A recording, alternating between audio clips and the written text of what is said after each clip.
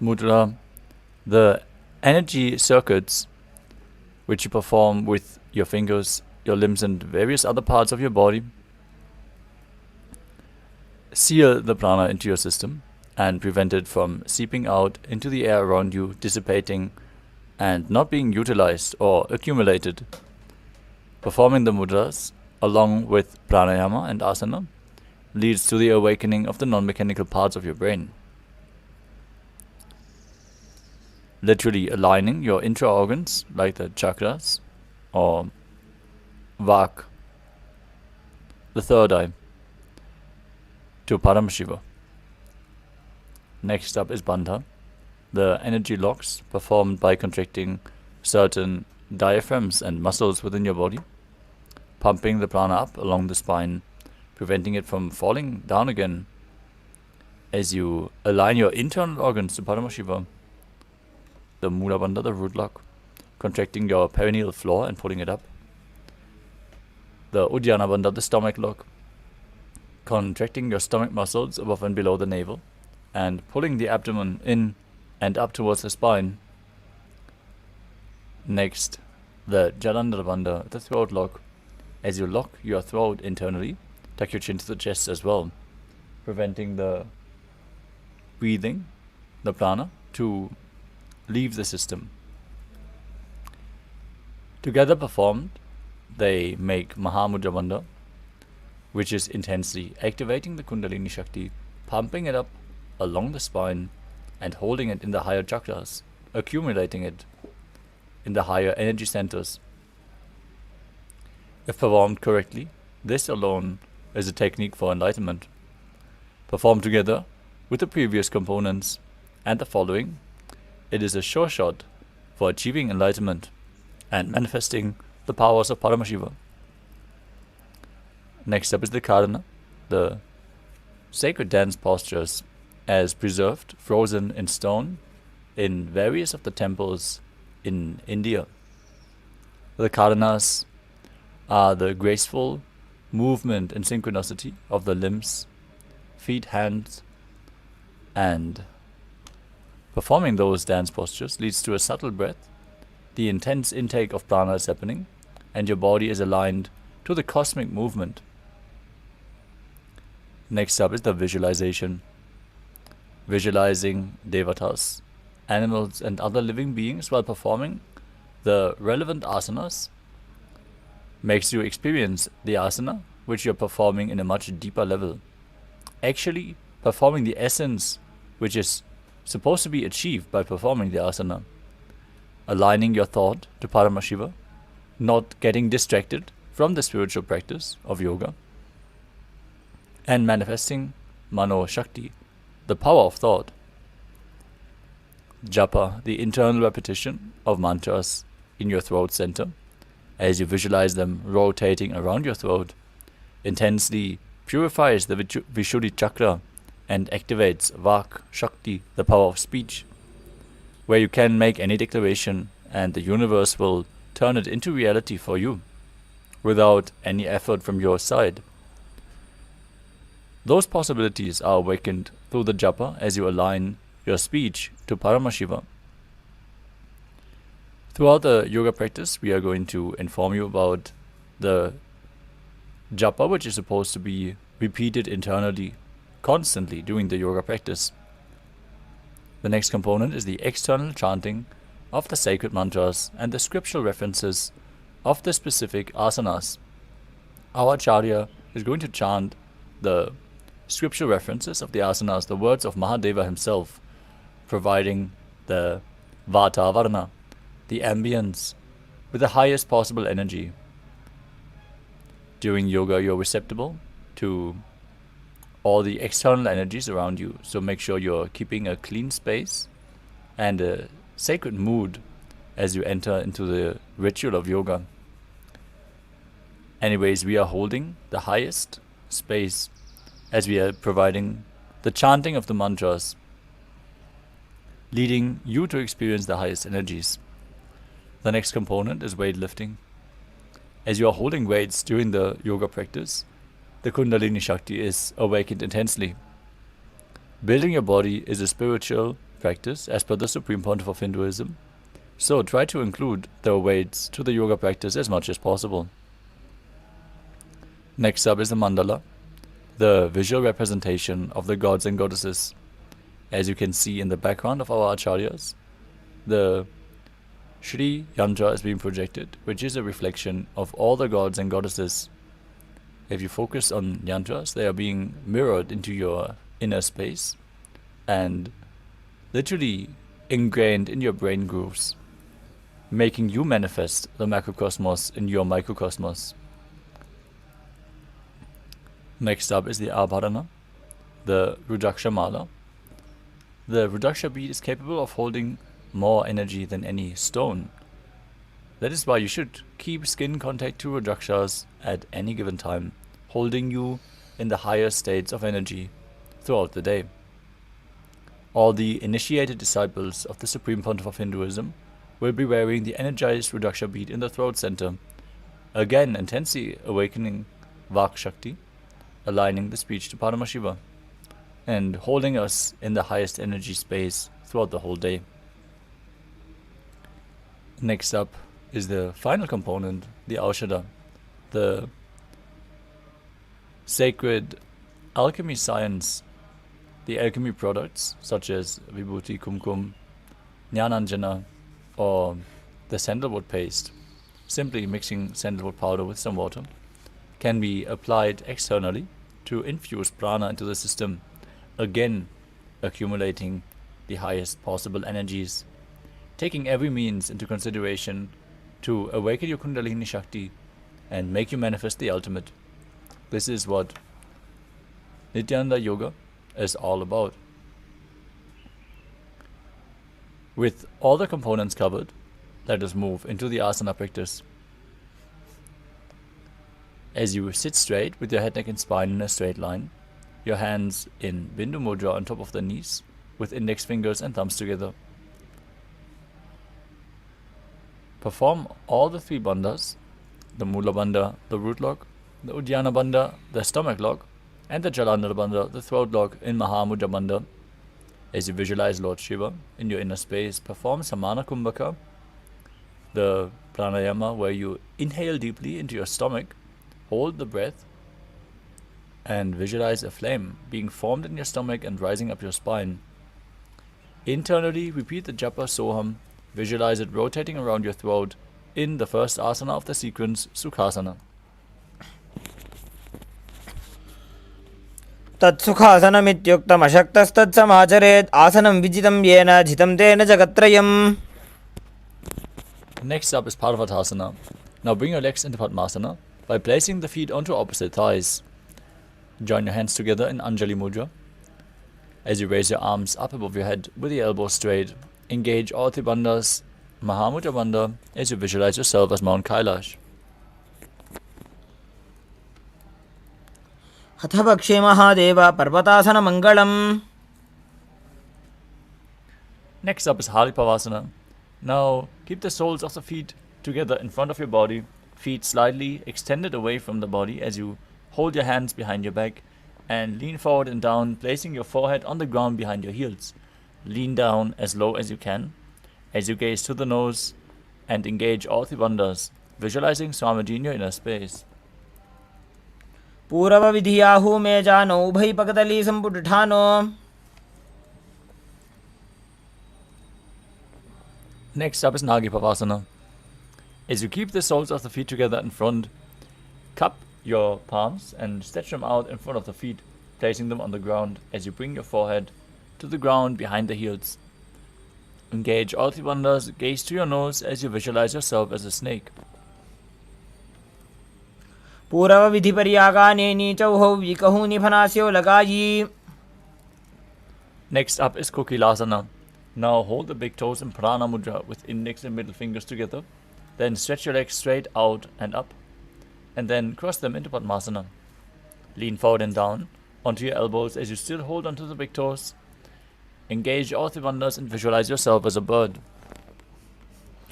अथान्यतासनं वक्ष्ये yen Sidho भवेन्नरः. Next up is Niti Asana. Now stack your ankles and knees As you hold onto opposite elbows, start rotating your arms in a circle. Engage all Tribandhas, gaze to your nose, visualize Swamiji as you change the direction of the movement every once in a while. घोड़ा बावा बादगी आशा माहिली सोय दश चरण को वारलो तापरी गुल्भ समोज. Next up is Gajasana. As you place your hands flat on the ground, shoulder width apart, scoop your body forward and down again and again. Visualize yourself as an elephant and perform Uddiyana Bandha, the stomach lock, and Mula Bandha, the root lock. निब्जं पादाग्रे भूमौ कृत्वालम्बी भूया मस्तकाग्रे निधाय. Next up is Rikshasana. From the same position, alternate pressing the heel of one foot into the ground while lifting the other heel up. Repeat this movement again and again as you visualize yourself as a bear and perform Uddiyana Bandha and Mula Bandha. एकैकं पादमाकुञ्च गजासनं कुर्यात् वृक्षासनं भवति. Now raise up. Stand on the tips of the big toes with all other toes raised off the ground if you can. Keep your head, neck and spine in a straight line. Index, middle and ring fingers to the heart center in Hridaya Mudra as you visualize Swamiji and still engage Uddiyana Bandha and Mula Bandha in Vaishyasana. केशेन पादयुगलं बद्ध्वा तिष्ठेत अधोमुखः. Next up is Urdhva Janukarana. Now stand in Arimandi posture with the heels together, toes pointing outwards and the knees bent. Then keep your hands at the chest level with the elbows parallel to the ground and raise one knee up towards the center of your body in a circular motion. Follow along with the respective hand as you repeat this movement again and again.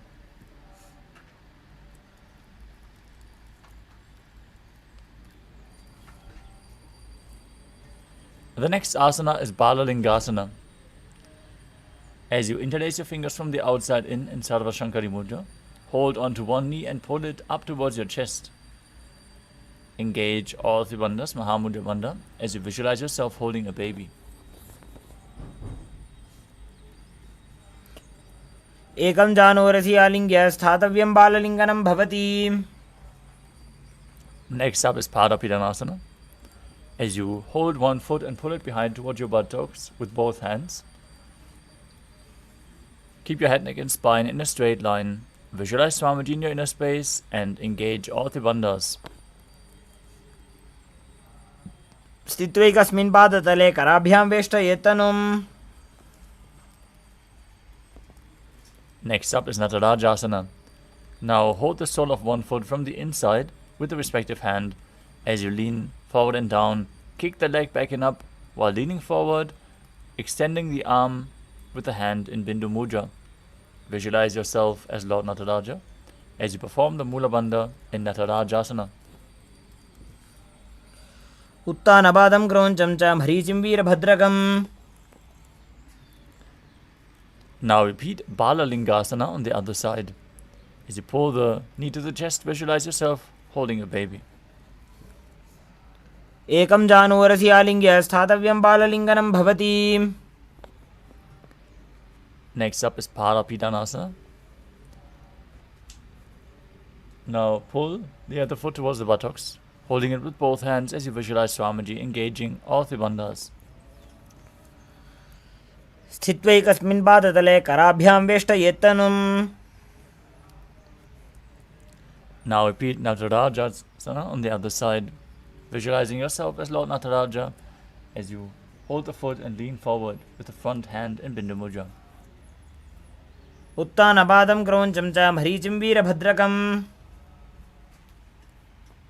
Next up is the Ardharechitakarana. From Arimandi position, heels together, toes pointing outwards and the knees bent. Bring the right foot behind the left, toes down, heel up. Bring the left hand to the chest and swing the right arm back and forth like a pendulum. Move the fingers gracefully one by one. Place your hand over the nose, uncross your ankles and repeat the movement on the other side.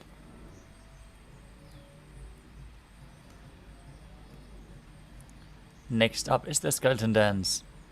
Now visualize your skeleton structure as you shake your body intensely.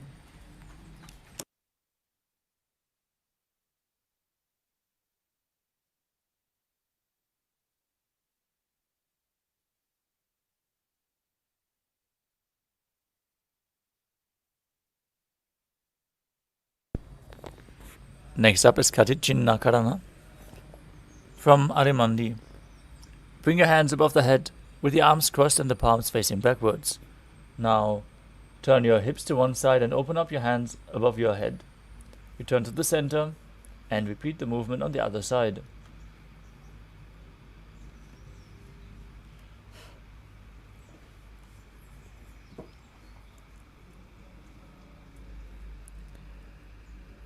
The next asana is Tadasana. As you stand tall on the tips of the toes and raise your hands up above your head, engage all three bandhas as you visualize yourself as a palm tree. Internally, chant the japa Shivoham. महामुद्राबद्ध कोनो ताड़ासन विभेदकान्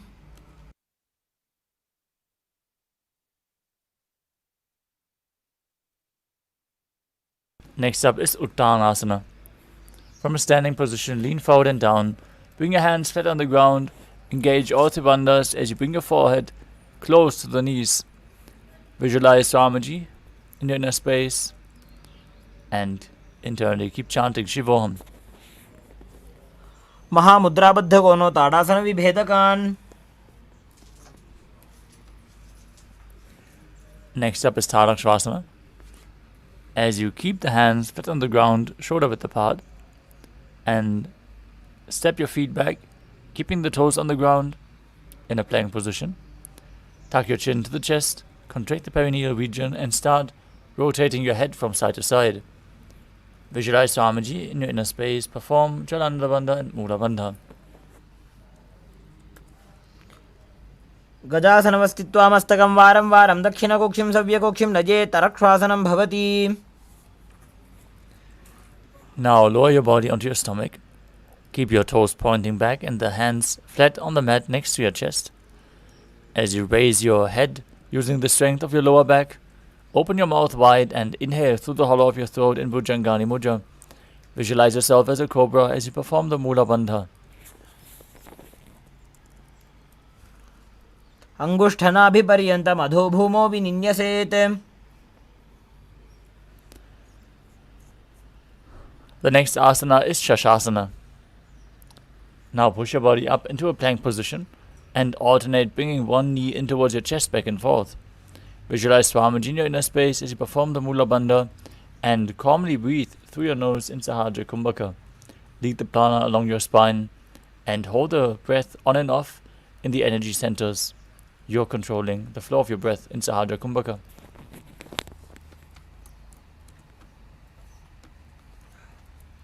गजासन संस्थितो जानुद्वयमाकुञ्च्य वारं वारं कर्तव्यं शशासनं भवति. Next up is Rathasana.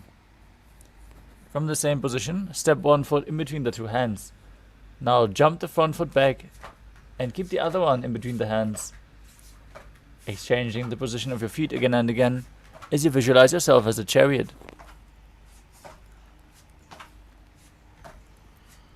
गजासन संस्थितो एकैकं पादं पुरोमार्गेण भ्रामयित्वा कर्तव्यं रथासनं भवति. Now raise up into Virabhadrasana as you keep one foot flat on the ground in front with a knee bent at a 90-degree angle, toes pointing forward.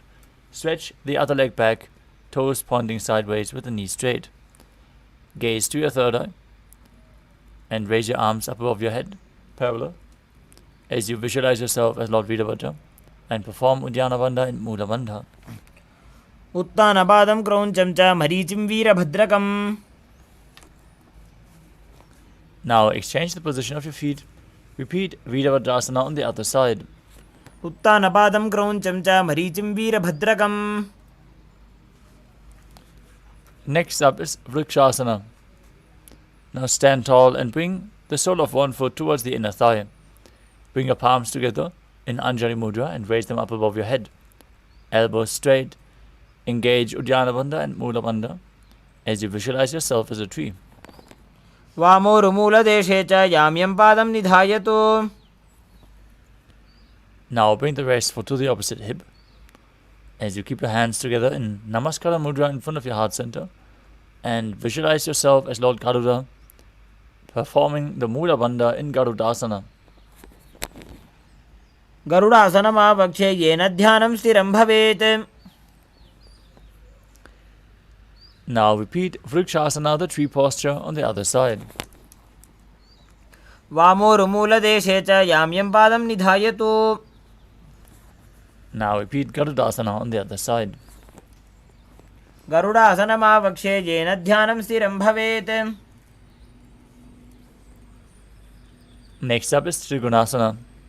As you stand and step one leg far back, keep the front toes pointing forwards and the back toes facing sideways. Extend your arms out. Keep them parallel to the ground as you lean forward and down towards your foot. Raise the other hand towards the sky and gaze up, visualizing yourself as a triangle.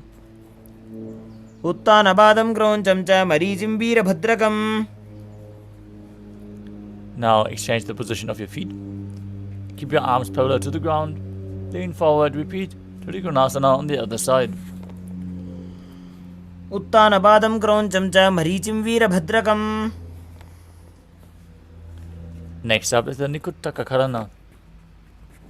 Standing in Adimandi, heels together, toes pointing outwards and the knees bent.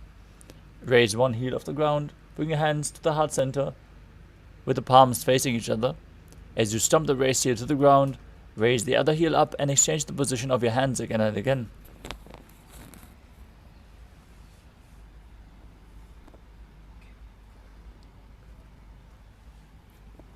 Next up is Angushtasana.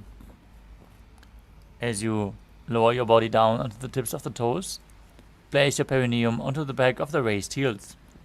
Lift your knees off the ground, keep them together as you join your hands together in Namaskara Mudra in front of your heart center. Visualize Swamiji in your inner space and start buzzing like a bee on the inhalation and exhalation in Brahmari Kumbhaka. Internally chant the new japa Sadashivoham in Angushtasana. कबन्धासनमित्याहुः गोरक्षासनमेव च. Next up is Saudasana. As you extend one leg forward from the previous position, keep your hands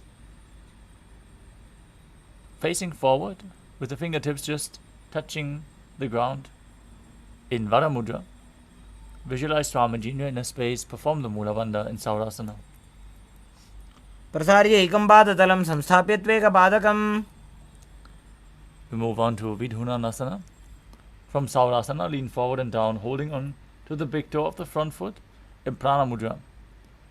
And hold on to the back heel with the other hand. If you can, balance in this position. Visualize Swamiji in your inner space and perform the Mula Bandha. गुल्फस्थितो पादमेकं प्रसार्य तत्पादाग्रं संसृश्य तत्करेण. Now exchange the position of your feet. Stretch the other leg forward as you repeat Saudasana on the other side. प्रसार्य एकं पादतलं संस्थाप्य त्वेकपादकम्.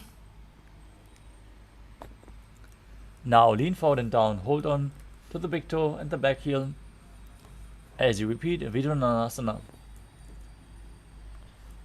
गुल्फस्थितो पादमेकं प्रसार्य तत्पादाग्रं संस्पृश्य तत्करेण. The next asana is Brahma Jurankushasana. As you keep the toes on the ground with your perineum placed on top of the raised heels, knees lifted off the ground, keep a gap between the knees and place the back of your hands on top. Contract the perineal region, tuck your chin to the chest and gaze in between the hands in Shambhavi Mudra, keeping your eyes wide open, unblinking, gazing in your inner space.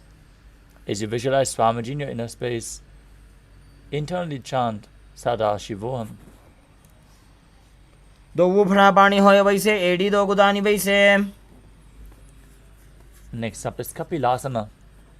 Now place your knees onto the ground with the toes tucked behind. Sit your perineum down on the heels as your hands are resting on top of the thighs. Pull your stomach in and up. Contract the perineal floor as you gaze to the nose and visualize yourself as Sage Kapila Muni. उभई पगदली समटारावे तिनकी माहिली कोर मिलावे. Next up is Bhadra Gurakasana. From the same position, shift your gaze to the third eye, your visualization to Swamiji and the Bandha to the Mula Bandha. दोवु पगदली संपुट करे कोरवारली भूपरि धरे. Next up is Suryasana. Sit with your toes tucked, the perineum on the raised heels, with your knees off the ground and opened wide. Bring your thumbs and little fingers together, opening up the palms, resembling a lotus flower in Padma Mudra, as you raise your arms up above your head and gaze through the hole in between the palms, as you visualize Lord Surya in your inner space and apply Uddiyana Bandha and Mula Bandha. एड़ी दो गुदा तरियाने फना पानी बैठक पर निठाने. Next up is Mandukasana. As you sit with the toes flat, the perineum on the heels, keep your hands on top of the knees, lift your tongue up against the roof of your mouth in Manduki Mudra. As you visualize yourself as a frog, gaze to your third eye, breathe calmly through your nose in Sahajra Kumbhaka, and perform the Mula Bandha. पाद तलो पृष्ठ देशे अंगुष्ठे द्वे च संस्पृशेत. Next up is Uttana Mandukasana. As you sit with the toes flat, perineum on the heels, keep your hands on the back, holding your head with your elbows and placing your hands on opposite shoulders. Gaze to your third eye. Perform Manduki Mudra with your tongue.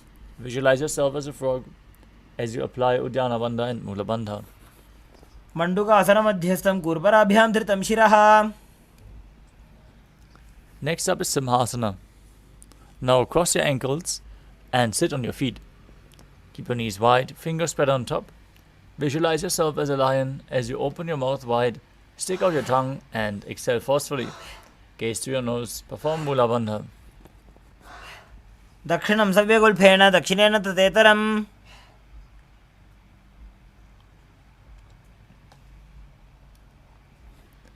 Next up is Padarasana. As you sit with your heels together, perineum and knees, with your heels under the perineum and the knees open wide, cross your hands behind your back and hold on to the big toes in Prana Mudra. Apply Jalandhara Bandha and Mula Bandha as you gaze to your nose and visualize Swamiji in your inner space, returning to buzzing like a bee in Brahmari Kumbhaka. गुल्भौ च वृषणस्याधो व्युत्क्रमेण समाहितः. Next up is Kakabhushandi Asana. As you squat and keep your feet flat on the ground with the knees open wide, bring your arms in and around the raised knees. Interlock your fingers behind your back. Gaze to your nose as you visualize yourself as a crow. प्रथमे वैसक उकटठाने दोबूहतपगमी च आने. Next up is Kani Pavasana. As you place your palms on the floor, shoulder width apart, bring your knees onto the back of your arms towards your armpits. Lean forward and down as you raise your feet off the mat. And visualize Swamiji in your inner space. आसन को गुण आशीदुषता होई तो आछी होई. The next asana is Kapali Asana. This is going to be our first inverted posture. So if you have any neck or upper back injuries, keep it slow. Take it slow with the asanas, which are inverted postures. If you need the support of a wall, set yourself up. If you have a partner at your side, they can aid you in performing the inverted postures. Now place your hands on the ground, shoulder width apart. Bring the top of your head onto the ground, forming a triangle between your hands and your head. As you keep your knees on top of the elbows, align your hips with the shoulders and then straighten your legs up. Gaze to your nose as you visualize Swamiji in your inner space and perform the Mula Bandha. शीशी शीशा धरती टेकी पगदो वो मिलिवा ऊंचा गुकरे. Next up is Parshva Mayurasana. As you squat on the toes with the legs together, twist your body and place both hands to one side. Align your elbows with the knees and the hip. Lean onto your arms and balance, extending your legs to the side. Gaze to your third eye. Visualize yourself as a peacock. Breathe in Rechaka Kumbhaka. As you exhale fully and hold your breath in the exhaled state in Parshva Mayurasana. मयूरं दण्डवत् कुर्यान् मायूरं दण्डनामकम्. Now twist your body to the other side and repeat Parshva Mayurasana on the other side. मयूरं दण्डवत् कुर्यान् मायूरं दण्डनामकम्.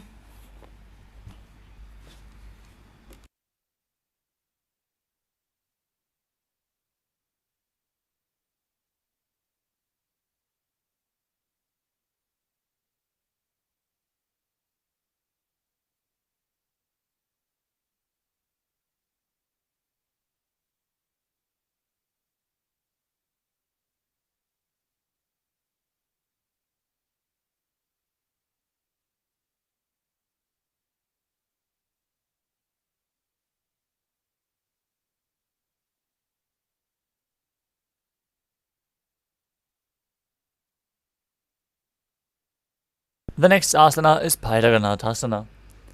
As you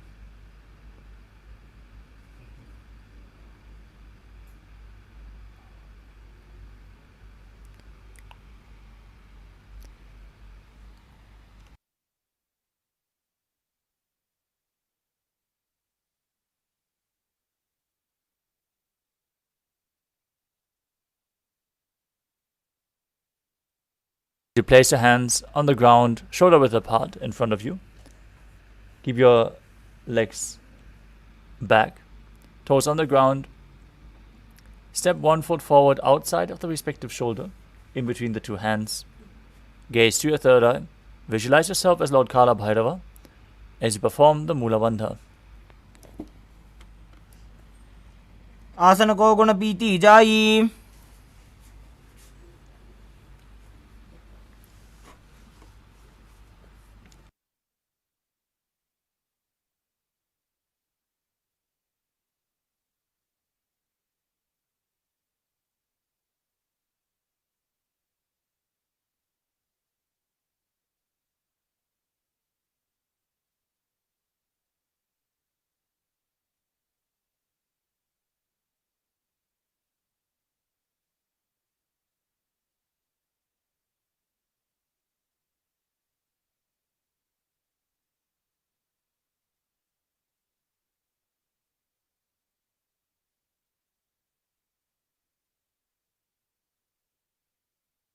Now step the front foot back, step the other foot outside the shoulder in between the two hands as you gaze to your third eye and visualize yourself as Lord Kala Bhairava in Bhairaganathasana on the other side.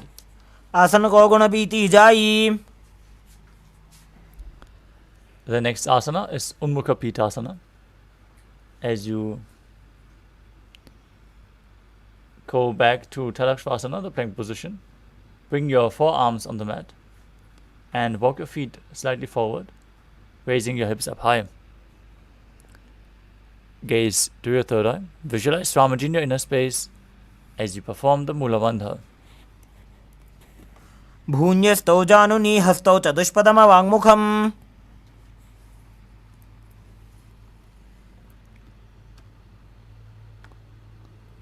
Next up is Vashishthasana. From Tadakshvasana, the plank position, rotate your body onto one arm, extend the opposite arm up straight as you gaze upwards and visualize yourself as Sage Vashishta. ऊर्ध्वकुक्कुटवासिष्ठमरीचिहलमध्यकम्.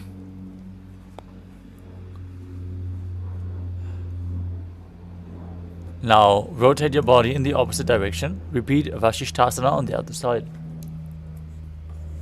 ऊर्ध्वकुक्कुटवासिष्ठमरीचिहलमध्यकम्. Next up is Anjani Asana. As you sit with the legs stretched in front, toes pointing up, bring your hands under the buttocks, palms facing up. Keep your spine straight, elbows close to your body. Tuck your chin to the chest as you gaze to your nose. Visualize yourself as Lord Hanuman and perform Jalandhara Bandha and Mula Bandha as you internally chant Mahasadashivoham. दोबूकर की उभय हथेली कोरवार लिमैले भेली.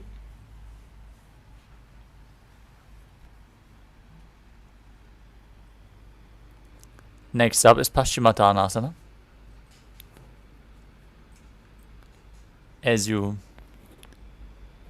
stretch your legs out in front, lean forward and down from your waist and hold onto the big toes in Prana Mudra. Bring your head towards the knees.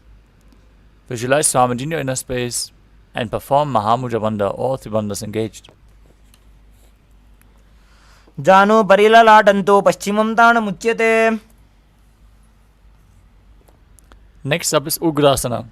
From the same position, interlock your fingers behind your neck and lean forward as you bring your elbows outside the knees, head in between the knees if you can. Now, engage all three bandhas and visualize Kali in your inner space. Sopanibhyam dridam dritva jano parishironyaset.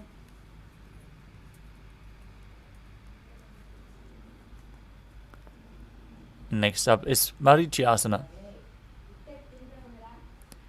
With your legs extended, bring one heel to the groin with the knee raised. Bring your arms in and around the raised knee. Interlock your fingers behind your back as you visualize yourself as Sage Marichi. Bring your head towards the knee. Uttanabadam Krauncham cha Marichim Veerabhadrakam. The next asana is Mahamudrasana. As you drop the knee to the ground, which was raised by the side, keep your heel against the perineum, lean forward and down, hold the front foot with both hands, gaze to your nose, exhale fully in Rechaka Kumbhaka and hold your breath as you visualize Swamiji in your inner space in Mahamudrasana. Mahamudram pravakshami tantresmin mama vallabhe.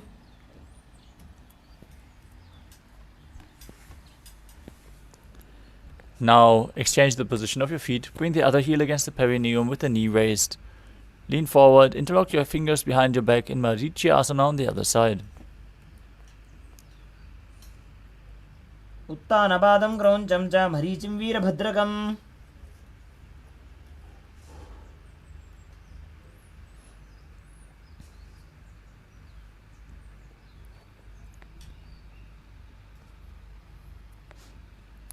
Now drop the knee to the ground, keep the heel against the perineum, perform Mahamudra Bandha as you lean forward and down in Mahamudrasana on the other side. Mahamudram pravakshami tantresmin mama vallabhe.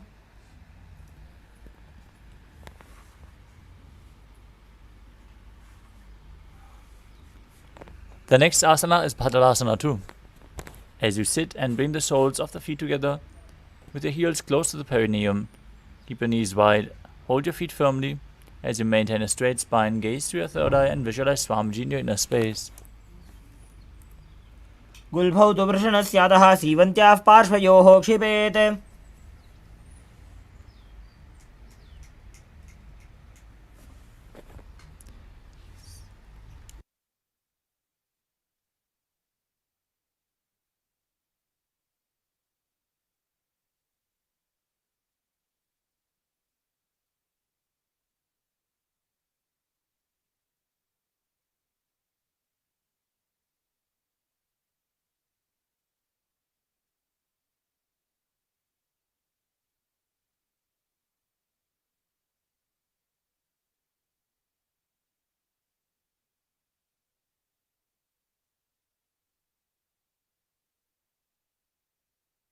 Next asana is Gvalipavasana.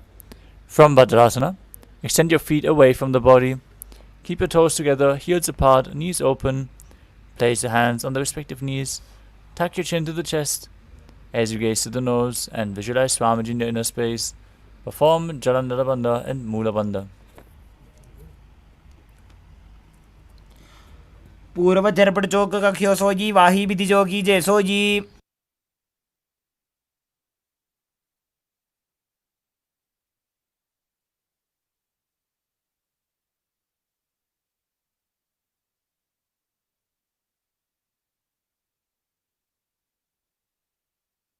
The next asana is Joni Asana. Now sit and keep the soles of the feet together in front as you visualize the Yoni Mandala, the visual representation of Devi Paramashiva Shakti herself.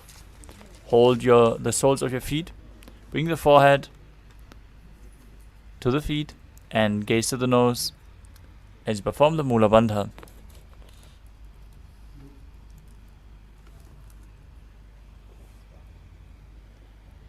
ದೋವು ಪಕ್ಕದಲ್ಲಿ ಸಂಪುಟಕರೆ ಏಡಿ ಮೇಡಿಕೆ ಢಿಂಗದರೆ.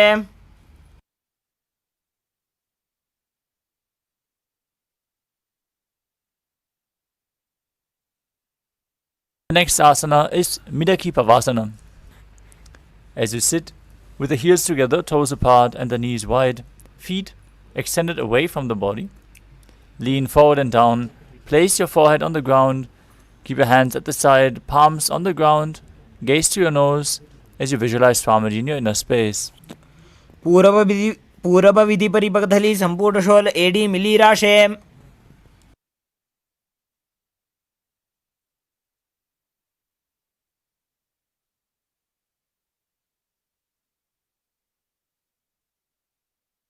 Next up is Siddha Samadhi Asana. As you sit and keep the toes together, heels apart, bring your arms below the shin, extend them out and keep the palms facing up. As you bring your forehead to the ground above the feet, bring the toes towards your throat if you can, as you gaze to your nose and visualize Lord Surya in your inner space.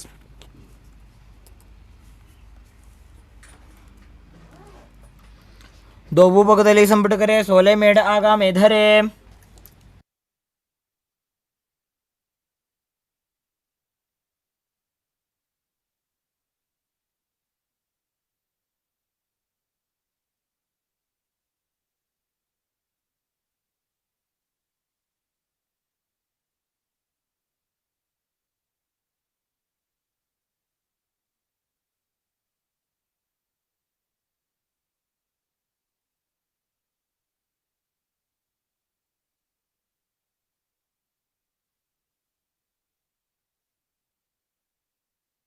Next up is Chinaki Pavasana. As you sit and keep the toes together, heels apart, bring your arms below the shins, extend them out and keep the palms up. Bring your forehead to the ground above the feet as you bring your toes to your throat if you can.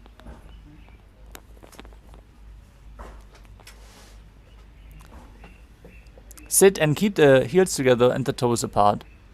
Hold the feet and open them up. Bring the soles upward as you place your elbows on the thighs and gently push them down.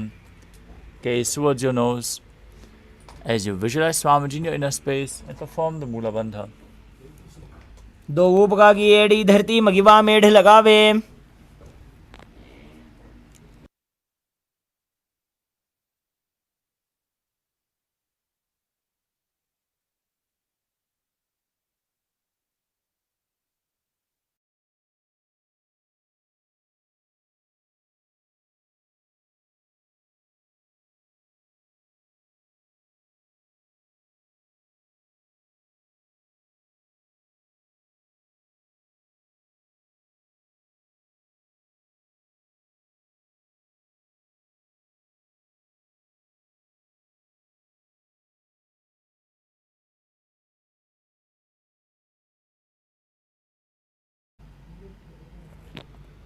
The next asana is Bhairavasana. As you sit and bring the soles of the feet together with the knees wide, lift your heels up and bring the toes down. You can use your hands for support to bring the feet into that position, then place them on the knees and Bindu Mudra. Gaze to your third eye, visualize yourself as Lord Kala Bhairava as you perform Uddiyana Bandha and Mula Bandha. गुल्फौ संपीड्य चान्योन्यं व्युत्क्रमेणोत्थितं शनैः. Next up is Samanasana. As you sit with one heel at the perineum, lift and hold the other foot, pull the sole of the foot towards your chest. Gaze to your third eye, hold your breath in the Muladhara Chakra as you exhale fully and engage the Mula Bandha. Gaze to your third eye and visualize Swamiji in your inner space. समानासनमापक्षे सिद्धमन्त्रादि साधनात्. Next up is Apanasana. Now bring one leg over top of the respective shoulder as you extend the other leg up. Place your hands on the ground to the sides as you gaze up to your third eye. Perform the Mula Bandha and visualize Swamiji in your inner space.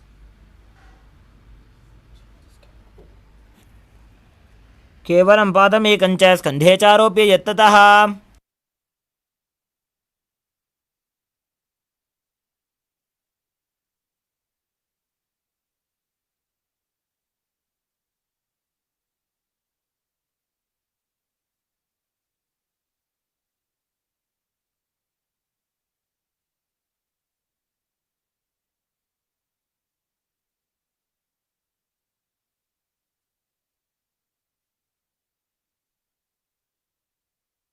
The next asana is Samanasana on the other side. Now, place the other foot at the perineum, pull the opposite foot towards your chest, gaze to your third eye and visualize Swamiji in your inner space. Samanasanamavakshe siddhamantradi sadhanat. Now place the other foot over top of the respective shoulder, extending the opposite leg up in Apanasana on the other side. Kevalam badam ekancha skandhe charopye yatnatah. Now stack your knees in front of the body, bring the heels towards the outside of your hips, place both hands on top of the knees, gaze to your nose, visualize the face of a cow, breathe in Siddhkari Kumbhaka with your tongue against the palate of your mouth, not touching the teeth, hissing through your teeth while inhaling. Engage the Mula Bandha and internally chant the new japa Om Nithyanandoham in Gomukhasana. Savye dakshina gulbhamto prishtaparshve niyojayet. From Gomukhasana, hold onto the feet with the fingers in Prana Mudra, holding onto the big toes. Gaze to your nose. Visualize yourself as a Rishika Anasuya as you perform Uddiyana Bandha and Mula Bandha in Anasuyasana. दक्षिण गोड़ नीचे उठाने बाहों ताके ऊपर आने. Now interlace the fingers behind your back, lean forward and down, chin over the knee, nose to the ground. Visualize yourself as Rishika Anasuya and engage the Mula Bandha in Anasuyasana too. जीमणा गोदा की संधि उपरिड़ा बागोड़ा की संधि. Now sit straight with one heel against the perineum, the opposite foot flat in front with the knee towards the chest, hands on the knees, gaze to your nose. Visualize yourself as Lord Garuda in Garudasana too. डाबो पकमोड़ी एड़ी माहिलो गुलभमोल द्वारनी चाहिए. From Garudasana 2, raise your perineum onto the heel, interlace your fingers around the neck, and twist your elbows outside the knee as you gaze to your third eye and visualize yourself as Sage Narada in Naradasana. बिष्टिजुवाम पगदली केरी भूपरिता हिलका वेफेरी. Next up is Matsya Pitakasana.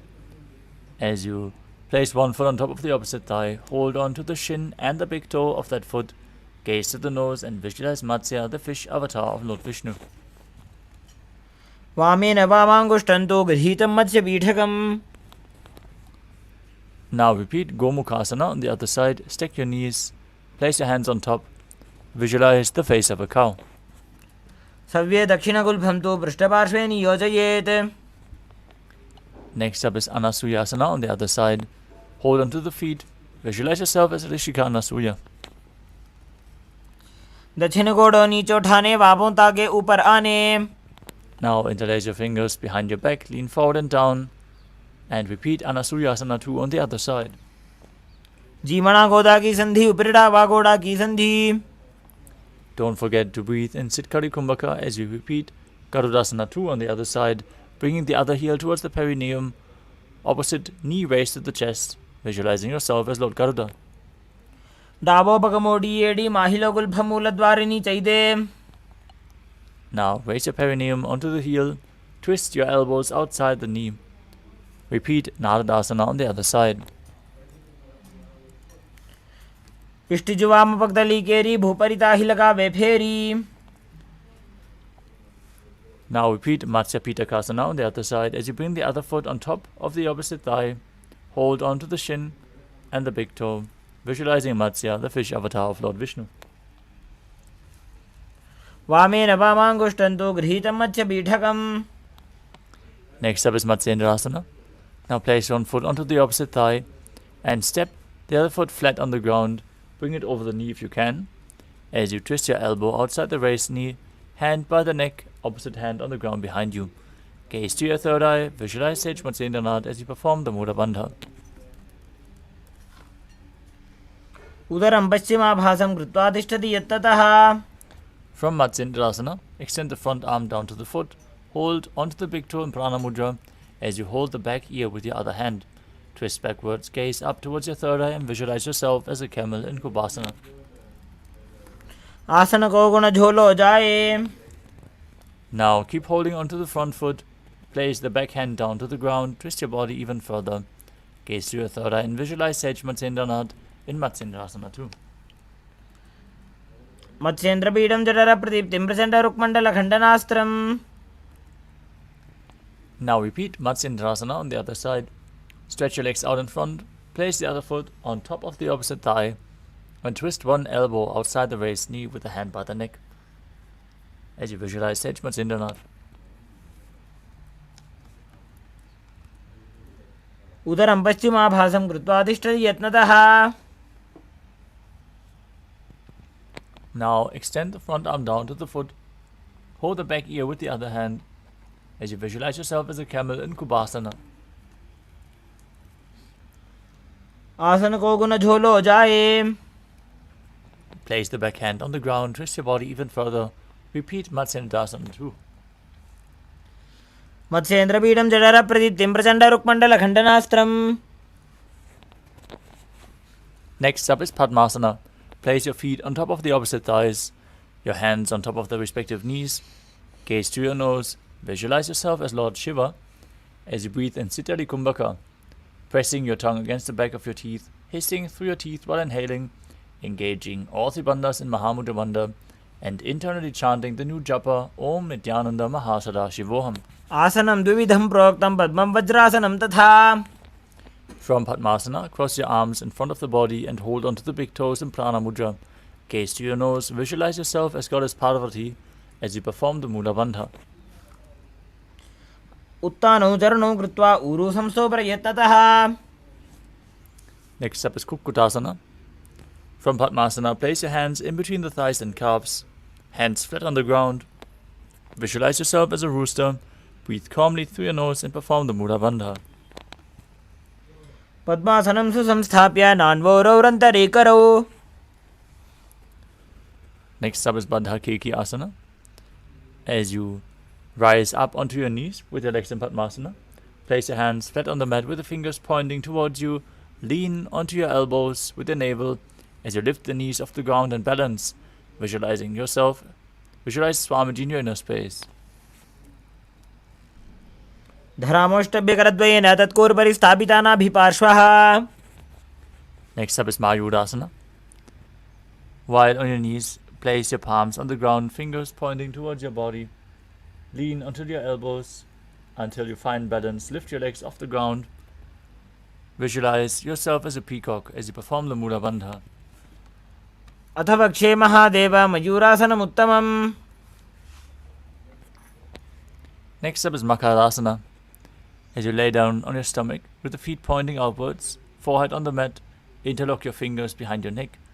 Visualize yourself as a crocodile as you perform the Mula Bandha. अध्यासशेते हृदयं निधाय भूमौ च पादौ च प्रसार्यमानो. Next up is Shalabhasana. As you lay down on your stomach, place your hands on the ground beside your chest. Raise your legs up. Bring your thighs off the ground as you visualize yourself as a locust. अध्यासशेते करयुग्मवक्षो भूमिमष्टभ्यकरयोस्तलाभ्याम्. Next up is Ushtrasana. As you lay on your stomach, hold onto the feet, pull them outside and down towards the ground, outside the hips. Visualize yourself as a camel as you perform the Mula Bandha. अध्यासशेते पदयुग्मव्यस्तं पृष्ठे निधायापि धृतं कराभ्याम्. Next up is Dhanurasana. From Ushtrasana, tighten the grip on your feet, kick your legs back and up as you lift your upper back and head off the mat. Gaze to your third eye and visualize yourself as Pinaka, Lord Shiva's bow. प्रसार्य पादौ भुविदण्डरूपौ करौ च पृष्ठे धृतपादयुग्मम्.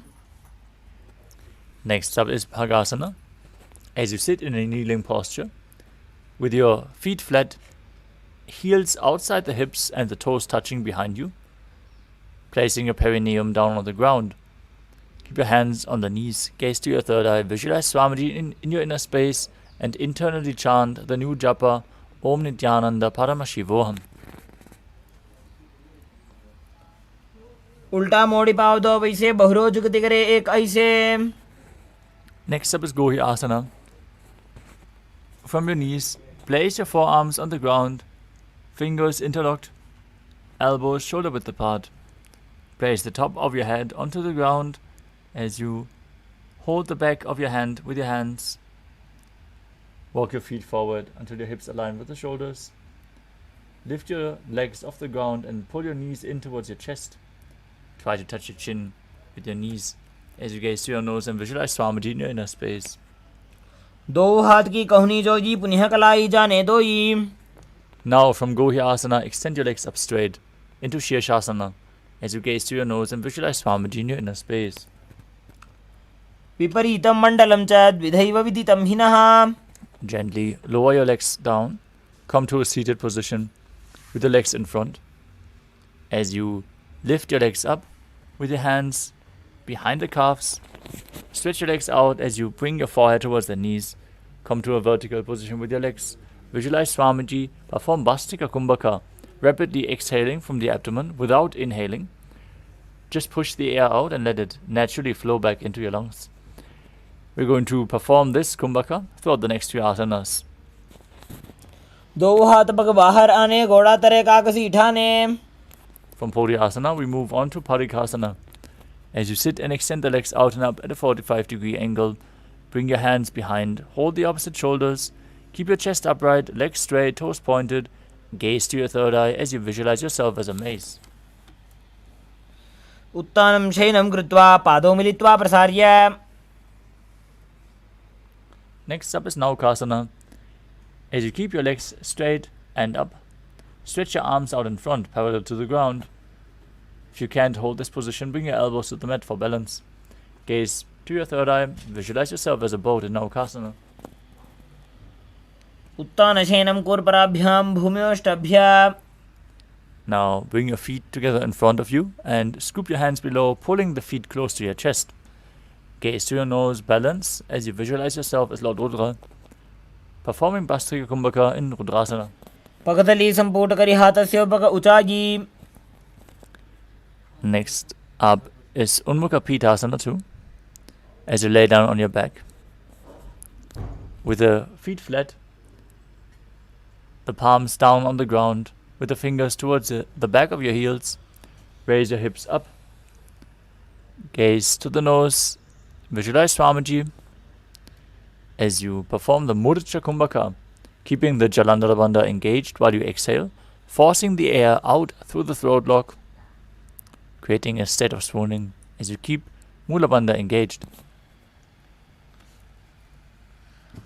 ऊर्ध्वे च जानुनी कृत्वा शवित्वोर्ध्वमुखं तथा.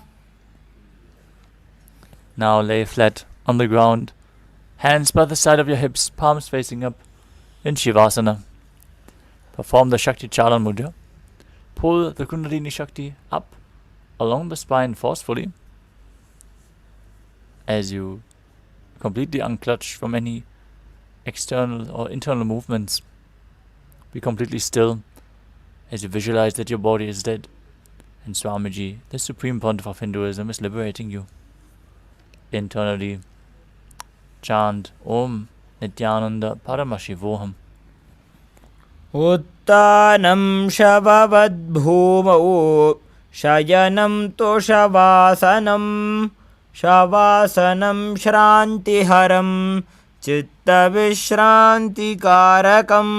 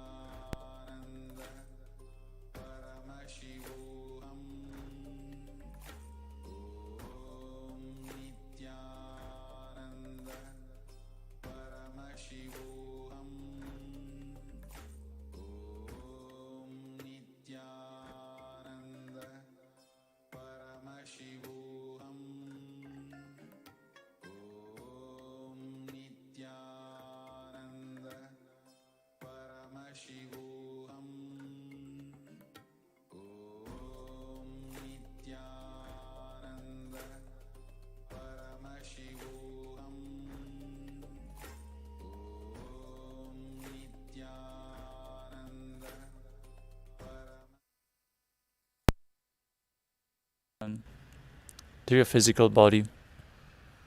Start to wiggle your fingers and toes, your wrists and your ankles, your elbows and your knees. Pull your knees in towards your chest. Walk your body from side to side as you slowly return to a comfortable seated position. Congratulations, you completed the first 108 asanas of the sequence, the Pratama Vinyasa Krama. We are now going to continue the Dvitiya Vinyasa Krama with the next asana of the sequence, which is Yadhasana Ishthasana.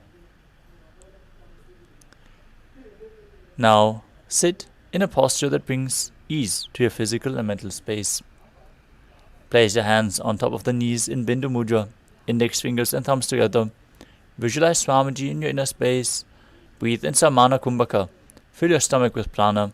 Visualize a flame rising up as you perform the Mula Bandha and internally chant Om Nithyananda Paramashivoham. Paryankam tat samakhyatam yatasamstam yathastitihi. Next up is Samasana.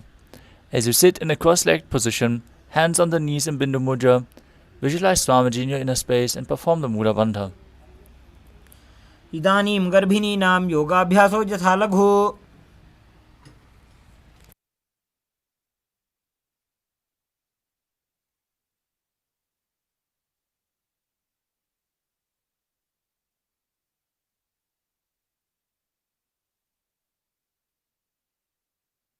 Next up is Muktasana.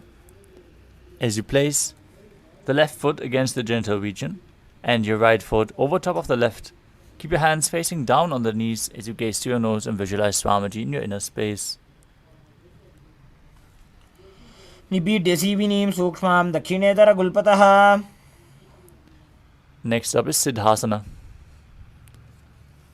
Now maintain the same position. Shift your gaze to the third eye as you visualize Swamiji in your inner space.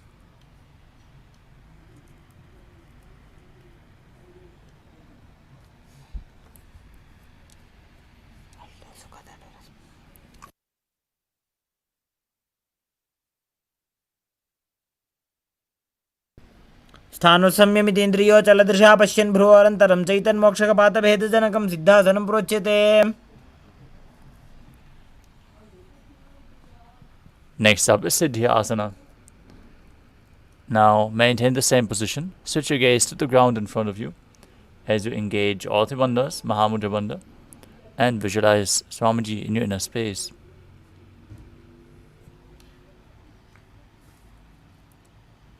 वामपादके इडीजानो सीवनिमथितासु कोठानो.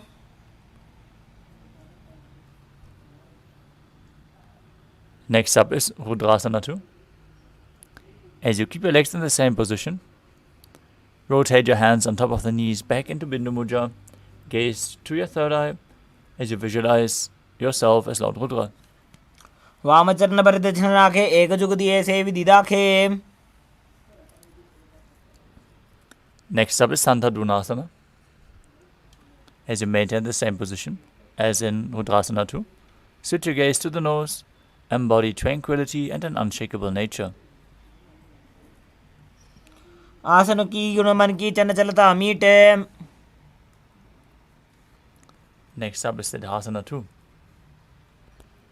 Now maintain one heel on top of the other as you bring your hands on top of each other, cupping the hands resembling a lotus flower. Visualize Swamiji in your inner space and perform the Mula Bandha. ऋजुकाय समासीना सिद्धासनमुदीरितम्. Next up is Bandha Yoni Asana. Maintain the same sitting position as you set the Sankalpa to manifest through the womb of creation.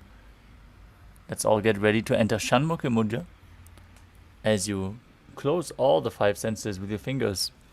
The mouth with little and ring finger, the nostrils with the middle fingers, the eyes with the index fingers, and the ears with the thumbs. यत्र मध्ये महादेव बन्धयोन्यासने शृणु. Next up is Virasana. Now place one foot on top of the opposite thigh and the other foot below the opposite thigh as you place your hands on top of the knees in Bindu Mudra.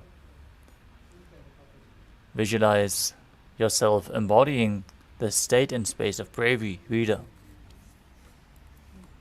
एकं पादमथैकस्मिन् विन्यस्योरुणि संस्थितः. Next up is Valmikasana. As you keep the left heel on the right side of the regenerative organ, with the toes underneath the thigh, place the right foot on the left leg with the toes by the knee. Keep your hands on the knees in Bindu Mudra, gaze to your third eye and visualize Sage Valmiki, the great poet and author of Ramayana. डावा पगगी पगदली पुनि एड़ी है जोज. Next up is Joni Mudrasana. Now rotate your hands on top of the knees, place them flat. As you gaze to your nose, visualize the Yoni Mandala, the visual representation of Devi Paramashiva Shakti, projected in the top right corner of your screen. वामपादगी पगदली जाहि माहिली core. Next up is Yoni Asana. As you keep the feet and hands in the same position, switch your gaze to the third eye, visualize Yoni Mandala as you perform the Mula Bandha. योन्यासनं पर्वतेन योगं योगफले नीलम्. Next up is Padasana 3. As you sit and bring the soles of the feet together, hold your feet with both hands and push your knees down towards the ground. As you gaze to your nose, visualize yourself as Lord Veerabhadra. Perform Udyana Bandha and Mula Bandha. गुल्फौ च वृषणस्यादः सीवन्त्याः पार्श्वयोः क्षिपेत्. Next up is Agahorasana. As you keep the soles of the feet together at front with the heels at the perineum, press your tongue up against the roof of your mouth, gaze to your third eye, and cover your mouth with the right hand. As you close the left nostril with the index finger, inhale through the right nostril. Close both nostrils. Hold your breath. Then exhale through the left nostril and repeat on the other side. Keep your tongue in Kechari Mudra, gaze to your third eye and visualize yourself as an Aghori. पूर्व कहो भिश्रिका जोजी वाही विधि जो की जैसोजी. Next up is Kanadi Pavasana. As you bring the feet together in front, the toes together and the heels apart, place your elbows on the heels and rest your chin on the palms. As you gaze to your nose, engage Udyana Bandha and Mula Bandha. Perform Richaka Kumbhaka. As you exhale fully and hold your breath, visualize yourself as a female elephant drinking water. ग्वाली बाबा आसन का क्यों है जैसे Yahoo में जाने विधि तैसे. Next up is Padasana. As you sit with your knees raised, arms between the thighs and calves, interlace your fingers in front and lift your feet off the mat. Gaze to your nose as you visualize Swamiji in your inner space. ततोर्धुम्रे च येत् वायुं मृदुनिश्वास संयुतम्. Next up is Gopi Chandasana. As you interlace your fingers around the feet with the soles together, the toes at the groove of your throat, heels touching your chest. Place your chin on the hands and gaze to your nose, embodying the state and space of a king. पूरब विधि पगा का अंगूठा कंठ को पराशे. Next up is Uddarasana. As you sit with the soles of the feet together, insert the hands underneath the legs. Hold your feet with interlocked fingers. As you bring your feet up to the chest, bring your head down, touch the chin to the soles as you gaze to your nose and visualize your body free from any defects. दोबो बगदली संपुट आने तिनकी पिष्टि भूमि पर इठाने. Now raise your feet even higher in front of your face as you visualize yourself excelling in everything in Vishishthasana. दोबो बगदली जोड़ी संपुट करे.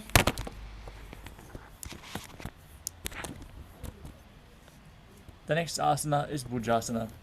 From a seated position, lift both legs over top of the respective shoulders. Bring your arms underneath the legs and up. Interlace your fingers around the back of your neck as you visualize yourself as a cobra. शिरासनं तो विज्ञेयं कक्षासनम् अतः परम्. Next up is Kalyanasana. Maintain a seated posture, raise your legs up, bring your elbows under the knees and wrap your arms around the back. Clasp your palms behind as you gaze to your nose and visualize yourself as a beautiful, auspicious goddess. 2 हाथ पगों बीच आने, तिनको गोड़ा नीचे ठाने. Next up is Sankatasana. As you place the left foot flat, sit on the heel of the foot.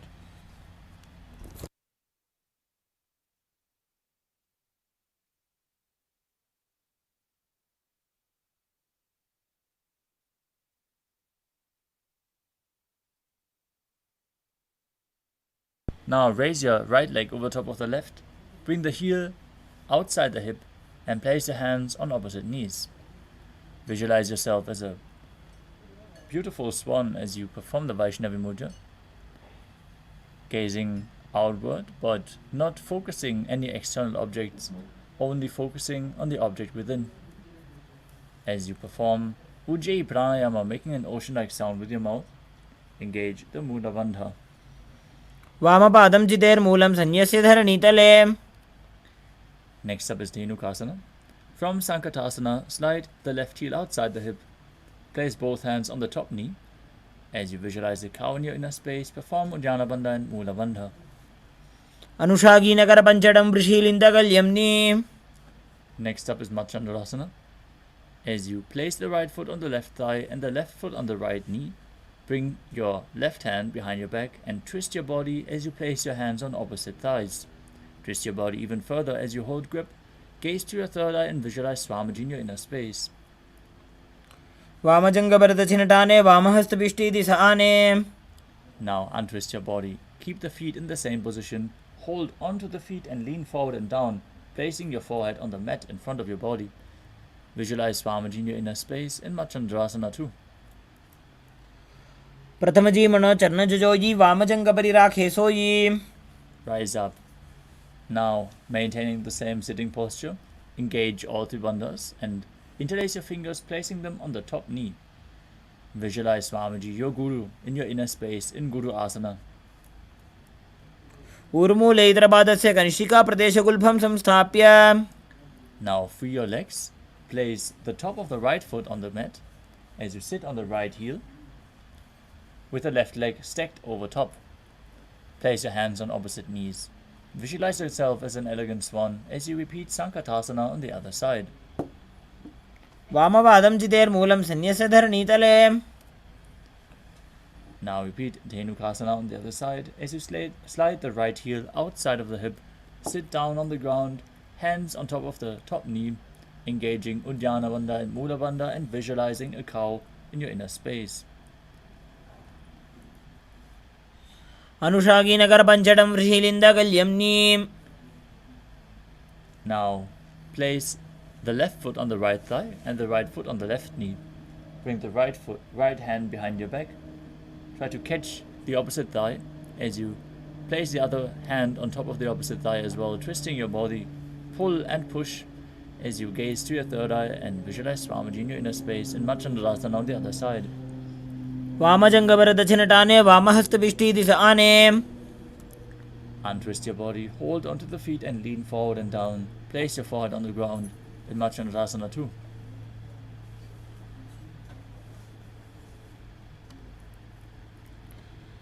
प्रथमजी मनो चरणजोजी वामजङ्गपरिराखे सोयी. Now rise up, interlock your fingers, place them on the top knee, engage all three bandhas and visualize your Guru, Swamiji in Guru Asana. ऊर्मूले इतरपादस्य कनिष्ठिका प्रदेशगुल्फं संस्थाप्य. Next up is Pashasana. As you sit with the feet flat on the ground, knees against your chest, with the hands holding the opposite knees. Keep your thighs together, spine straight, tongue pressed against the roof of your mouth. As you gaze through your third eye, visualize Swamiji in your inner space and perform the Mula Bandha. पादतले भूमो निधाय जानुनिवृति निधाय. Next up is Bodha Shokasana. As you keep the feet flat on the mat, wrap your arms around the legs and hold on to opposite wrists. Place your chin on the knees, gaze to your nose, keep your tongue up in Kechari Mudra as you visualize being in an abode of bliss.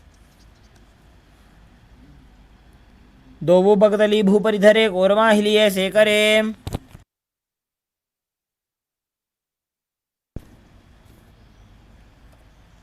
The next asana is Kudakatasana. From the same position, place your arms under the knees and hold on to opposite elbows as you gaze to the nose and visualize Swamiji in your inner space. दो हाथ पग बाहर लियावे, गोड़ा नीचे ले टहरावे.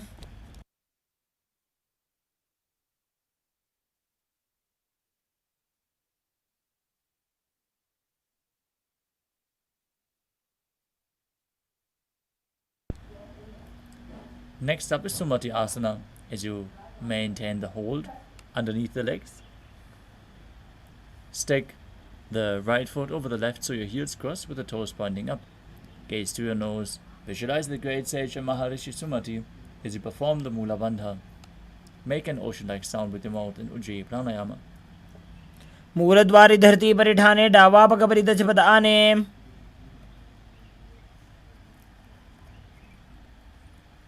Next up is Dandasana.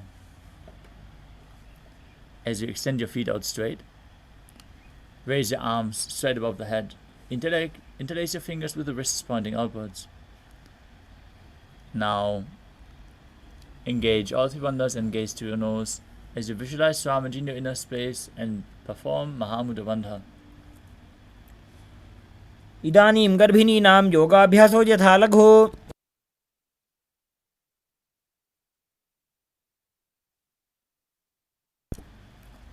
The next asana is Arambhasana.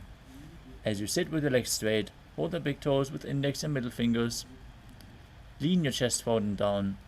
As you inhale through the left nostril, exhale through the right, and then exchange the direction in Nadi Shodhana. Visualize Swamiji in your inner space, perform the Mula Bandha. दो पग मिलिवा पसारी, पगा का अंगूठा पकड़ी लीला टकोड़ा लगावे.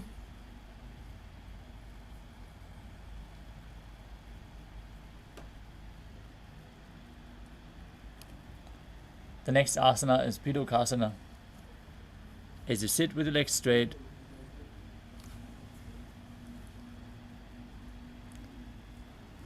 extend your knees slightly up, bring one hand distance between the heels. As you bring your shoulders down, wrap your hands in and around the legs and hold the soles of your feet. Gaze to your third eye and visualize Swamiji in your inner space as you perform the Mula Bandha. प्रथम बैसी, दो पाव पसारी, कछुक उर्द को कुरडो डारे.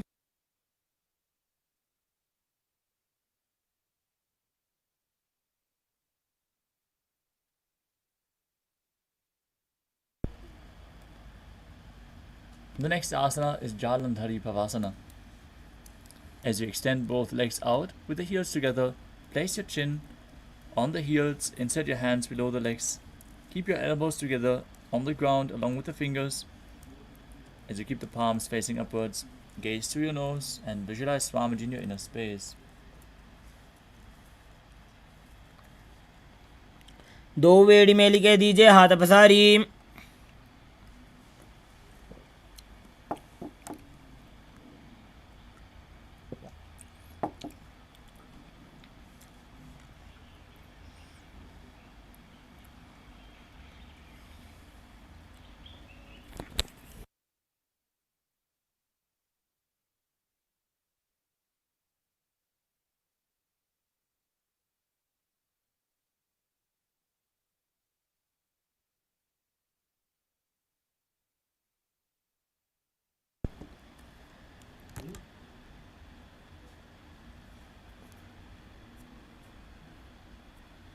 The next asana is Urdhva Paschimottanasana.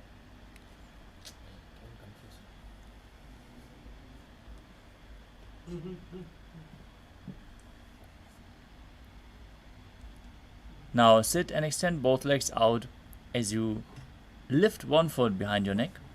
If you can't lift it behind your neck, you can bring it over your shoulder or pull it towards your chest.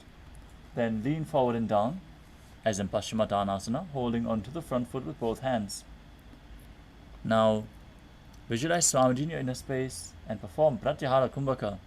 Focus on the prana flowing up along the spine through the 9 points as revealed by Mahadeva, which are the soles of the feet, the regenerative organs, the navel, the heart, the throat, the palate of your mouth, the third eye, the top of your forehead, and the crown of your head.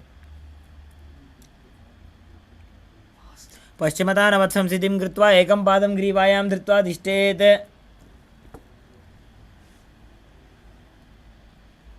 Now, with the leg behind your neck, lean back onto your back and hold on to the foot with the opposite hand. Straighten your body as you gaze to the nose and visualize you are infinite, endless, eternal. उत्तानशयनी एकैकम्पायि ग्रीवायां विन्यस्य. From Anantasana, roll onto the side of the hand, holding onto the foot. Gaze to your nose. Concentrate on the prana moving upwards as you feel in complete control in Ankushasana. उत्तानशयित एकैकं पादं ग्रीवायां कुर्वन्. The next asana is Drushasana. As you lay down on your back, bring the knees to the chest and circle the thighs and calves with your arms as you roll to the left and right, relaxing your spine after this intense stretch. Visualize Swamiji in your inner space and perform the Mula Bandha. उत्तानशयनं जानुनी हृदयेवष्टम्भ. Next up is Ultra Paschimottanasana on the other side. Now sit and extend both legs out, lift one foot behind your neck. Again, you can also bring it over your shoulder. As you lean forward and down as in Paschimottanasana, visualize Swamiji in your inner space and perform the Mula Bandha. पश्चिमतानवत् संसिधिं कृत्वा एकं पादं ग्रीवायां धृत्वा तिष्ठेत्. Now lean back, hold onto the foot, straighten your body, gaze to your nose, and visualize yourself as being infinite. उत्तानशयनी एकैकम्पायि ग्रीवायां विन्यस्य. Now roll onto the side, gaze to the nose, feel in complete control. उत्तानशयित एकैकं पादं ग्रीवायां कुर्वन्. The next asana is Yoga Nidrasana.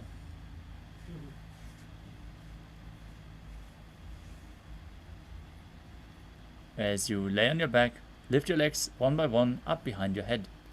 Hold your hands behind your back and gaze to your nose as you visualize Swamiji in your inner space and perform the Mula Bandha.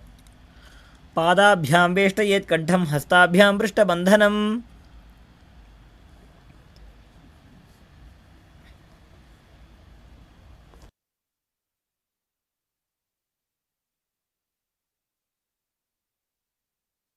Next up is Atmaramasana. While laying on your back, raise your legs towards your head. Wrap your hands around the legs and interlace your fingers behind your neck. Gaze to your nose as you visualize Lord Vishnu blessing you within. Atmaram आसन प्रथमसु धोसो वे. Next up is Kochikasana. As you lay on your back with the knees towards your chest, soles facing up, extend your arms sideways. Gaze to your third eye as you visualize Swamiji in your inner space. दो हाथ सीधा सा करे 300 ube से पा करे. Next up is the Jathara Parivriti. This asana consists of 3 steps. Now perform the 3 steps on the first side, and then we will repeat them on the other side as well. First, hold the visualization of Swamiji. Perform the Pratyahara Kumbhaka, focusing on the upward flowing prana. Engage the Mula Bandha as we enter the neutral position, laying on your back with the knees towards your chest, arms extended out to the side at shoulder level. Then we perform the first step, where you bring one knee towards the side with the opposite leg extended down. Then bring both knees bent to one side. That's the second step.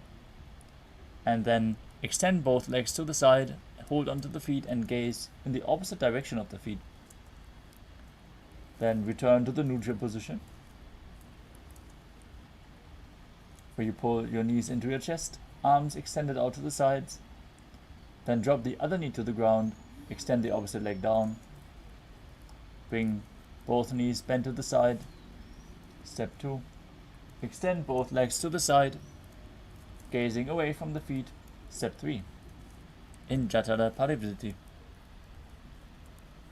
परिवृत्ते कोक्षे भागे त्रिधा हि परिकीर्तितः. Next up is the Dvipadapitam.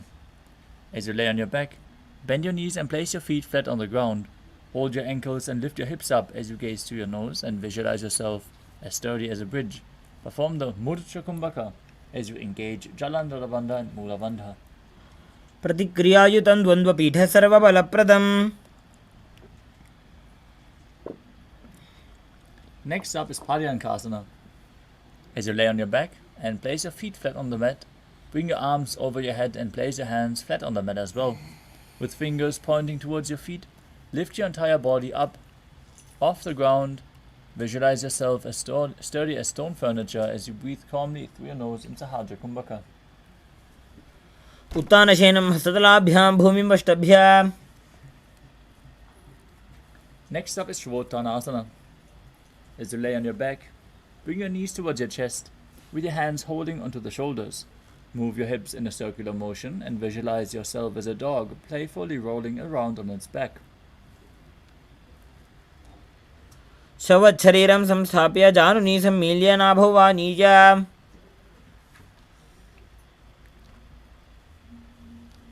Next up is the Viparita Karani. As you lay supine, raise your hips and legs up. Bring your hands to the lower back for support if needed. As you place your arms flat on the mat and keep your legs pointing up. Move your legs in a circular motion and visualize Swamiji in your inner space. Engage Uddiyana Bandha, Jalandhara Bandha and Mula Bandha. भूतले सशिरो दत्त्वा खेनये चरणद्वयम्. Next up is the Viparita Karani 2. Now stop the movement of your legs. Be straight with your legs as you visualize Swamiji in your inner space. Karni विपरीताख्या सर्वाधिव्याधिनाशिनी. Next up is Langalasana.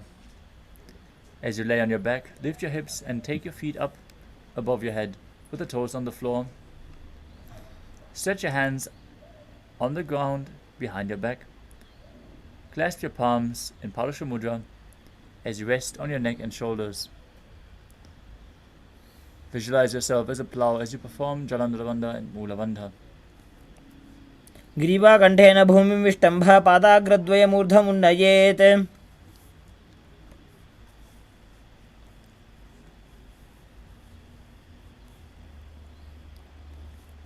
Next up is Sarita Paschimottanasana. As you lay on your back with your legs over your head, toes pointed on the ground, keep your thighs to the chest, hold onto the toes, keep your arms and legs straight. This is one of the 84 different asanas revealed directly by Lord Paramashivam himself. तानं शयित्वात् कुर्वीत शयितपश्चिमतानकम्.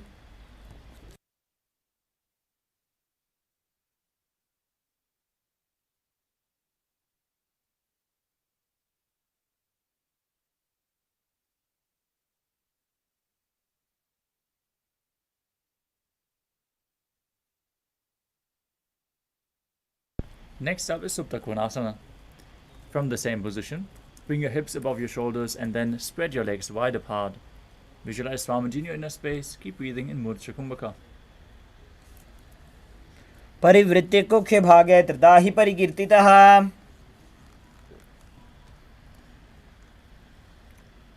The next asana is Chakrasana. Bring your feet back together, hold onto your ankles and then roll onto your back as you keep your arms and legs straight. Visualize yourself as a chakra, a wheel, as you perform Jalandhara Bandha and Mula Bandha. शवासनस्थद्वौ पादौ कुर्यान्मस्तकतः परौ. Next up is Supta Prasarita Paramushtasana. As you lay on your back with your legs vertical, hold onto the big toes in Pranama Mudra and then open your legs wide to the side. Visualize Swamiji in your inner space. Perform the Ujjayi Pranayama, making an ocean-like sound with your mouth. उत्तानपादं क्रौञ्चं च मरीचिं वीरभद्रकम्. Next up is Supta Padangushtasana. As you Lie on your back with your legs extended straight up. Hold the big toes in Pranana Mudra. Visualize Swamiji in your inner space. Perform the Mula Bandha. उत्तानपादं क्रौञ्चं च भरीचिं वीरभद्रकम्. Next up is Matsyasana. From Supta Padangushtasana, cross your legs into Padmasana and lay flat on your mat with your hands over your head, holding on to opposite elbows.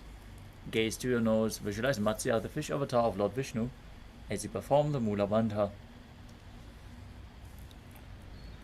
मुक्तपद्मासनं कृत्वा उत्तानशयनं चरेत्. Next up is Parasharamasana. As you lay on your back in Padmasana, place the backside of the right hand onto the left palm above your head. Gaze to your nose and visualize Lord Rama in your inner space. प्रथमकरे पद्मासन आछे सूधो सोवे भूपरि पाछे.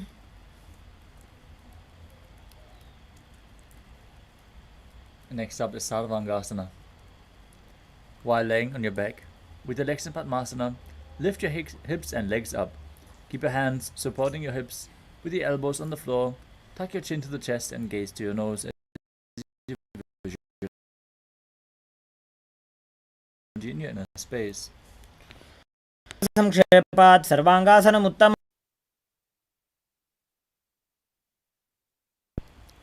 The next asana is Vrishchikasana.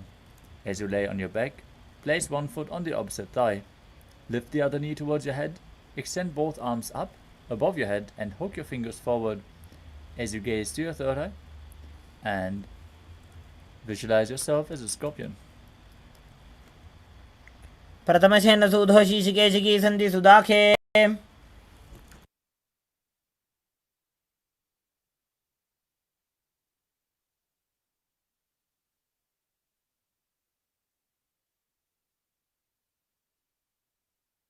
Now exchange the position of your feet. Place the other foot on top of the opposite thigh as you repeat Vrishchikasana on the other side. प्रथमशेन सूधो शीशिकेशिकी सन्धि सुदाखे.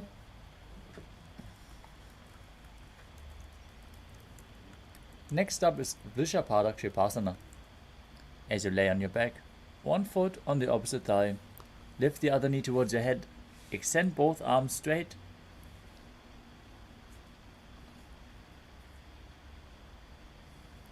As you lay on your back, interlace your fingers around your neck. Lift both legs off the ground.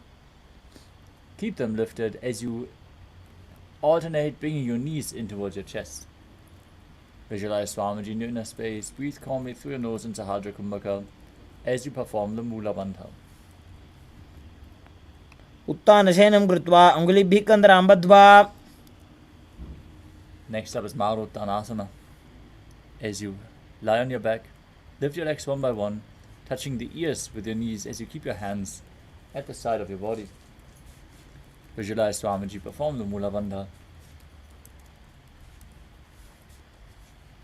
श्रोतानवत्संस्थितिः कृत्वा जानुद्वयं पर्यायेन कर्णयोः संस्पृशेत्. Next up is Vrikasana.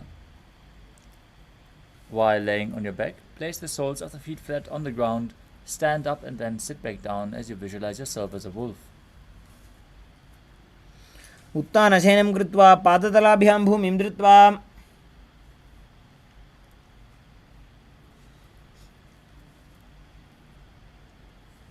Next up is Luthasana. As you lay on your back, quickly throw your legs up above your head. Completely roll over. As you finish in a prone position, repeat this again and again as you visualize Swamiji in your inner space. उत्तानशयनं पादौ शिर उल्लङ्घ्य भूमौ स्थापयित्वा.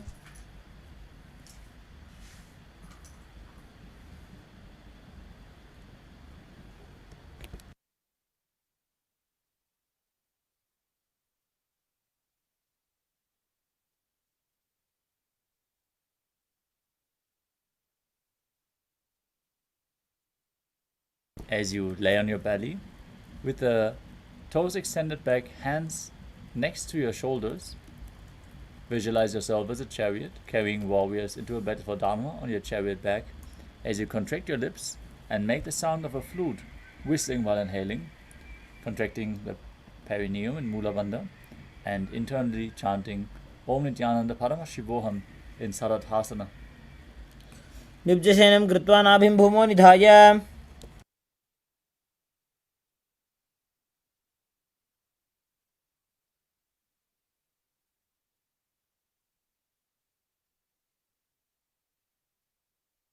Next up is Dehal Ulanganasana. Now push your body up into a plank position and jump your feet back and forth. Feel yourself transcend body and mind as you perform the Mula Bandha.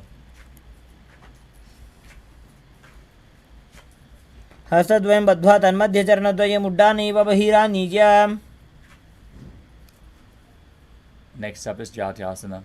From a standing position, bend forward and place your hands on the mat. Walk back and forth as you visualize yourself as a wise 60-year-old elephant. अथ जात्यासनं वक्ष्ये येन जातिस्मरो भवेत्.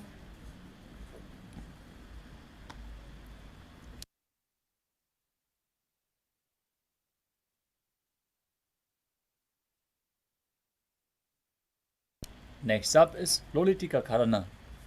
As you stand with your knees bent, your feet pointing outwards, bend your elbows, keep your hands at the chest level and rotate your arms around your body as you lean back and move your head in all directions.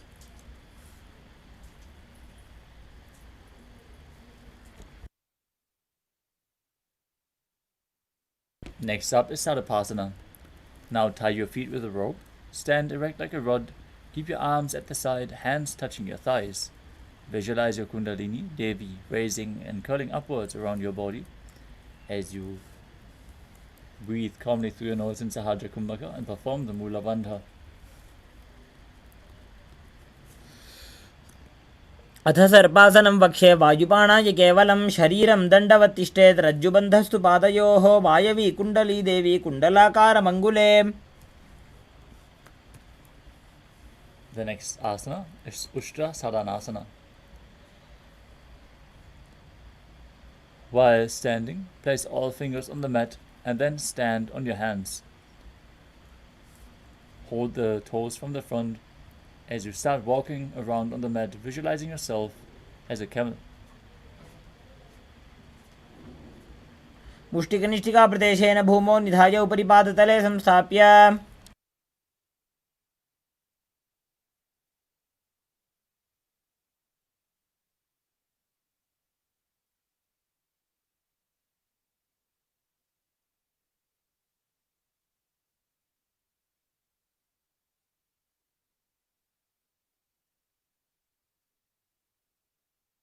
Next up is Ashvasana.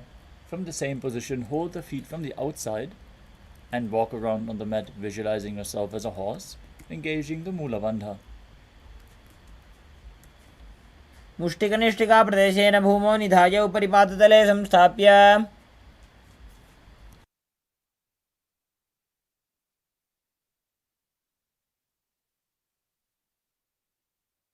Next up is Kapota Nitakasana. As you stand straight with the feet together, interlace your hands behind your back and pull them down towards your calves. Open up your chest and visualize yourself as a soaring bird diving. पादतले भूमौ निधाय पृष्ठभागेन हस्तौ जङ्घापर्यन्तं नीत्वा. Next up is the Tala Pushpa Bhutam Karana. Now stand tall with the palms together in Namaskara Mudra. Gently bend your knees and keep the toes pointing outwards. Simultaneously open up your palms and raise one heel off the ground, slightly lowering the waist and shoulder of the respective heel. Visualize you're holding a bouquet of flowers and offering it to Paramashivam.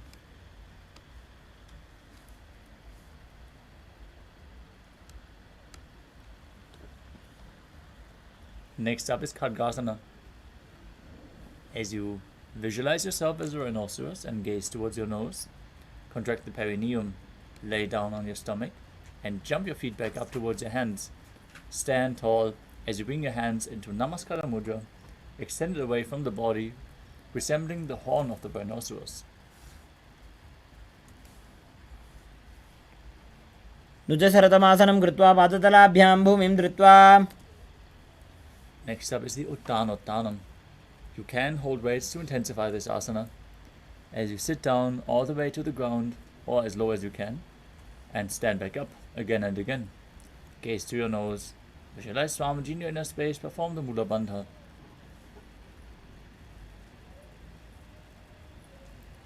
पुनः पुनः उत्थातव्यमसितव्यमिति उत्थानोत्थानं भवति. Next up is Musalasana. As you stand up straight, raise your arms over your head and jump repeatedly, visualizing yourself as a mace. सरलं स्थित्वा ऊर्ध्वं बाहु नयेत्. Next up is Uchir Shakasana. From a standing position, pull the sole of one foot towards your belly. With the other leg, sit down and stand back up, alternating on both sides. Gaze to your nose and visualize Swamiji in your inner space as you do so. एकैकं पादतलं कुक्षौ निधाय तिष्ठेत् उच्छीर्षकं भवति. Next up is Parashva Janukarana. As you stand and keep one leg slightly bent with the toes pointing to the body, to the side, outside. Keep the leg bent and lift the opposite knee towards your chest, holding it in your armpit as you hold the hand in a fist. Place the other hand flat on the thigh with the fingers pointing inward.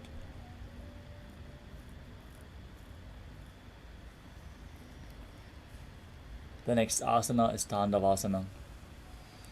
Now visualize yourself fiercely dancing as Lord Shiva.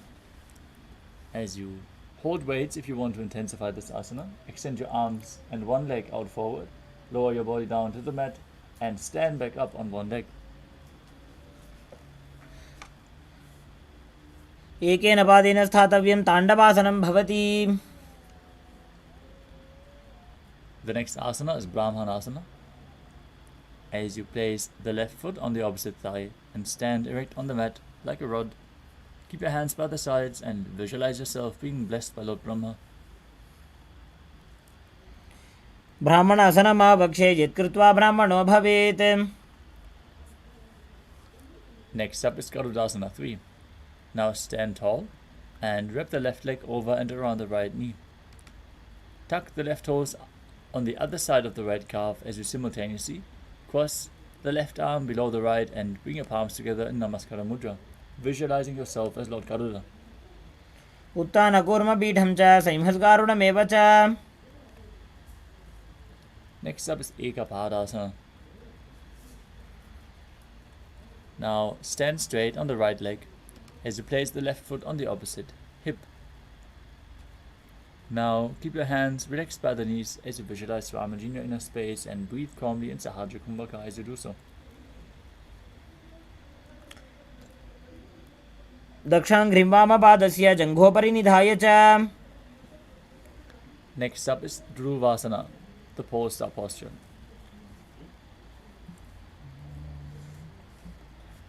Now stand on the right leg, hold the big toe of the left foot and straighten it out to the side as you rotate quickly on the standing leg.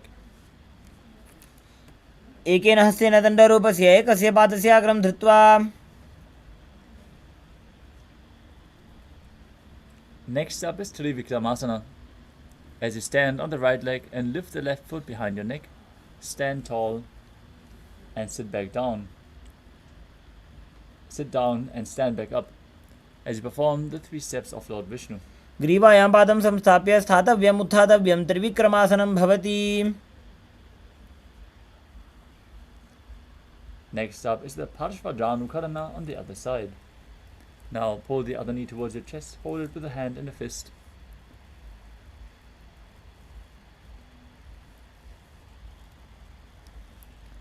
Now repeat Tandavasana on the other side.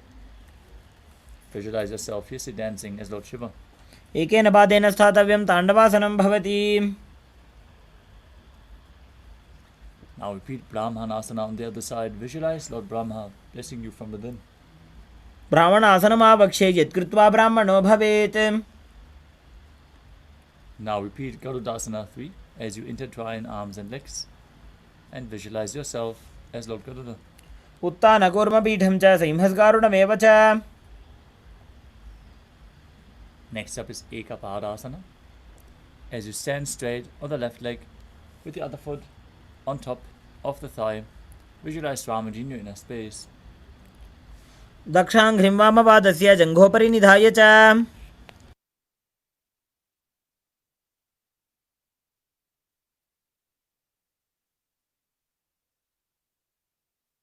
Now repeat Dhruvasana, the pose posture on the other side. Rotate quickly on the standing leg as you visualize yourself as the North Pole star. एकेन हस्तेन दण्डरूपस्य एकस्य पादस्याग्रं धृत्वा Now repeat Trivikramasana on the other side. If you can't bring your leg behind your neck, try to bring it over your shoulder or pull it towards your chest, and then sit down and stand back up on the standing leg. ग्रीवायां पादं संस्थाप्य स्थातव्यम् उत्थातव्यं त्रिविक्रमासनं भवति. Next up is the Samanakakarana. Stand with the heels together, toes pointing upwards, hands slightly away from the body, keeping the fingers one by one in a natural position. Relax after this sequence of intense asanas. As you move on to the final 100 asanas of the sequence, we would like to request all the participants to please make sure that your cameras are switched on, your rooms are properly lit, and that you are visible on camera. This is a security measure, so please follow along with the guidelines. The next asana is Gorak Anjali Asana. As you stand erect and then bend forward, bring both hands underneath the knees and make a finger lock. Bring the finger lock towards your navel as you sit in a squatting position and let the finger lock touch your navel. Visualize the great sage Goraknath, founder of the Natha Yoga Hindu Sampradaya. As you perform Jivachala Kumbhaka, inhale deeply and forcefully move the prana upwards and downwards and through your limbs along with your mind. प्रथम ही उभो होए बाहुरी नीचो पुनि होवे. Next up is Kanchi Asana. Now insert your hands between the thighs and calves, then wrap them around behind your butt. Squat down and hold your hands behind in Parusha Mudra. As you keep your chest straight, visualize Swamiji in your inner space and perform the Mula Bandha. ऊरुमध्यात् हस्तौ निवेश्य नितम्बं धृत्वा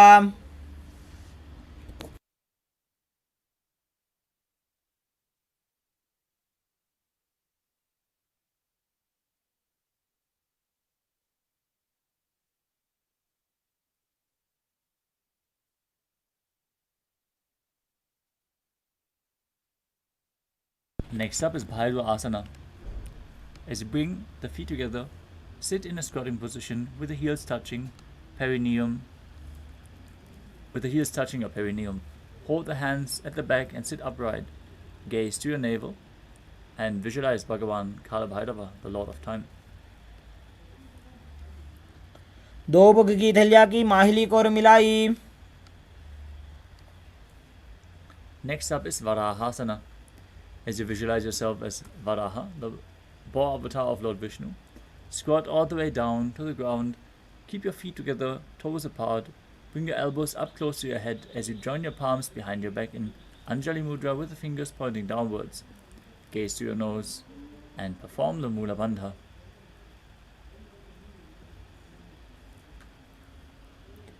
पागदली की माहिली core मिलाई फना पानी उकड़ बई से.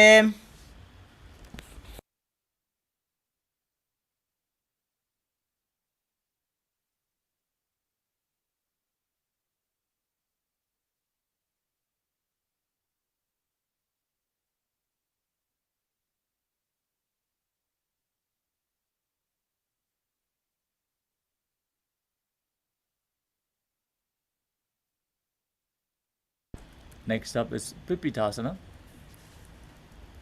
With your heels touching, bring your hips to the same level as your knees as you hold on to the big toes in Prana Mudra. Visualize Swamiji in your inner space as you perform the Mula Bandha. पार्श्वद्वय सम्मील्य स्थित्वा जानुप्रदेश आनीज्य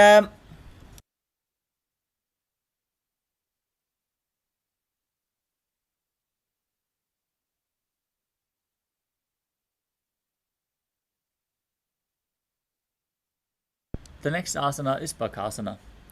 As you place your hands on the mat with the fingers wide, place your knees onto the back of your arms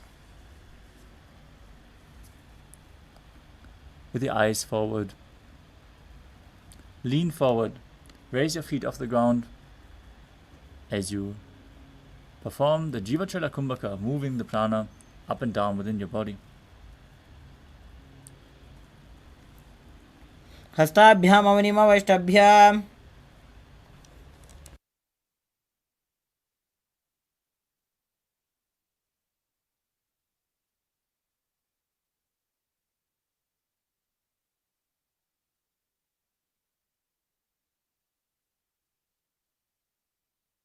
Next up is Sushtanga Kapali Asana. As you kneel down, place your head on the ground with the palms spread for support.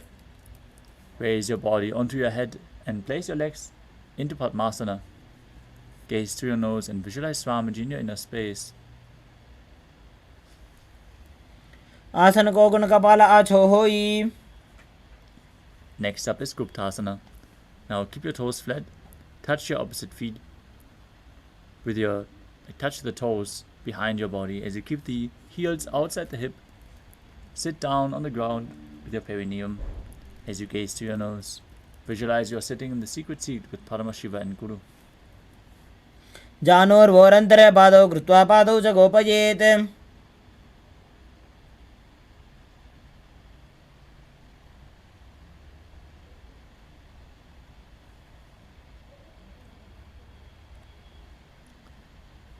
Next up is Vrikshasana 2.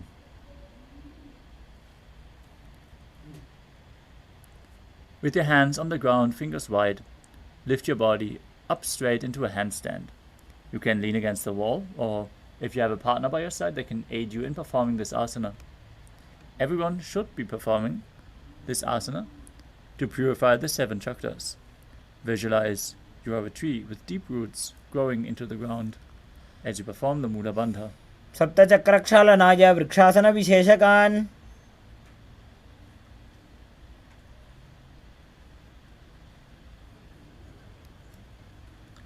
Next up is Shiva Asana.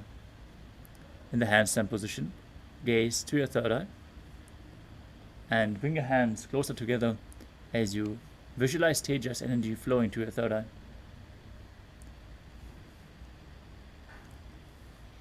दो बगजोड़ी माही Gulf मिलाए.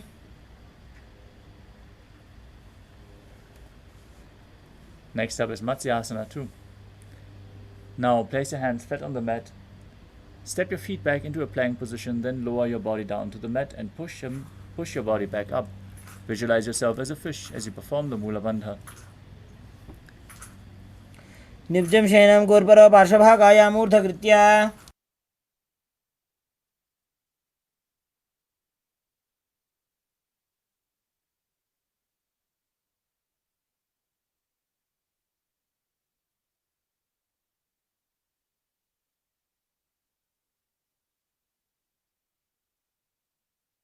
Now, keep your body flat on the mat.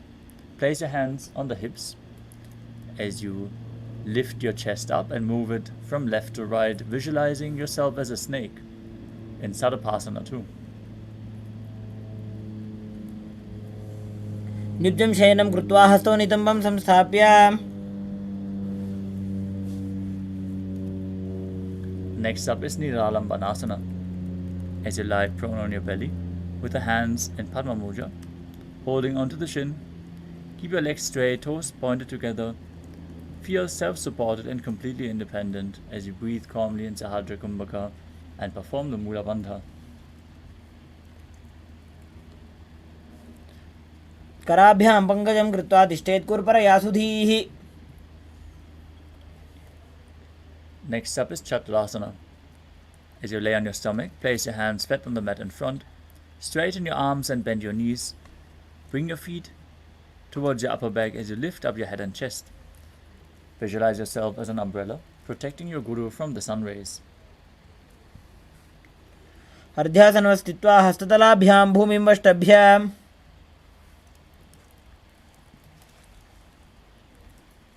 Next up is Vajrasana. As you sit on your knees with the tops of the feet flat on the mat, bring your butt onto the heels, stretch your arms in front with the palms facing down. As you place your forehead on the mat as well, gaze to your nose and visualize yourself as Vajra, the weapon of Indra, symbolizing your indestructibility. इदानीं गर्भिणीनां योगाभ्यासो यथा लघु.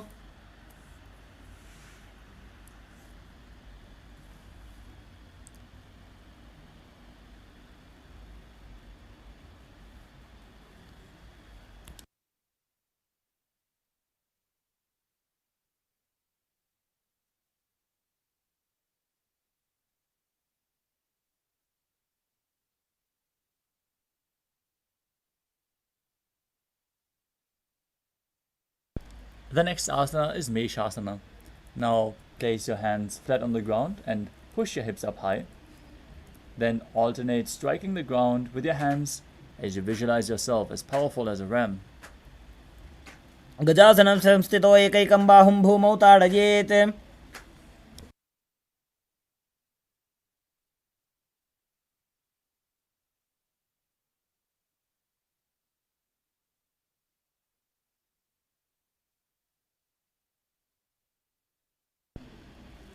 The next asana is Ajasana. From Gajasana, lift your legs into the air and slowly bring the forehead down to the ground. Now, visualize yourself as unborn, existing for all eternity. गजासनं संस्थितो पादद्वयमन्तराळे कृत्य.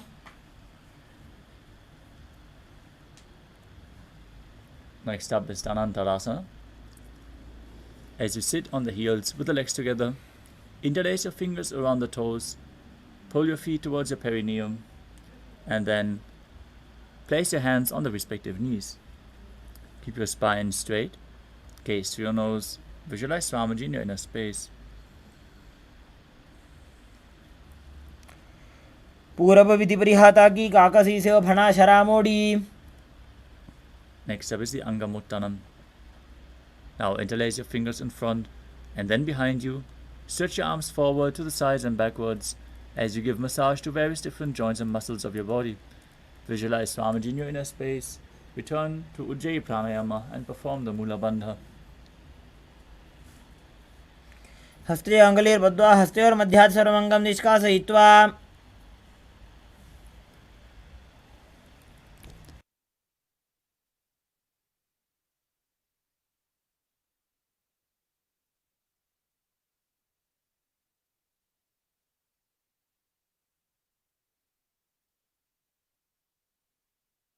Next up is Garudasana form. Now sit on your heels in Vajrasana as you turn your feet out to the sides and keep the thighs and knees resting on the ground. Your spine straight, hands on the knees. Visualize yourself as Lord Garuda flying Lord Vishnu and Lakshmi on his back.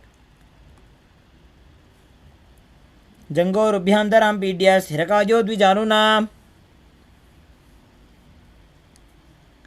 Next up is Ananda Mandirasana.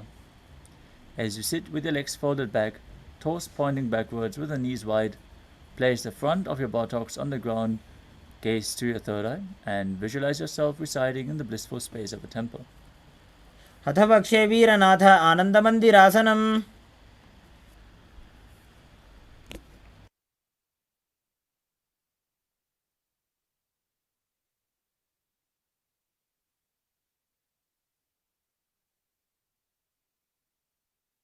Next up is Mandukasana 2.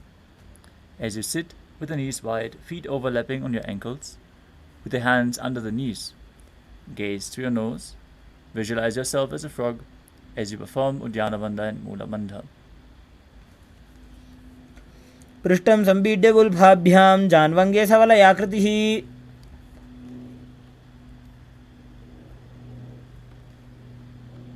The next asana is Narasimhasana.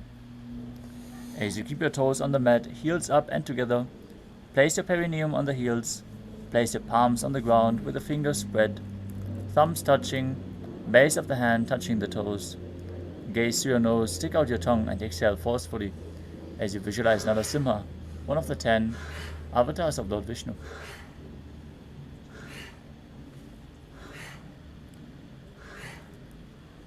पृष्ठं सम्पीड्य गुल्फाभ्यां जान्वङ्गे सबलयाकृतिः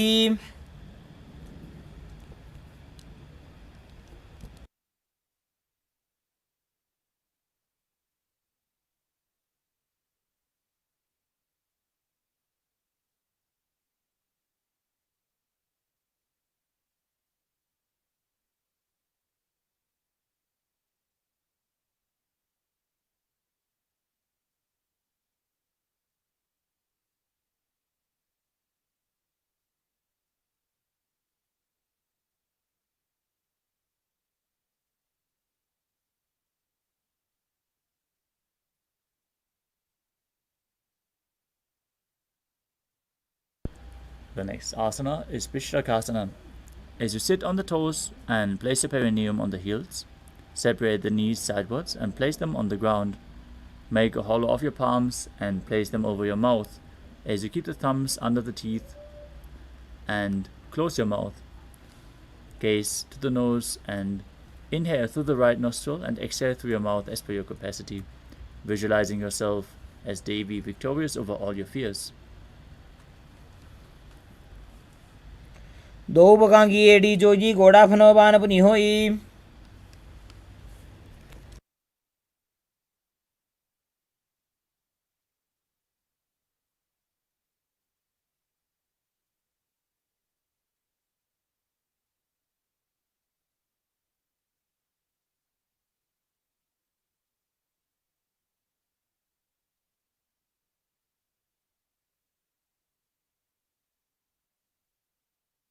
The next asana is Makadasana. Now keep the soles of the feet together, the top of the feet on the ground. Sit on your heels and bend your elbows, bringing your fingers to the armpits. Imitate as if a monkey is stretching itself as you gaze to your third eye and visualize yourself as a playful monkey.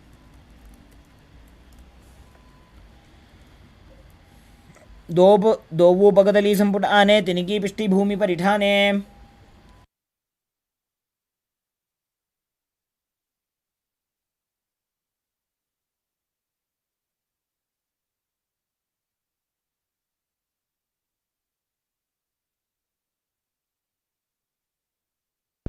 Next up is Vajrasangarasana. Stand on the toes with the soles of the feet together. Sit on your heels with the knees widened off the floor. Hold your elbows behind your back. Gaze to the nose as you embody a diamond-like strength for yourself and your Sangha, your spiritual community. प्रथम बना पानी होए बैसे दो वेड़ी गुदानी वैसे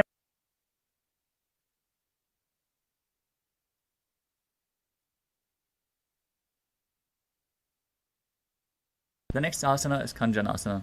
As you keep the toes down, ankles crossed behind, and sit on your heels, place your palms to the side onto the mat.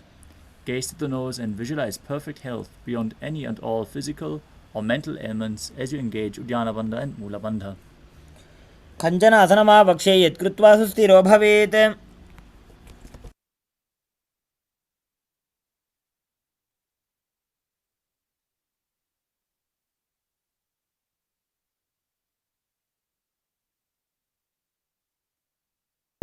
The next asana is Kurmasana.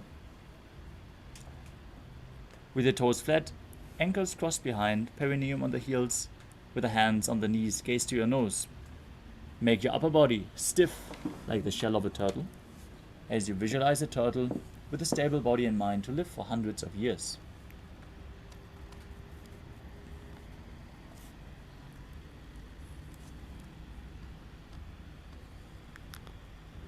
गुल्फौ च वृषणस्याधो व्युत्क्रमेण समाहितौ ऋजुकाय शिरो ग्रीवं कूर्मासनमितीरितम् Next up is Yogasana. With your toes flat, cross your feet and place your perineum onto the back of your heels. Gaze to your nose, visualize Swamiji in your inner space and perform the Mula Bandha.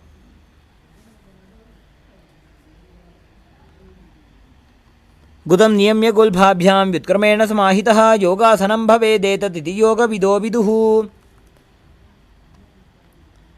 Next up is Vijyogasana. As you stand on the knees, cross your ankles behind with the feet near the opposite knee. Hold your calves with your fingers inside and the thumbs outside as you gaze to your third eye and visualize a space of eternal oneness Advaita with your Guru.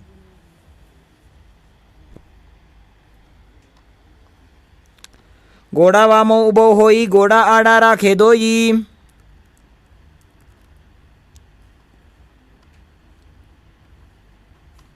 Next up is Ushtrasana 2.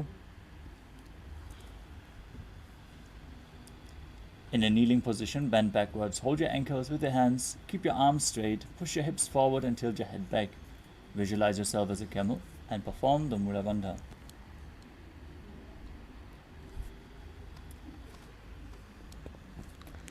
ಮೇರುದಂಡಗ್ರಂಥಿ ದಾಢ್ಯ ಸಂಪಿಪಾತಯಿಷು ಪುಮಾನ್.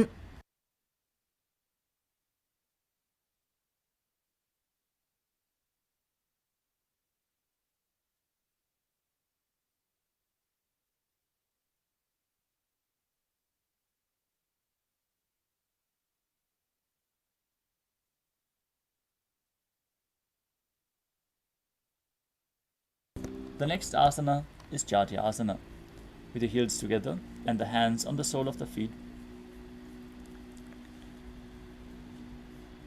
Slowly lean back and bring your elbows to the mat. Then place the back of your head onto the mat as well. Gaze through your nose and experience yourself as a lotus blooming.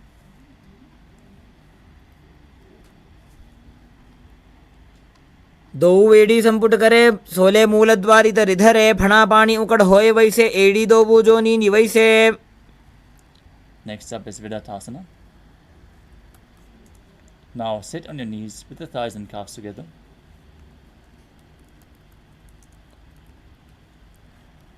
Lean back and touch your back to the ground, then rise back up again and again. You can use the support of your hands if needed. Gaze through your nose. Visualize the healing and liberation of all causal, subtle forms of your body. જંગા પૃષ્ઠિભૂમો નિધાય જંગોદરયોઃ ઊર્ણી સંસ્થાપ્ય.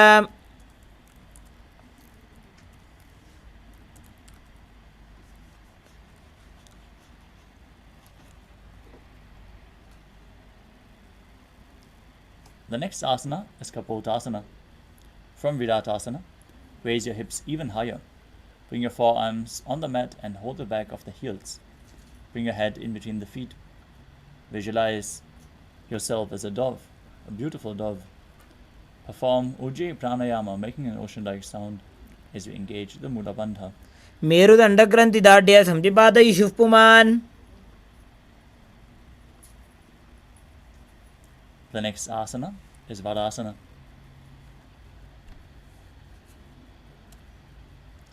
As you stand upright on your knees with the toes tucked, hold your arms with opposite hands. Gaze to your nose. This is the boon fulfilling posture. Receive your boon from Paramashiva. Visualize Paramashiva as you internally chant the Mahavakya, Om Nithyananda Paramashivoham, embodying Sohamasmi, that even when you worship, you are Him. ಜಾನುನಿ ಭೂಮೌ ಸಂಸ್ಥಾಪ್ಯ ಹಸ್ತಾಭ್ಯಾಂ ಬಾಹು ಪರಸ್ಪರಂ ಧೃತ್ವಾ ಸರಳಂ ತಿಷ್ಠೇತ್ ವಾರಾಸನಂ ಭವತಿ.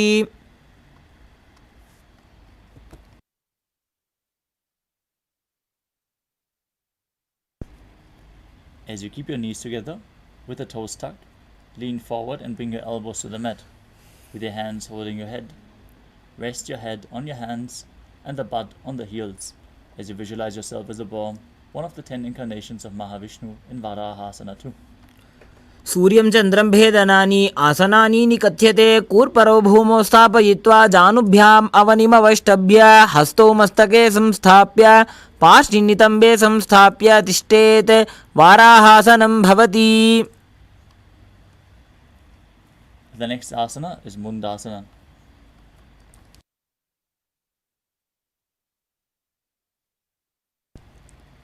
As you sit in a kneeling position, place your elbows on the ground, shoulder width apart. Interlace your fingers and place the top of your head onto the mat, holding your head, supporting it with your hands. Now raise your hips. Walk your feet forward until your hips align with the shoulders. Then raise the legs up straight. Gaze through your nose and visualize yourself as a lopped tree in Mundasana. अधो मुण्डासनं वक्ष्ये सर्वेषां प्राणिनां सुखम् ऊर्ध्वमार्गे पदे दत्त्वा खेनये चरणद्वयम्.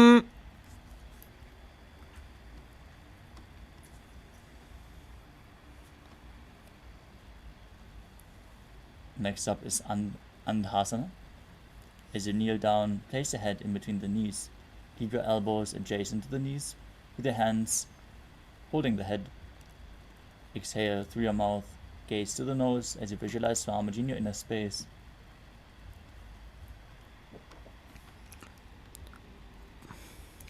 प्रथम पगतली समटहरावे कोरमा हिली उभे मिलावे फना पानी उकड़ कर बैसे दोवू एड़ी गुदा निवैसे.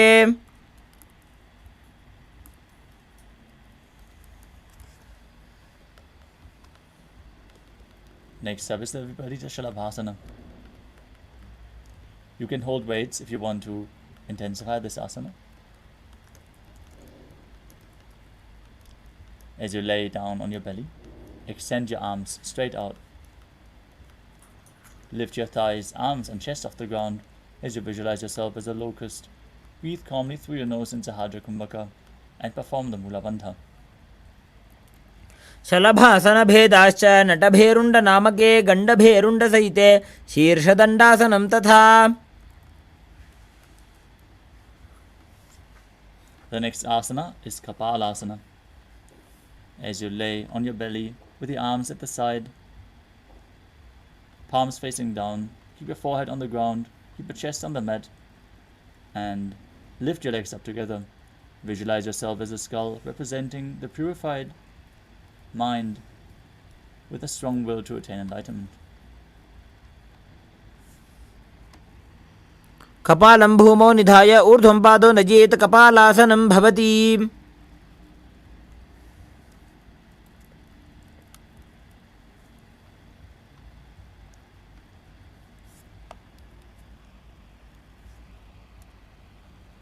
The next asana is Akasha Kapotasana. As you lay on your stomach, keep your hands by the sides, lift your legs up over your head and slowly bring your feet onto the mat in front of your head. Keep your palms flat on the mat behind as you visualize yourself as a free and open dove. Breathe calmly through your nose into Hajra Kumbhaka and perform the Mula Bandha. उष्ट्रासने स्थित्वा चरणौ भूमेरुत्थाप्य मस्तकोपरि नीत्वा. The next asana is Chatakasana. As you sit on your knees, bring your chest down so your navel touches the knees. Keep your hands flat on the mat, forearms on the ground. Be sturdy as you visualize yourself as a sparrow. कूर्परपर्यन्तौ हस्तौ धरामवष्टभ्य जानुनी नाभौ संकुञ्च्य तिष्ठेत चटकासनं भवति.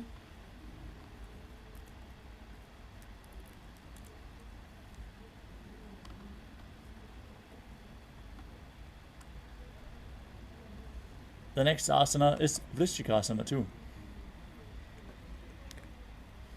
As you kneel down with your hands and elbows on the mat, raise your legs, bend your back to touch your feet onto your head. Lift your chin and hold as you visualize yourself as a scorpion. विच्छेव पुच्छप्रतिमां कृपार्ष्णि धृत्वा स्वशीर्षे चिबुकं विधार्यकौ.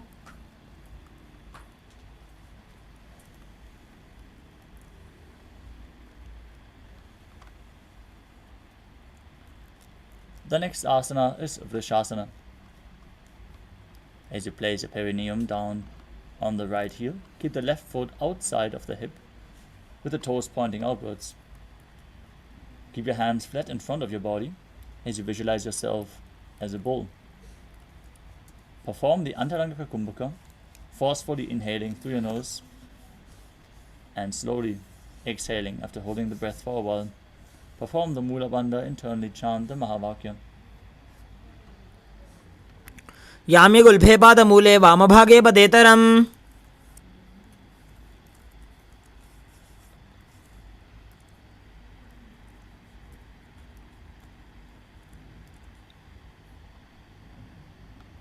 The next asana is Dolasana. From a kneeling position, place your hands flat on the mat in front, lift your knees off the ground and cross your toes of the left foot over top of the right. Balance above the mat, visualize Swamiji as you perform the Mula Bandha.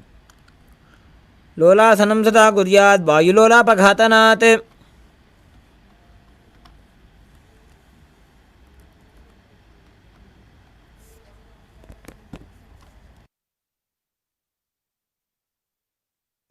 Now, place your perineum onto the opposite heel. As you repeat Vrishasana on the other side, visualize yourself as a bull.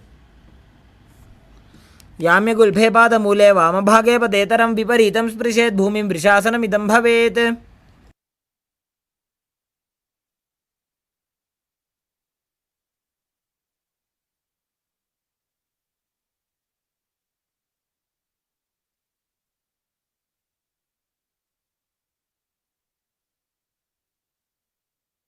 The next asana is Balagunasana.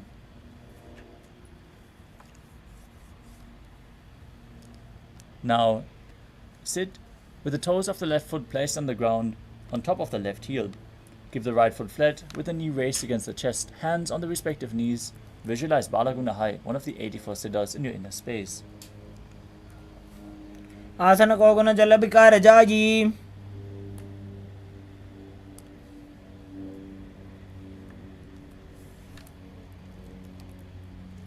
Next up is Grahasana.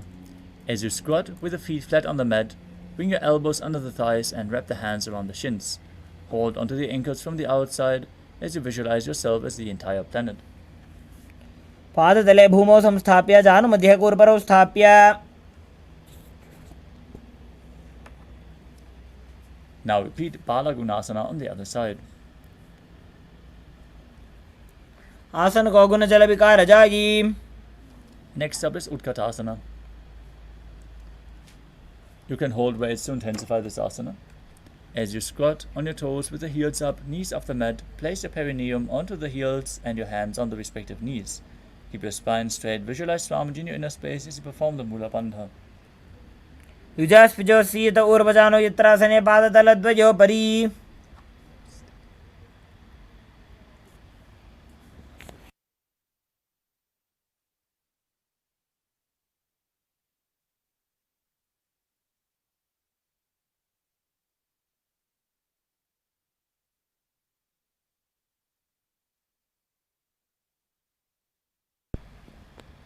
Next up is Vajrasangarasana 2. Sit on the toes with the perineum on the heels, soles together. Keep your knees wide and off the ground.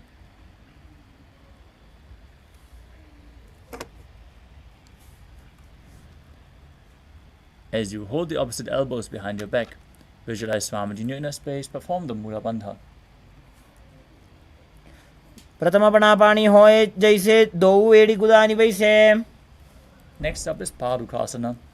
As you squat or sit with your feet hip width apart, place your hands flat on the mat in front and step your heels onto your hands. Keep your elbows straight, gaze to the nose and visualize you are able to live off of air alone. दो हाथ भूमि पर उठाने कहुनी जाड़ी ना भी लगाने. Next up is Padukasana. As you place the back of your hands onto the mat with the fingers facing towards your body, step your feet on your hands, wrap your hands around the feet like a shoe, and walk around. Visualize yourself wearing padukas walking across India. हस्ततलयोः पादतले कृत्वा तिष्ठेत् गच्छेत् पादुकासनं भवति.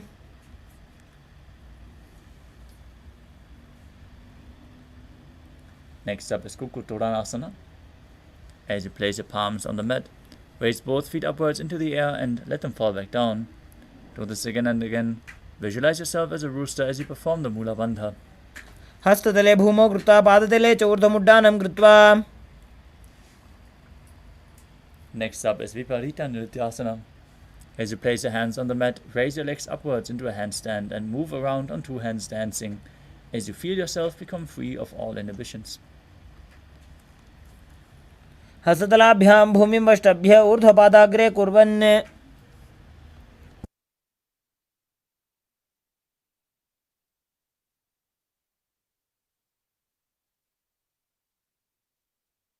Next up is Kunjarasana.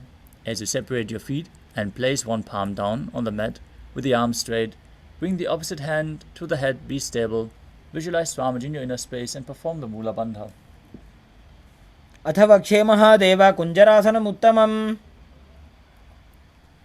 Now place the other hand on the mat. Repeat Kunjarasana on the other side. अथ वक्षे Mahadev कुञ्जरासनमुत्तमम्. Next up is Kadambasana. As you sit on the ground with the feet flat, heels close to the body, hold the respective ankles and lift your feet off the ground, visualizing yourself as a Kadamba tree.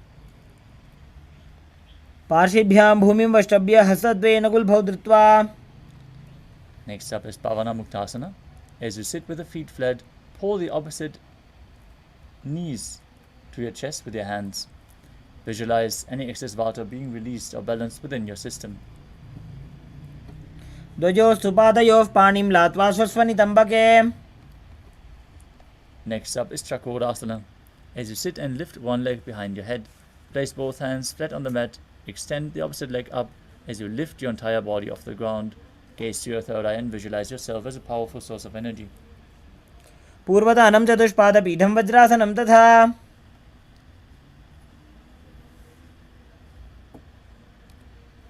Next up is Dhanurasana 2. Now sit on the ground, hold the left toes with the left hand index and middle fingers. As you pull it towards your ear, hold the opposite big toe with Prana Mudra as well. Visualize yourself as a bow. पादाङ्गुष्ठौ तु पाणिभ्यां गृहीत्वा श्रवणावधि. Next up is Ashtavakrasana.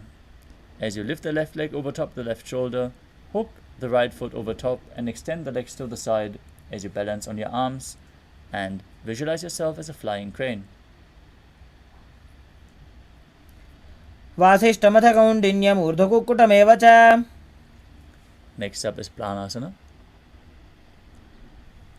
As you place the right foot on the left thigh and bring the left foot flat on the ground, have the left shoulder underneath the raised left leg and place your hands flat on the ground.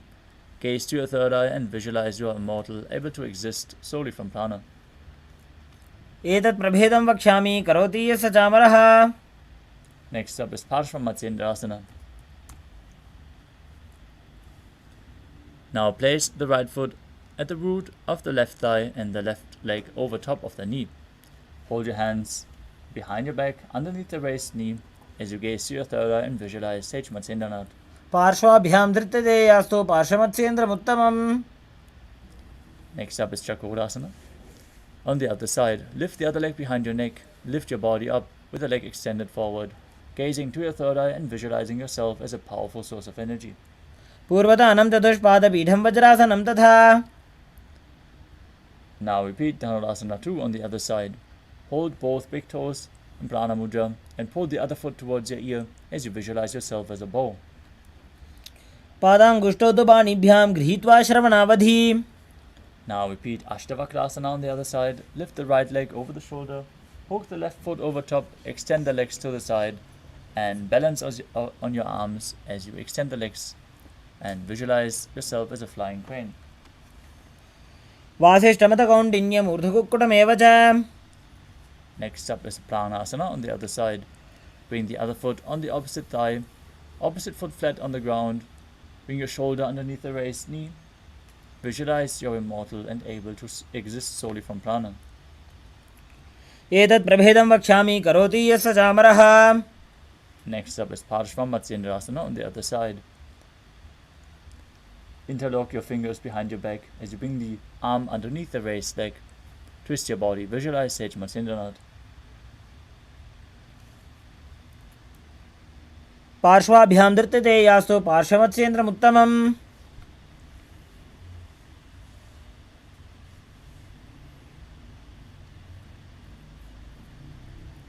Try to perform these intense asanas to the best of your capability. Even if you can't perform the asana perfectly, don't feel discouraged by that. Just stretch yourself, find your limit, and grow as you move on to the next asana of the sequence, which is Adata Paschimottanasana. Now keep one leg straight and press your perineum with the opposite heel as you lean forward and down. Hold onto the front foot and visualize Swamiji in your inner space. एकं पादं प्रसार्य एकं पादस्य पार्श्वना Seoni सम्पीड्य. Next up is Kranchasana. Now place the left ankle outside of the hip as you lift the right foot, holding it with both hands in front of your face. Keep your knees straight and visualize yourself as a crane. उत्तानपादं क्रौञ्चं च मरीचिं वीरभद्रकम्.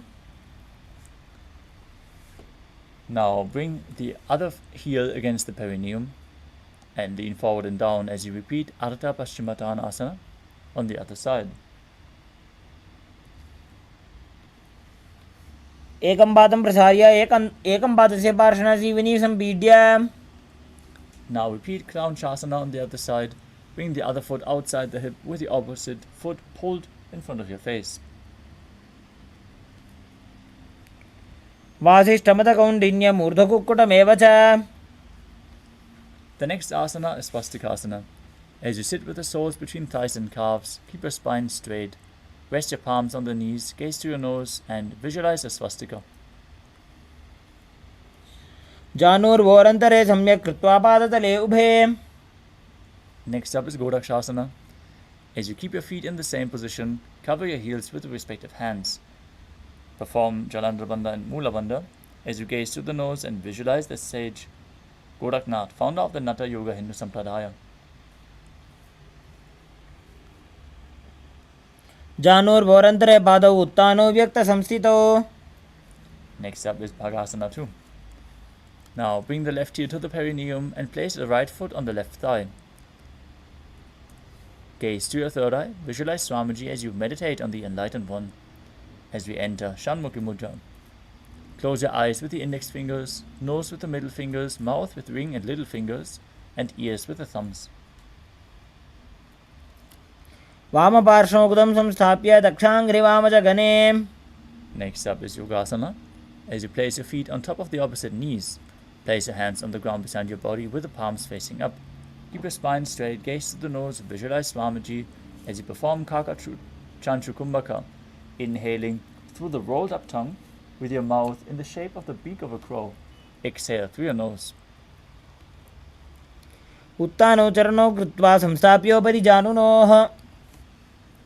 Keep breathing through the rolled up tongue as you rotate your hands at the side of your body and push your palms into the mat, lifting your entire body off the ground as you visualize yourself as a rooster in Urdhva Kukutasana. वासिष्ठमतकौण्डिन्यमूर्धकुक्कुटमेव च. From Padmasana, insert both hands through the knees and place them on the mat. Avoid lifting your body up, stay seated on the mat as you gaze to your nose and visualize Swamiji. प्रथम पद्मासन को करे हस्तदो वो गोडासन दिधरे. Next up is Hamsasana. From the same position, push your hands into the mat and lift your body off the ground. Gaze to your nose and visualize yourself as an elegant swan as you keep breathing in Kaka Chanchukumbhaka. कुक्कुटासने स्थित्वा स्कन्दपर्यन्तं मूरोनि नीत्वा. Next up is Karmukhasana.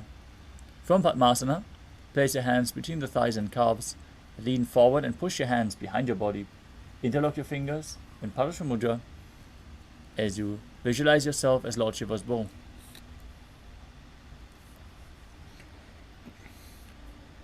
प्रथम पद्मासन को करे घोड़ासन दिमाही कर इधरे.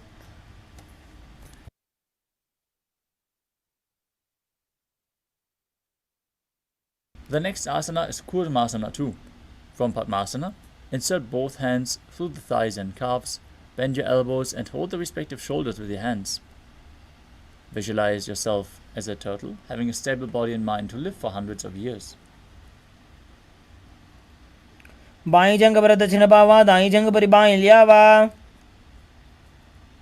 From the same position, tuck your chin to the chest in Jalandhara Bandha and rejoice knowing you're sitting in Shiva's secret knot posture. Gaze to your nose in Granthi Bhedasana. अथ वक्षे नीलकण्ठ ग्रन्थिभेदासनं शुभम्. Next up is Uttana Kurmasana. From the same position, roll onto your back. Bring the arms in between the thighs and calves and hold onto your shoulders as you lay on your back. Gaze to your nose and embody a turtle laying on its back. कुक्कुटासनबन्धस्थं कराभ्यां धृतकन्धरम्. Next up is Pango Kukutasana. From Padmasana, place both hands through the gap of the thighs and calves. Place one hand on the ground, Hold its wrist and lift your body up as you visualize yourself as a rooster. कुक्कुटासनो स्थित्वा एकेन हस्तेन अन्यस्य परिबन्धं धृत्वा.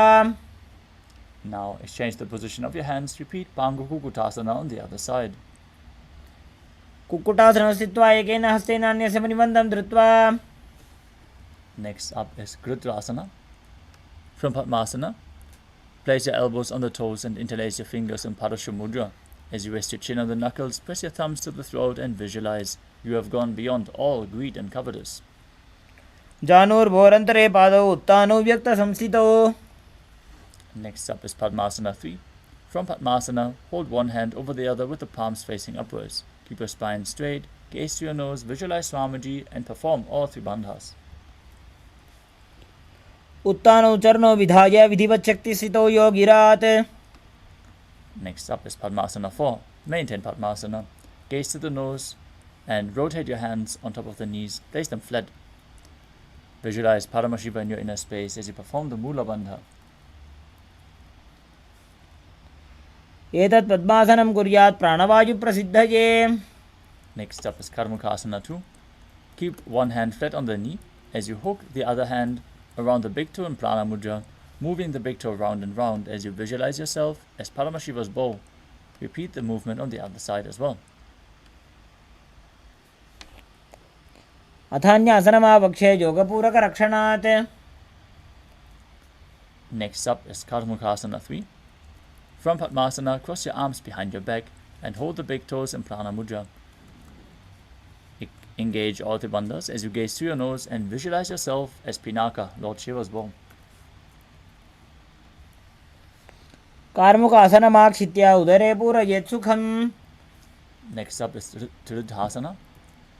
As you maintain Karmukasana 3, lift your chest up, gaze to your third eye. Visualize yourself as the action of Paramashiva's third eye, destroying anything you come across as you perform the Mula Bandha. ऊरुभ्यामुपरि स्थाप्य पादयुग्मं प्रयत्नतः.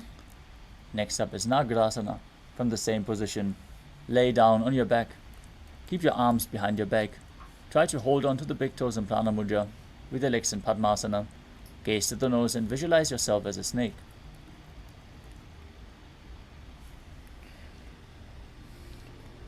प्रथम पद्मासन कोठाने दो हाथ पगमीच आने.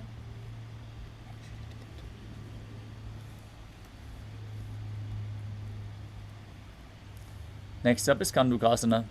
As you lay on your back, bend your knees and keep the feet off the ground. Embrace your knees to the chest with the head touching the knees. Squeeze your body into a ball. Relax your spine after these intense asanas. Breathe calmly through your nose in Sahadra Kumbhaka.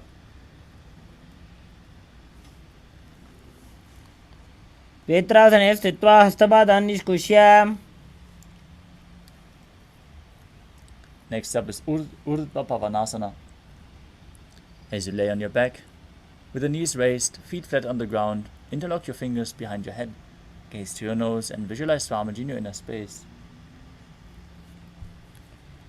प्रथमे सूधो San करावे गोड़ा उभा राशि मिलावे.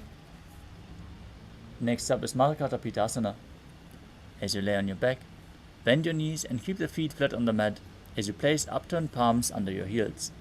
Lift your hips up, visualize yourself as a powerful alpha ape as you perform Mudra Kumbhaka with Jalandhara Bandha and Mula Bandha engaged. उत्तानशयनं पादतले उत्तानहस्तयोः स्थापयेत्. Next up is Uttana Shikhi Pitakasana. As you lie supine and raise your hips up, support your hips with the hands placed at the waist, with the elbows bearing the weight of your body. Tuck your chin to the chest in Jalandhara Bandha as you gaze to your nose and visualize Swamiji in your inner space.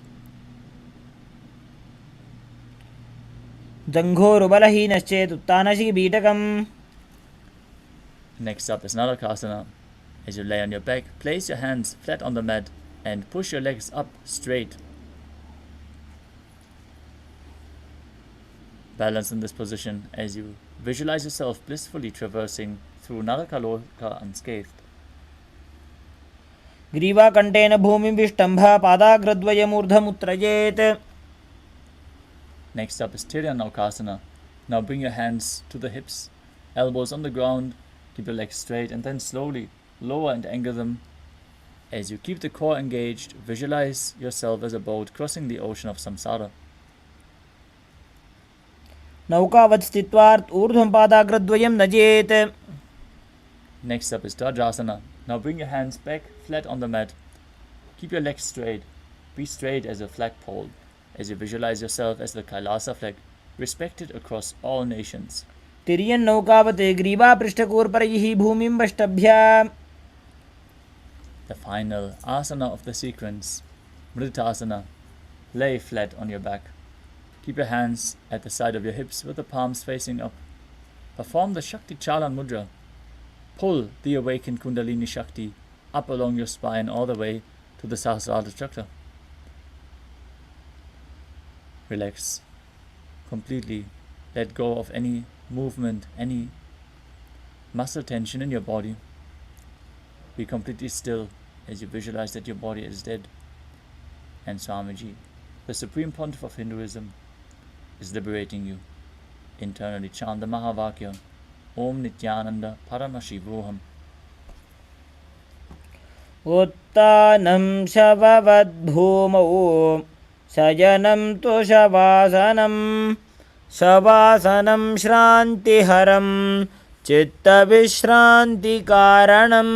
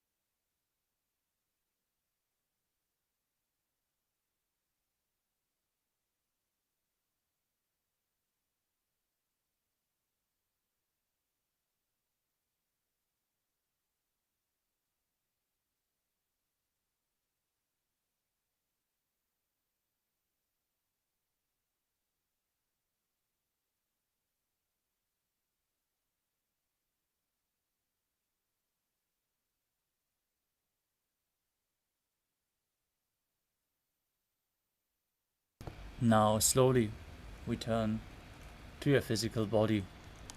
Start to wiggle your fingers and toes, your wrists and your ankles, your elbows and your knees. Hold your knees up towards your chest. Rock your body from side to side as you slowly return to a comfortable seated position. Congratulations, you completed the Dvitiya Vinyasa Krama, the 308 asana sequence of Nithyananda Yoga. We are now going to move on to the power manifestation, so stay tuned as we conclude today's Nithyananda Yoga session with the Purna Mantra. Sit straight with your head, neck and spine in a straight line, hands in Namaskara Mudra in front of your heart center. Close your eyes, take a deep breath, visualize Swamiji as we chant the Purna Mantra together. ॐ पूर्णमदः पूर्णमिदं पूर्णात् पूर्णमुदच्यते पूर्णस्य पूर्णमादाय पूर्णमेवावशिष्यते. ॐ शान्तिः शान्तिः शान्तिः. हरिः ॐ तत्सत्. सर्वं भगवत् श्रीनित्यानन्दपरमशिवपादुकार्पणमस्तु. ॐ नित्यानन्दम्. Thank you all, Nithyanandam.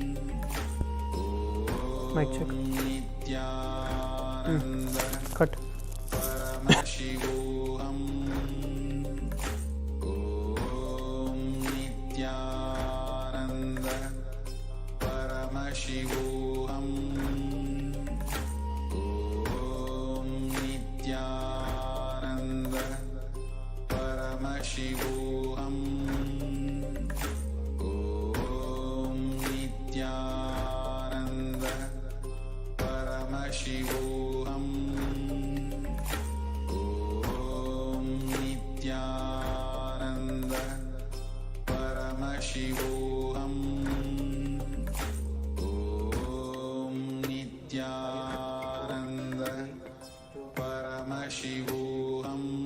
Nithyanam, everybody. Welcome back. So, I welcome each and every one of you for the next session, which is going to be the power manifestation session. Today, each and every one of us are going to be manifesting the power of third eye as the first session. So, I request every one of you to please come and be seated. All of you, please come and be seated in front of your cameras. Let's get ready for the power manifestation session.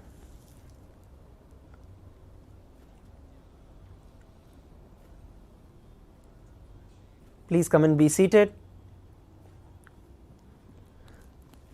Just sip a cup of water and settle down. From that intense space and intense energy that we have after doing the Nithyananda Yoga, from that very energy and very space, let's get ready to manifest the powers. Let's now begin with the Sadguru Vandanam. Nithyanandam Paramasukhadam Kevalam Jnanamurtim Dvandvatitam Gagana Sadrisham Tattvamasyaadhilaksham Ekam Nityam Vimalamachalam Sarvadi Sakshibhutam Bhavatitam Trigunarahitam Sadguruntam Namami. Let's now enter into the power manifestation. So today we are going to be beginning the power manifestation with the power of seeing through the third eye. So I request every one of you to get yourself the blindfold, an opaque cloth or a blindfold, get yourself a pen and a paper so that you could note down. If you already have it, please be seated. Those of you who are joining in today for the first time, I welcome all of you today once again, and get yourself a blindfold. If you do not have a blindfold, you can get yourself an opaque cloth, because we are going to be tying our eyes, we are going to blindfold ourselves during the power manifestation today. So please get yourself a blindfold and come and be seated.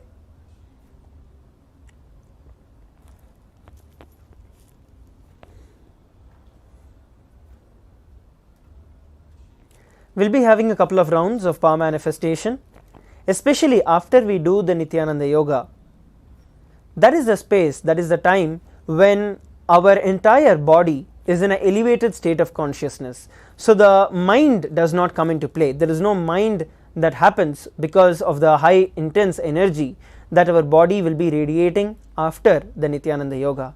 So during this time, whatever we do becomes amplified, is what I would say, and this is the best time for us to manifest the powers also, because physically your body is ready to reflect Paramashiva, to reflect the super consciousness, and all that you have to do is just chant the Mahavakya Om Nithyananda Paramashivoham. So throughout the power manifestation session today, just remember this one thing, internally just keep chanting the Mahavakya Om Nithyananda Paramashivoham. You can, if it's comfortable, if you want to hum, you can hum. If you want to chant it externally, you can chant it. Either way, just keep yourself continuously in the remembrance of the Mahavakya.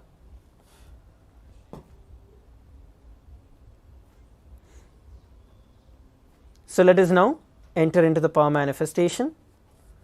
We are first going to be looking at the Shastra Pramana, which is the scriptural reference for this science of power manifestation.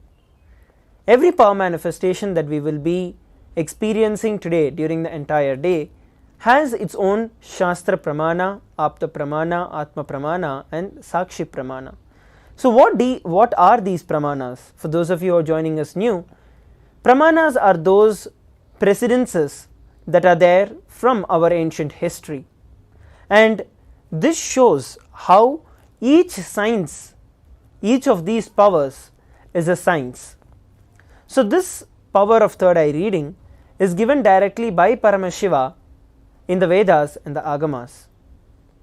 The revelations of Paramashiva in the Vedas and Agamas are called as Shastra Pramana. Specifically, this power of third eye reading is given in the Vijnana Bhairava Tantra, Sutra 34. The verse goes as Kapalantar mano nasya tishtan milita lochanaha krame namanaso dadyat lakshaye laksha uttamam. So this is the direct revelation by Paramashiva. I am going to be reading out the translation now. By fixing the mind on the inner space within the crown center and sitting stably without any movement, having the eyes closed in the succession, by that stability of the mind and the inner space through the power of third eye, one directly sees the ultimate goal, Lakshyam, by having the vision beyond the sight that reveals an object or place, attaining the space of oneness with the source, Paramashiva. So this is the Shastra Pramana, which is a scriptural reference for this power of third eye. There are so many incidents and happenings in the life of the Supreme Pontiff of Hinduism, where the Supreme Pontiff of Hinduism has manifested these powers, extraordinary Shaktis, and similarly has initiated multiple of us, hundreds of thousands of us, into this science of power manifestation. So as you all would have seen the demonstration of this power manifestation during the day 1 of the Paramashivam level 3 program, that is a science, and that is something that each and every one of us can experience. So during the power manifestation session today, I'll be helping you with sharing insights of to how you can manifest the power. You can also post your questions if you have any doubts in the Zoom chat. Let's have it as an interactive session so that wherever you feel that you need help or you need to have a breakthrough, or wherever you feel that you are having a breakthrough, you are able to manifest powers, let's put all of that in the chat so that we are able to help you with the power manifestation. So now we are going to be entering into the power manifestation. We are going to be looking at images that will be projected once you are blindfolded.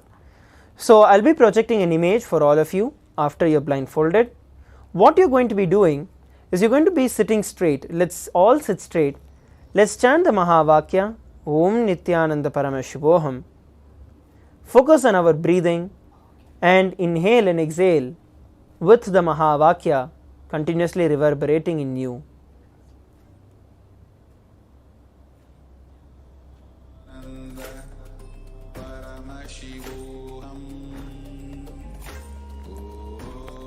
Just chant the Mahavakya internally, focusing on your breathing. Please put on your eye bands.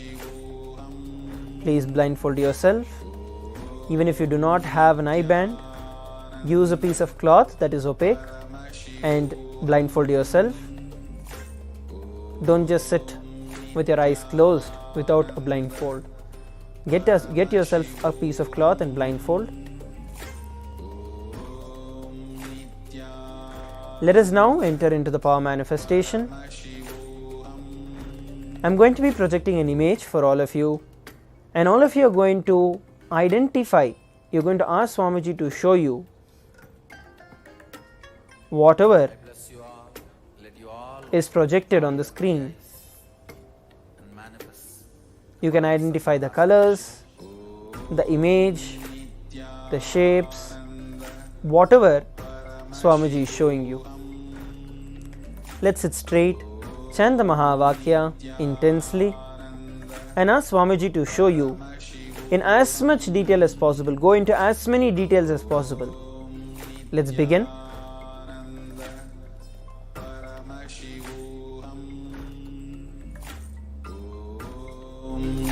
Nithyananda Paramashivoham. Om Nithyananda Paramashivoham. Om Nithyananda Paramashivoham. Om Nithyananda Paramashivoham. Om Nithyananda Paramashivoham. Om Nithyananda Paramashivoham. Om Nithyananda Paramashivoham. Om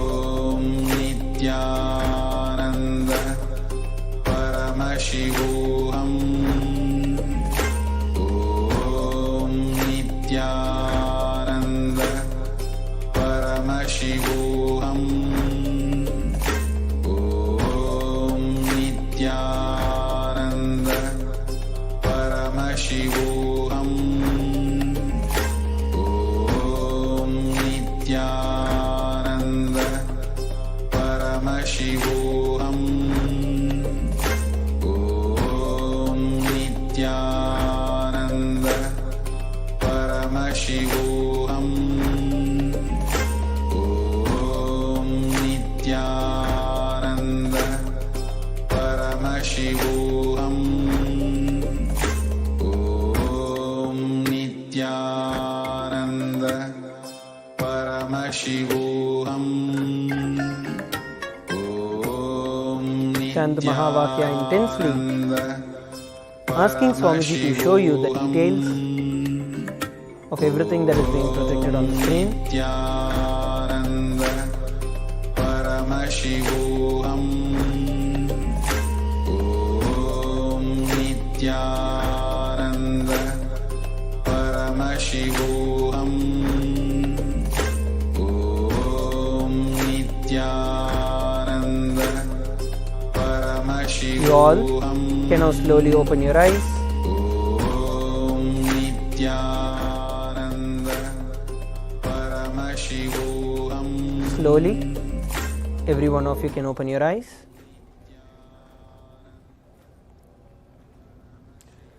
Now pen down in detail whatever Swamiji showed you. Pen down in as much detail as possible. You can note it down, you can pen it down, post it in the Zoom chat. Please type and post it in the Zoom chat what Swamiji showed you.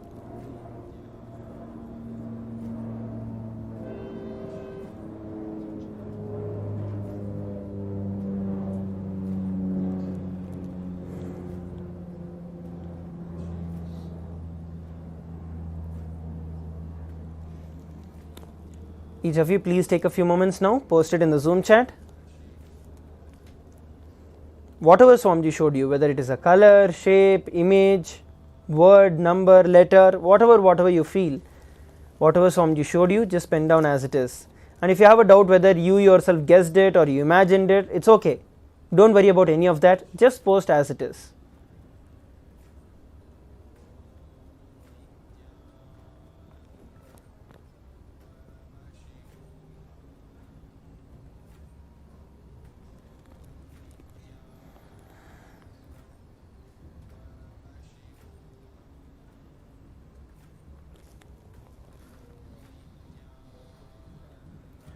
Please take a few moments and post it.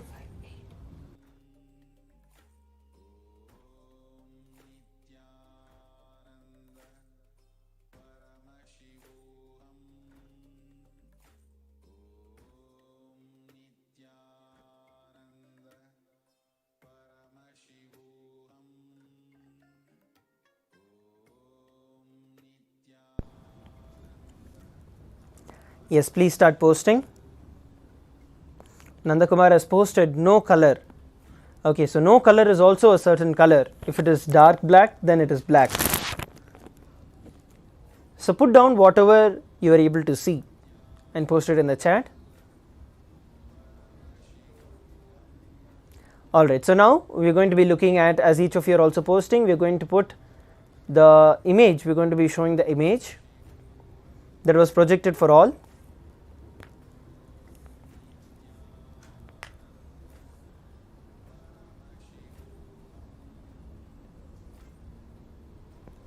So as you can see, it is the face of Devi herself, of Devi Durga. You have the third eye, the two eyes, yellow color face, and of course a lot of detailing of the jewels in gold, white, gold, silver and black.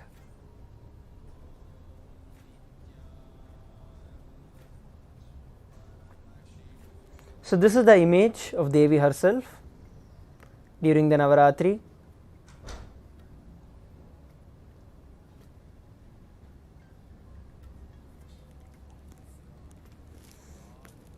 Yes, so now let's prepare to enter into the next round of power manifestation. So now what we are going to be doing is we are going to be projecting another image for all of you. For those of you who are feeling that you are not able to get the details this time, all that you have to do is to ask Swamiji to show you more and more details. That is what you have to do. Basically, when you start penning down more and more details, you will see that a lot more gets revealed to you.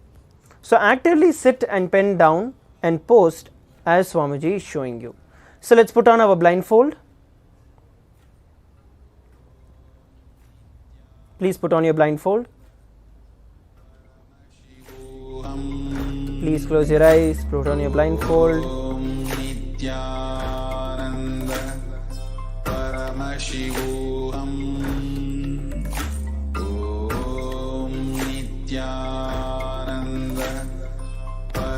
We're going to be beginning the next round of power manifestation. Put on your blindfold.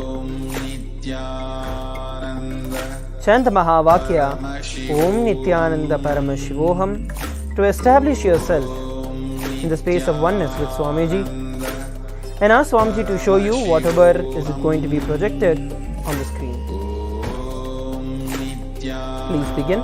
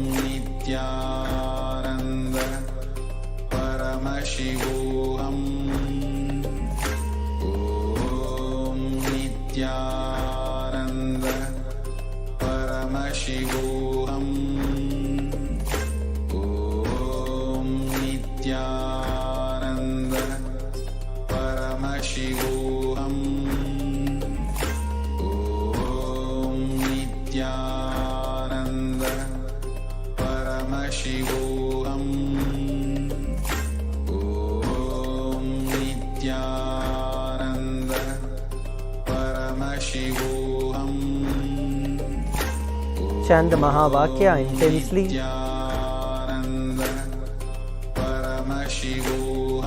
and ask Swamiji to show you the image that is being projected on the screen.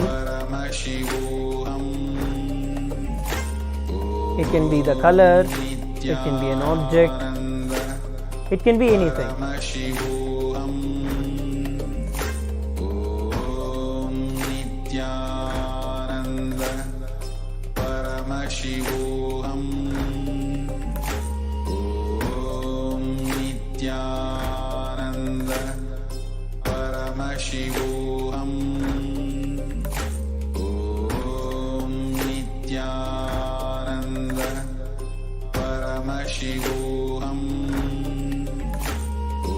Every one of you can now slowly open your eyes.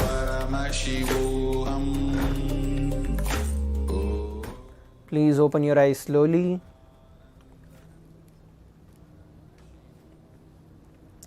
And take a few moments to put down the answers in the chat.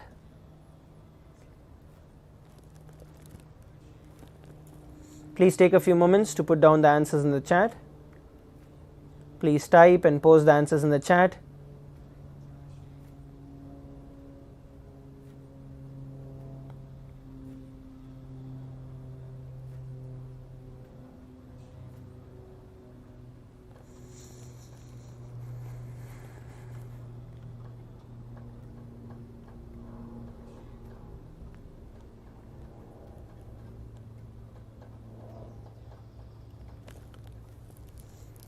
Please post in the chat. Sri Digambara has posted peacock feather. Okay. Go ahead and post more in detail. See, you need to post in detail. That is the key.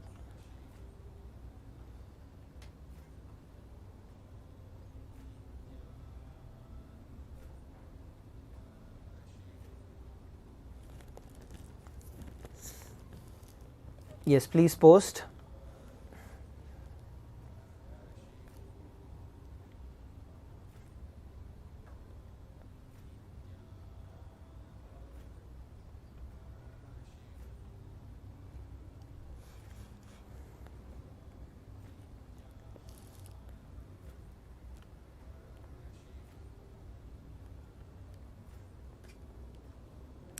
All right, let's now look at the image that was projected for all of us. So, it is the image of a room, a minimalist effect, where you just have one sofa, one chair, and a small pot with a small plant, and you have a desk with a night lamp and a couple of accessories on the vase. So, yes, so this is what was projected. Digambaraya, you were close to the peacock feathers.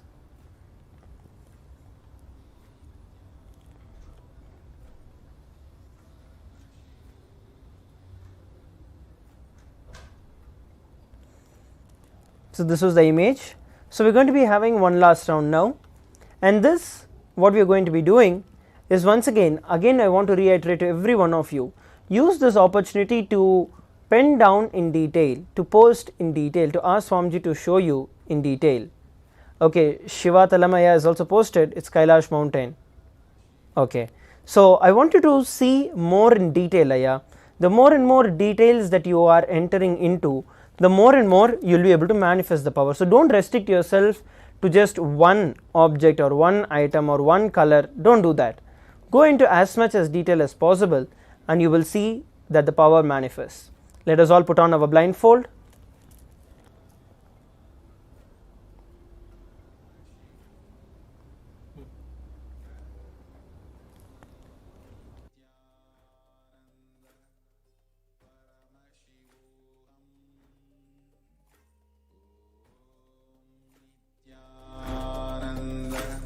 Please put on your blindfold.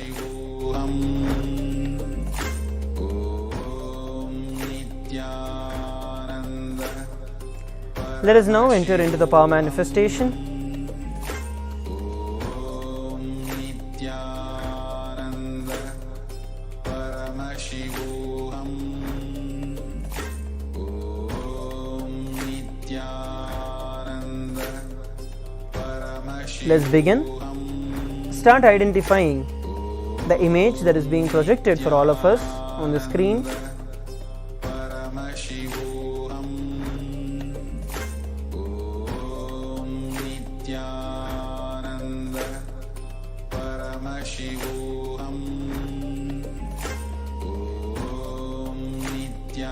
Ask Swamiji to show you whatever is being projected on the screen.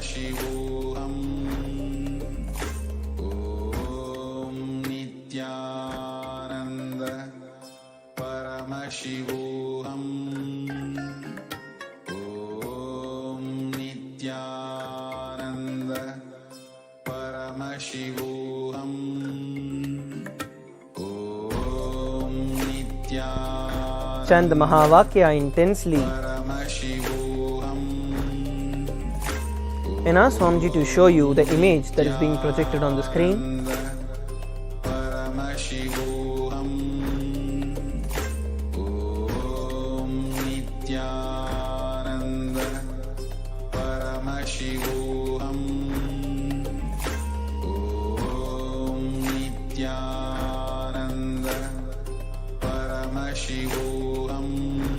Yes, so now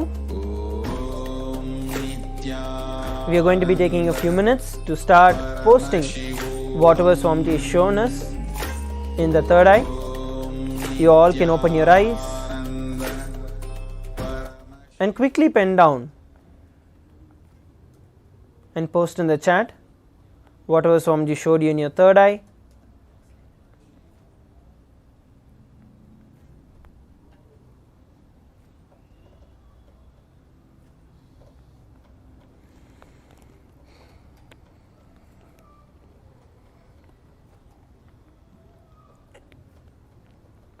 Please pen down whatever Swamiji showed you in your third eye.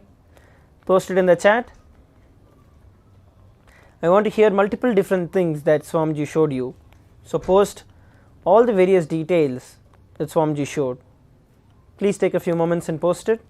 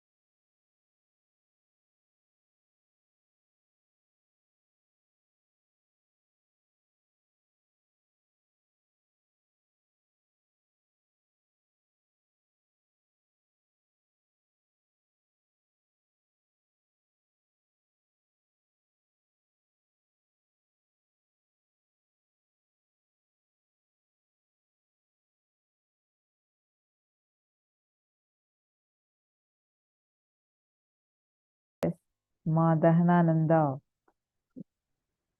మా గీతాదేవి, మా అంశకళ నిత్యానందం,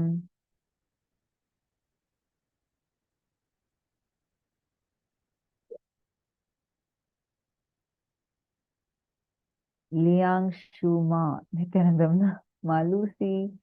Wow. For all the participants that are here today, first and foremost thing, today we have a special manifestation. The power manifestation that we are going to be doing is really a very special one.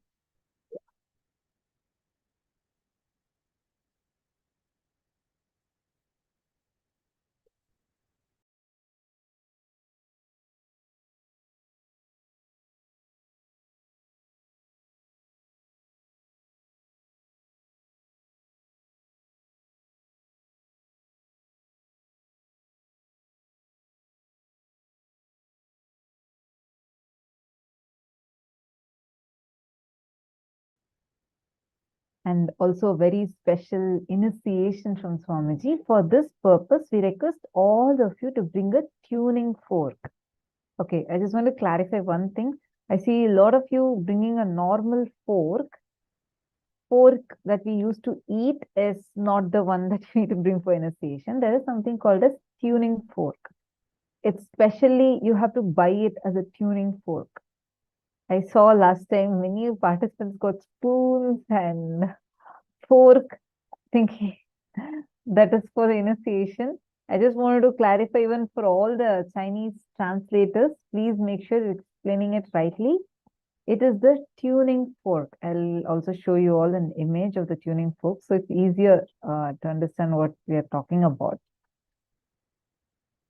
This tuning fork can help detect the frequency. It's very different. It's usually used in science labs. It's available, even many children also buy it for school for experiments and all.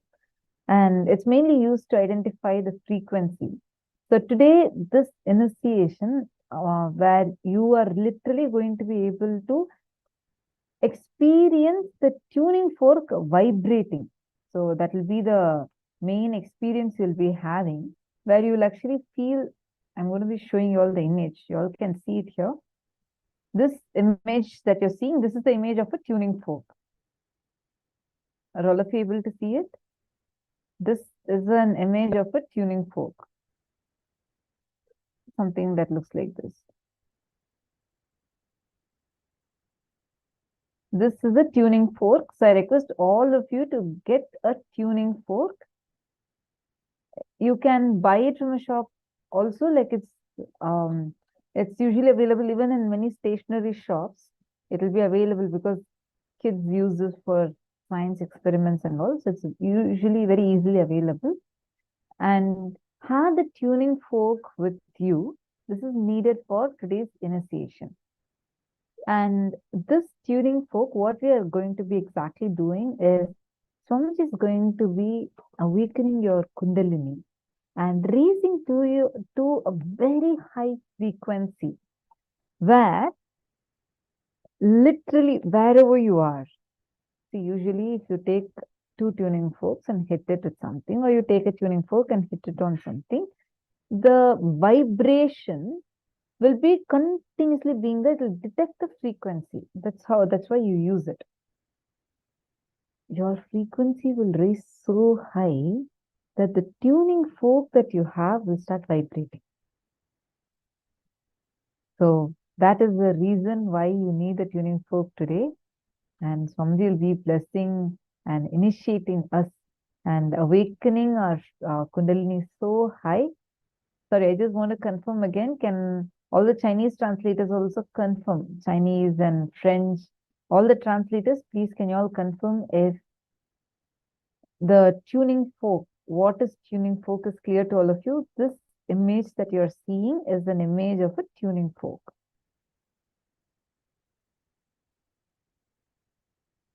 All of this clear?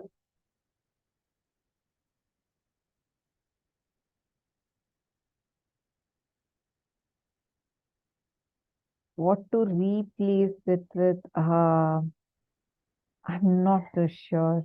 You can get a pendulum. Huh? See, all those who don't have a tuning fork, get a pendulum. Pendulum You can just create your own pendulum also. Just if you have a pendulum already with you, you can get it. Just suspend something with, like, I'll show what a pendulum is.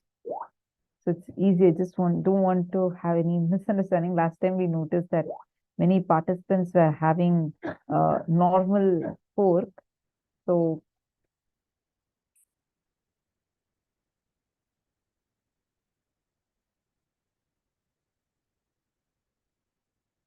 something like this. This is a pendulum. Let me show you. Yeah, this what all of us are seeing now is a pendulum, like a simple thing. Just one of it is enough. Just one pendulum is enough. You just need to have one simple pendulum. Like you can suspend anything. So this, like what you're seeing here in the clock, is a pendulum. You just need to suspend something like this and have the pendulum with you. And you can create your own simple pendulum and use it. The clock is not needed, just the hanging pendulum is needed, because that will also start rotating. Like without you having to do something, the pendulum by itself would start rotating. So that's,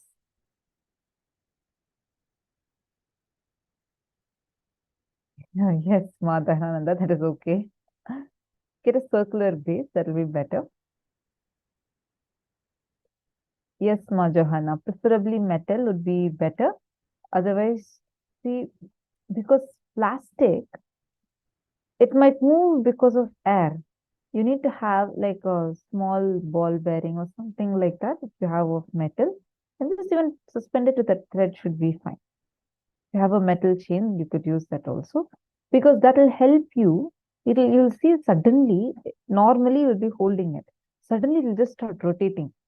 So wildly it will start rotating. So now let's all enter into our first session. And before we go into the first session, I see many of you who have been very sincerely attending the program. And out of that, like a lot of you are there. Ma Stephanie Dietiers or Ma Shukrendrananda, Ma Nitya Naresha, and Ma Jnana Pradata, Ma Dahanananda, and many of you who are attending very sincerely, meaning you'll be there in all the sessions. Same way, Ma Margarita. Now, I have a small request for all of you. See, even Ma Shamla, Ma Dona, Ma Priyesha, Ma Geeta Devi, there are a set of you who have been very, very, very sincerely attending the program every day. Now, I request all of you, take a few minutes. Understand there are people who are in real need of this. It is not that you're just going to be sharing with them, just say, okay, hey, you know what, just why don't you come and join the program? No, it is going to be transforming their life. See, someone introduced Swamiji to you, or probably a YouTube video popped up, and Swamiji himself got you here. But how you feel inside you now? You feel grateful, right? Somehow Swamiji is manifested in your life, and you're experiencing all the best things. Take a few minutes. I really request all of you, take a few minutes, reach out to people. Swamiji had given a Guru Vak of every day 11 new people. I request all of you, reach out to any 11 new people. You can tell them that you're attending this program. Let them come, at least today, one day. Anyways, this is weekend. Let them come and join you, be in the session from morning onwards. Let them come and join, be in the session along with you, and let them also experience it. I request all of you, take a few minutes and reach out. And once they come in the sessions, you all should let me know who has joined, and you can introduce them in the session. So just put it in the chat. This is the free pass that you can share with your friends. Understand? All the inhibitions that you carry, that you feel like, oh no, I'm not sure what my friends are going to say. All these are the delusions that is actually stopping you from you manifesting Paramashiva in you. Because these are the same kind of patterns that are there even inside of you, which is stopping you from power manifestation, which is stopping you from experiencing things, which is stopping your spiritual experiences. So do not allow that, do not cherish that. Ma Sadashiva Mayi, how are you doing? Nithyanandam.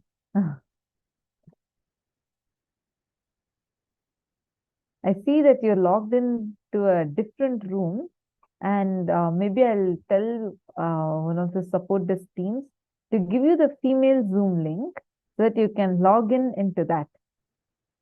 Because I kept missing you. Now only I'm noticing that you're sitting in this room. Come and join us in the other room. Okay? Ma Sadashima, you are like very, very sincere. I've been noticing from the beginning, from the time you joined the programs and attending one after another, and very, very like a sincere seeker. So just let me know. I will actually send you the other Zoom link so that you can join that.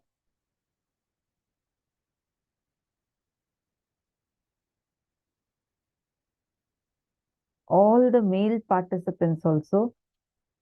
Nitandam, Purna Sukhanandaya, and Sunitikanandaya, Nitandam. I request all of you to be proactive. See, Purna Sukhanandaya, I have seen how sincerely you have been attending as so many seasons. See, take some time to reach out to people. Each of you do this. Just 11 new people. The transformation you will be bringing in their lives really will be phenomenal. Understand, only when you enrich, only when you cause someone's reality, it is not about saying, hey, you know what, can you just hop into the program? No, do not do that. Really understand what the other person is looking for. Break free from that shell that you are sitting in. This is for everyone. All of us are sitting in a small shell. We are happy with our transformations. We are experiencing many different things, but it's time that you come out of this shell. Share what you are experiencing to people. It'll really do so much good to you. Can I request all of you, just reach out to 11 new people, just 11, completely new. Don't even call the people that you already know from the Sangha. You can invite them. To them, you can just invite. But 11 new people, talk to them. Speak to them and understand what exactly they are looking for in their life. Aslim and Tirtharupaya, Alexaya, Brian Birch, I request all of you to do it. Nityanandam Nandakumaraya, are you also there?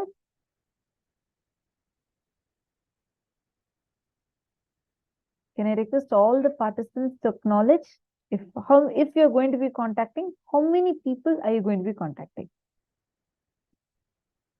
Let's see who all are ready for this jump.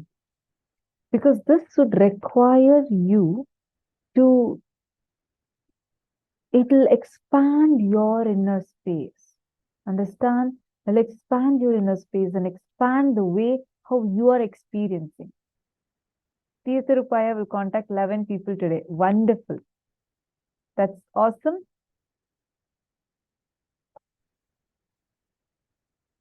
Ashokaminaya Nityanandam. Nice to have you here.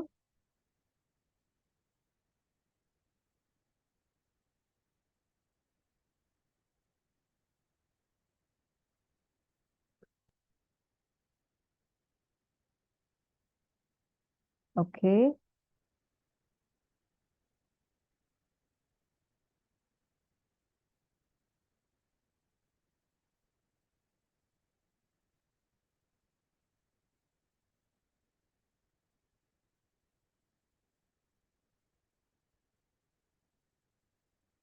So now you all can Okay, ma. Definitely, it is asking what kind of tuning fork should we buy? Anything is okay, ma.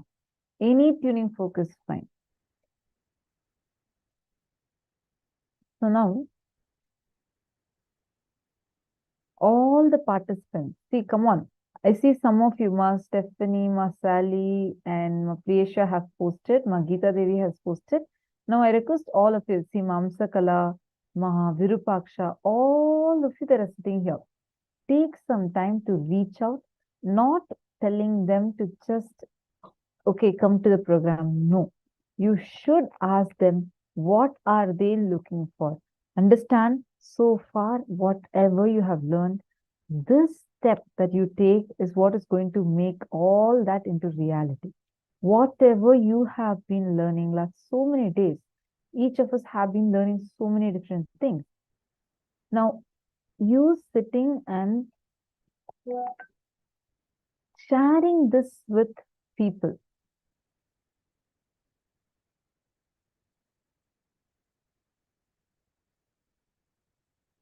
Today is the 18th day. So the powerful cognition that you have received, share this with people.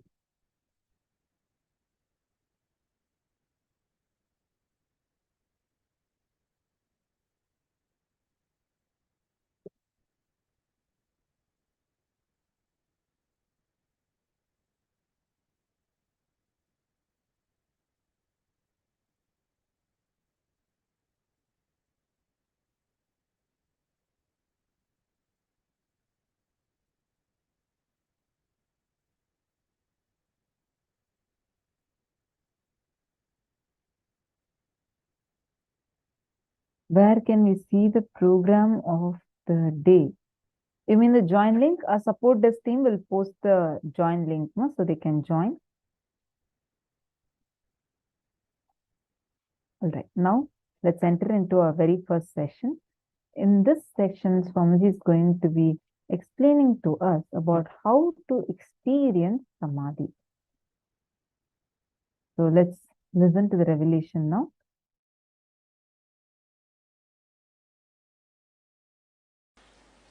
In Bhagavad Gita, 6th chapter, Dhyana Yoga, 9th verse.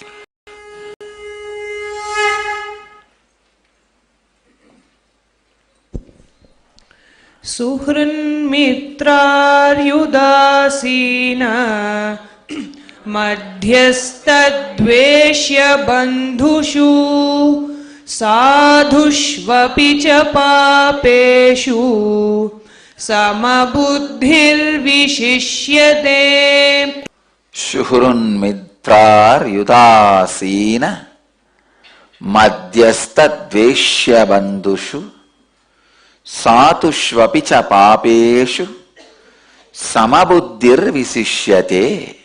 Wow.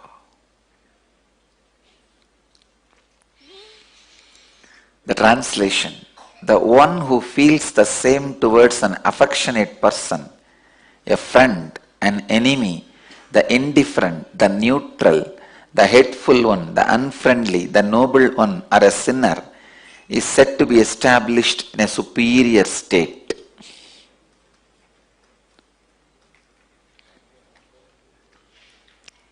Understand these few basic sacred secrets. Meditation is not an action, it is a lifestyle. That is why in the chapter on meditation, Bhagavan is talking about all these things. You can never start meditating, you can only become meditative. Understand? There is a vast difference between starting the meditation or becoming meditative. Meditation is not a anacin, metacin, antidepressant. No. Meditation is not anacin, metacin, antidepressant.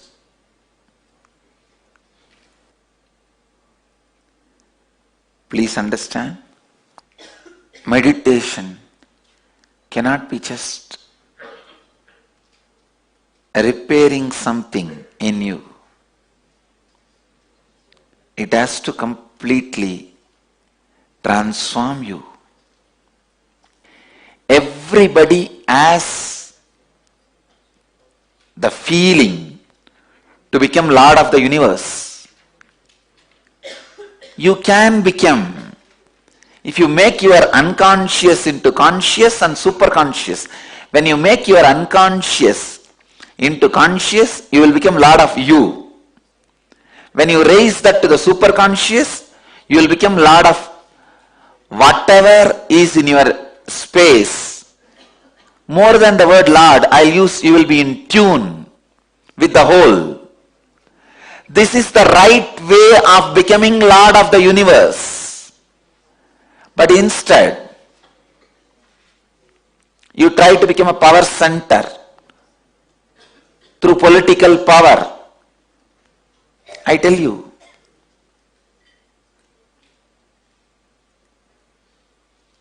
even in the school, the class leader, it is nothing but political power.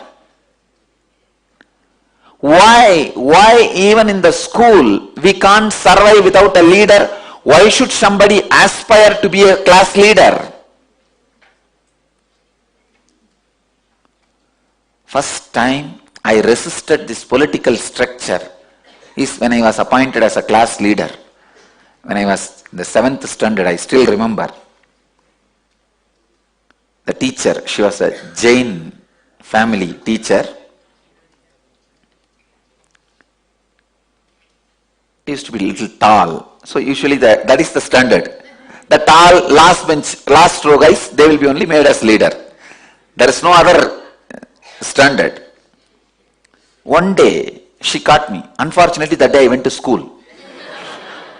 Usually I don't go. Somehow I went to the school, maybe first day of the school, like that, those auspicious days I don't miss. She caught hold of me and she said, you are the teacher, you are the leader of the class. I said, what do you mean leader? I don't even come to the class regularly. She said, that is why I am making you leader. If you are a leader, you have to come and regularly take the attendance. And you have to keep the class under the control. And I said, nothing doing. Leaders are the greatest followers. They lose their freedom. So I told my teacher, no, I will not be a leader. She insisted. Then we got into the argument. I said, leaders are the people who are not able to lead themselves, so they go on trying to satisfy that unable to control themselves by controlling others. When you are not able to lead you, that unfulfillment you try to fulfill by leading others or trying to lead others. Leading others is the ultimate hypocrisy. He also knows he is not going to listen to you. He will topple you down the moment he gets the chance. What is leadership? Group of followers waiting to topple down. One person. That one person is called leader. The unconsciousness, when it is not able to express through the proper channel and it finds shortcut to fulfill its ambition, it is called power structure. When the subconsciousness is not able to fulfill its purpose, the perversion it creates is greed structure. Let me explain this subconsciousness. What is subconsciousness? Subconsciousness is nothing but the space where you dump your unfulfilled but imagined, visualized fantasies. For example, if you are fasting by suppressing your desires for food, in 3 days you will see in the dream you are feasting. The suppression creates subconsciousness. Understand, the things you imagined, visualized, could not achieve but suppressing it, that is subconsciousness. That, when it is not able to fulfill itself, it comes out of you as a greed perversion. What is the way for the subconscious to release itself properly? Right amount of sleeping and dreaming. I tell you, if you have the right quality and quantity of sleep and dreaming, you will not suffer with greed-based structure. You will not be running behind money which is not required for you. That is why all the civilizations which are suffering with greed suffers with sleeplessness. All the civilizations which suffers with the subconscious greed suffers with sleeplessness. I tell you, healthy sleep and dream, you will be free from greed-based structure. Understand? I am going to the roots of this human suffering. Greed-based system, the money-based lifestyle is rooted on your subconsciousness. A good sleep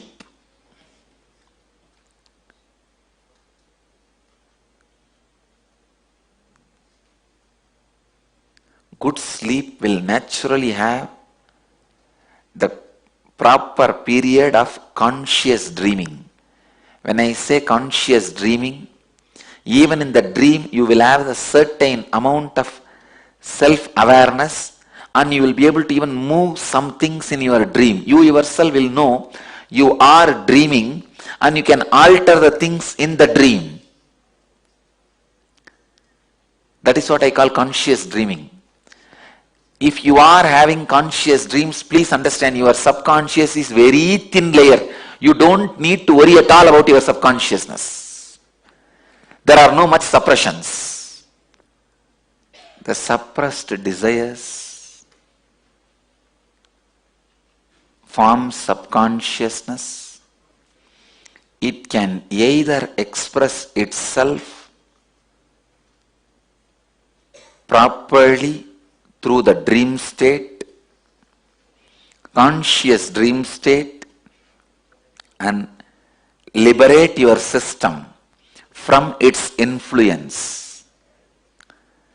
But when you don't allow that conscious dreaming and the good quality quantity sleep, it overtakes you, just overtakes you, and the system you create is greed-based money system. The collective suppressed subconscious is responsible for the collective belief, mass hysteric belief. That's the right word I'll use. Mass hysteric belief of money. Next, when the unconsciousness means you just don't know what you are missing, but you are missing something. When you know what you are missing, it is subconsciousness. When you don't even know what you are missing, but you are feeling you are missing something, is unconsciousness. When you don't miss anything, it is consciousness. When you become Mister of the Universe, it is super consciousness.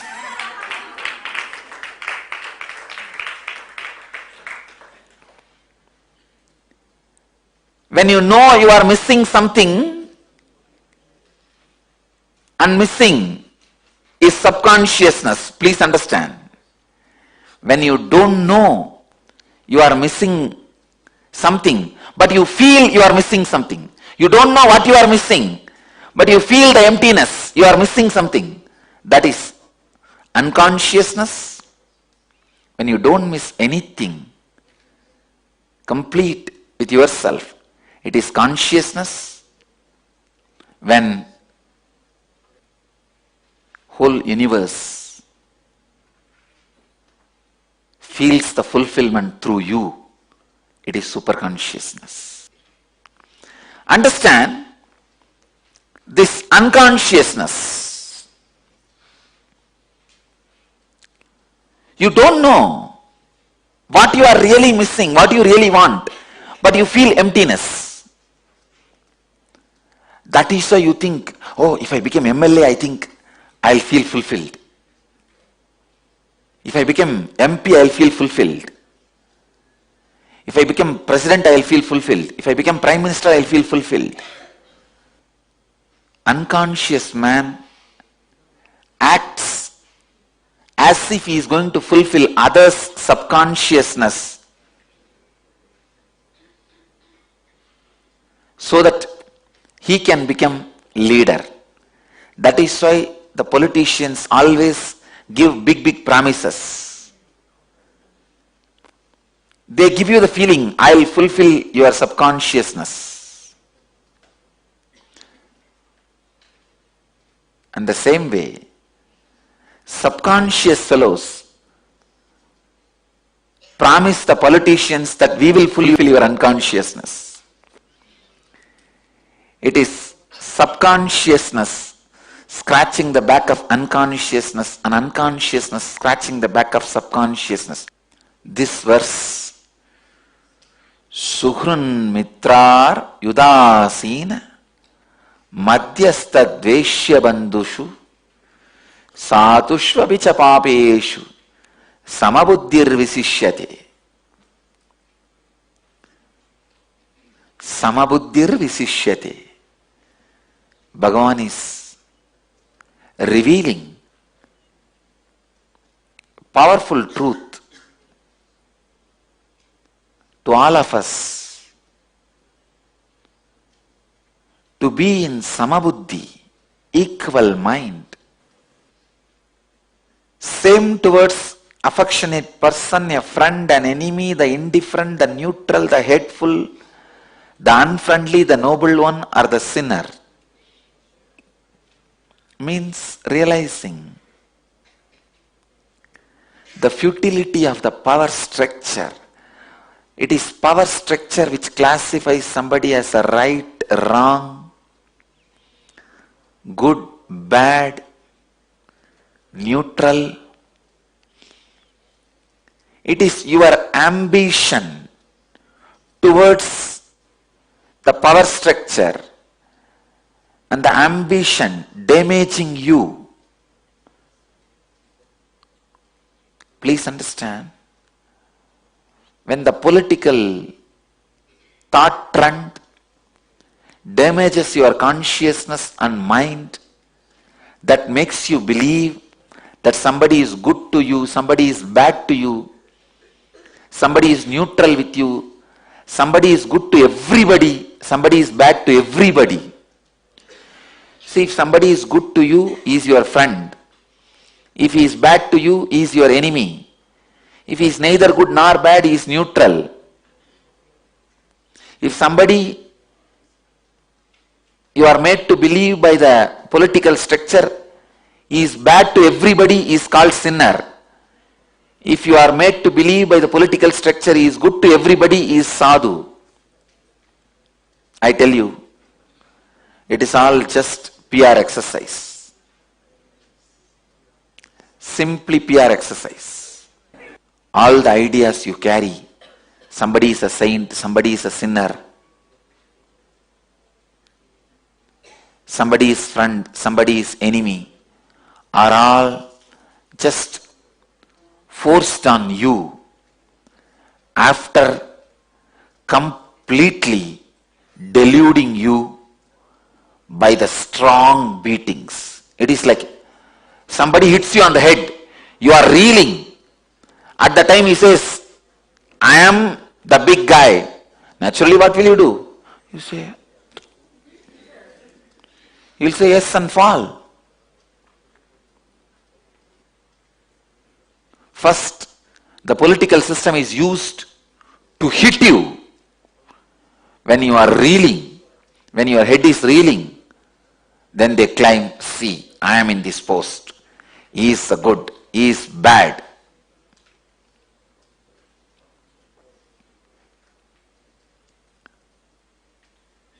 It is time we bring a human civilization where the money-based thought trend and political thought trend does not become part of our life. It just stands as a utility. Let the shoes be left in shoe stand. Umbrella be left in umbrella stand. Let them not come to the bedroom. Let the influence over the citizens by the political system be reduced.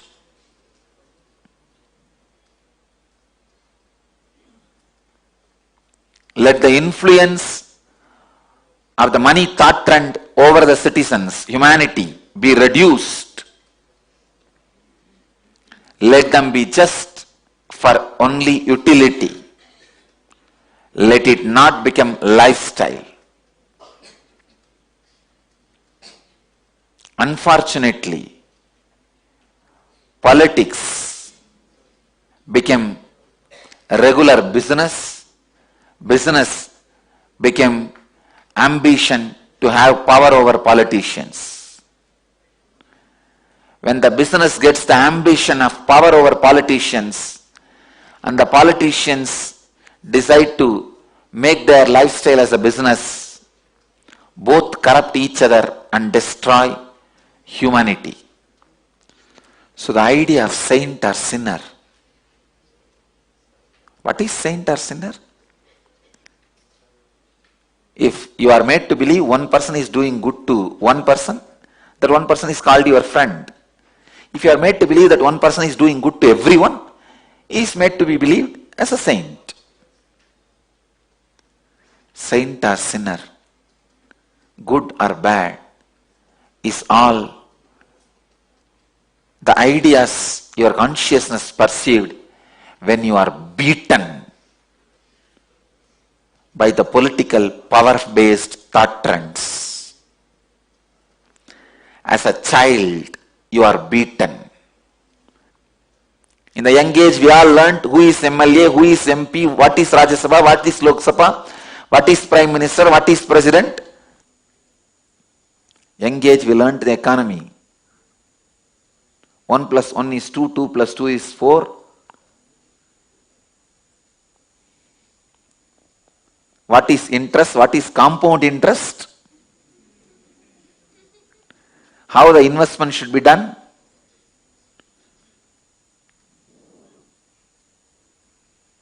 My Gurukul kids should know. There is no 1 plus 1. There is only 1, which is beyond 1. The 1 itself was created for utility.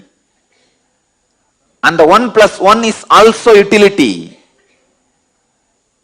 Things which you created for utility, when you became utility for them, it is like you create fire for you cooking and eating, but fire eats you.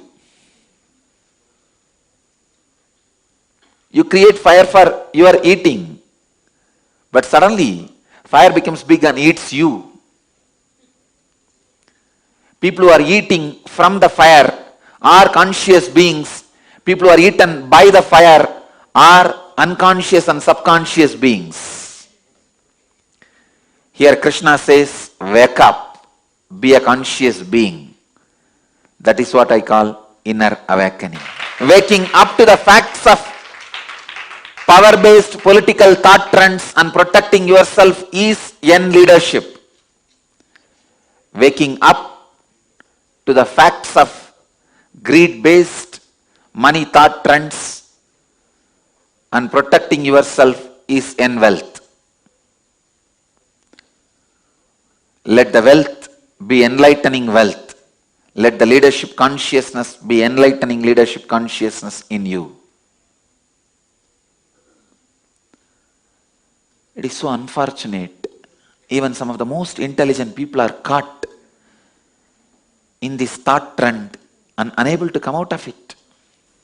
Understand the roots of why you feel somebody is friend, somebody is enemy, somebody is neutral, somebody is good, somebody is bad. Then you will understand all your ideas are just ideas. When you realize that, everybody will be graceful. The moment you feel everything and everybody is graceful, that is when you achieve what Bhagavan calls samabuddhir visishyate. Let your thought trend be repaired, purified, cleansed. Let the political thought structure, which is unconsciousness based, and the economical thought trend, which is subconscious based,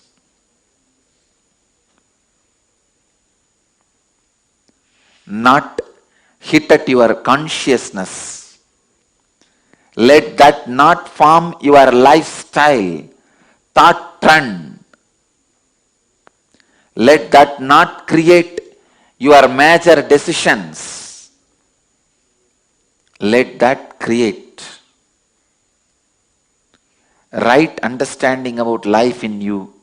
Let you become Jivan Mukta. Understand?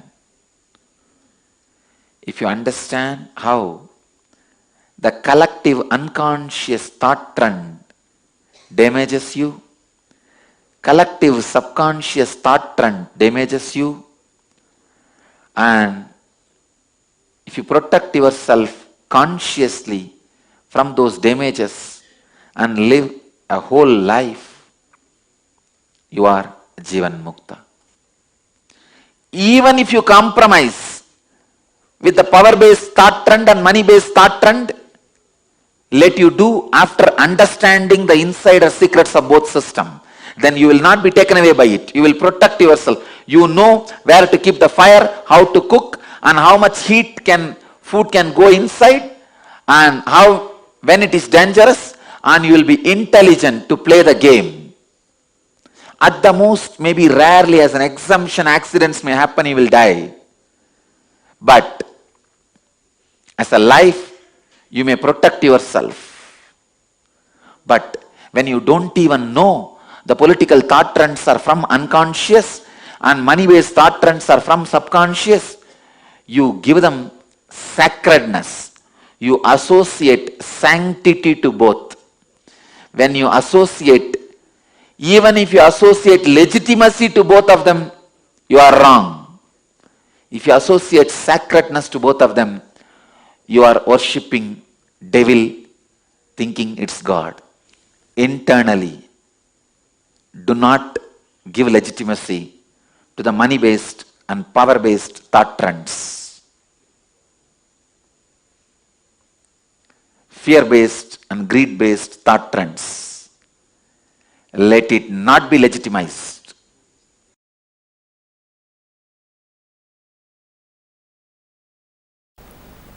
So all the outer world rules and regulations whether it is simple traffic rules or the law of the land, is based on the action performed. Commission and omission of acts, because outer world can understand only that, outer world functions only with that, outer world can measure only up to that. In search of stability and surety, possibility is forgotten. Listen. Yes, outer world can grasp only that. Whether you walk in the left side or right side, you should walk or not in the left side or right side. It can only go to that extent. Outer world can understand only that extent is not wrong, but they try to become fanatically declaring only that much exists is something seriously wrong.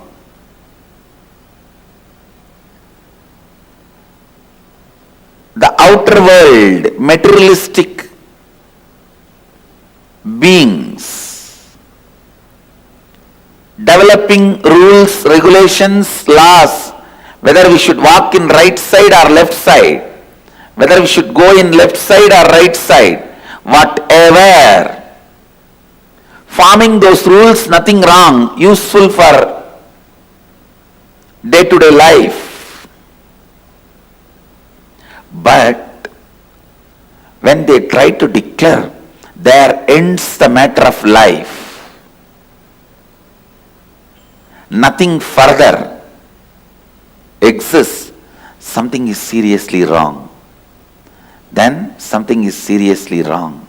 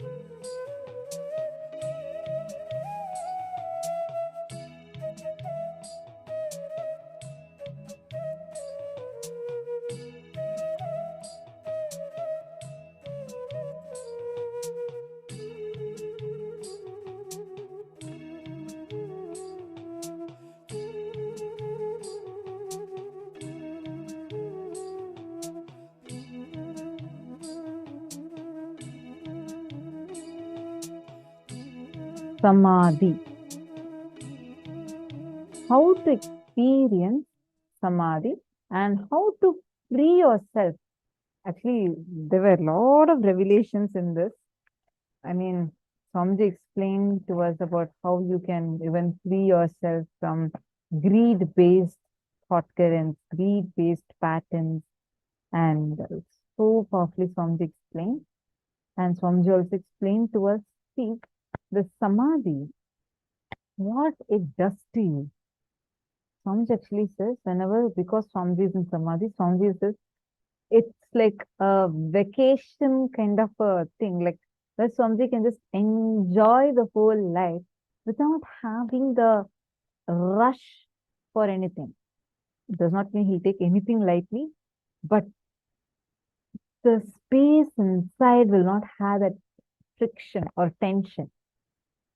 Now, right now, we all are caught up in this fear and greed-based thought current that the whole society is running with.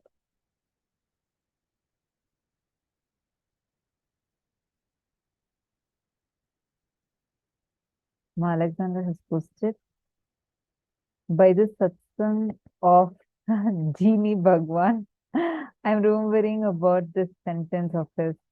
Everything is falling in place. It is not falling apart. Yes. That one statement actually can heal us from multiple levels, right, Ma Alexandra? Magita Devi has posted, when you have the right good quality and quantity of healthy sleep and conscious dreaming, it's not just dreaming, somebody said conscious dreaming, you will be free from greed-based structure. That's right. Did you understand what that right good quality of sleep means? See, good quality of sleep, if you notice like that, so many people sleep for hours together. It's not about the large quantity of sleep. The quality of sleep depends upon the inner space you carry and the health of your guts. These two really affect the quality of sleep you have. Now, let's understand about how to protect yourself from power-based or greed-based thought currents. We think,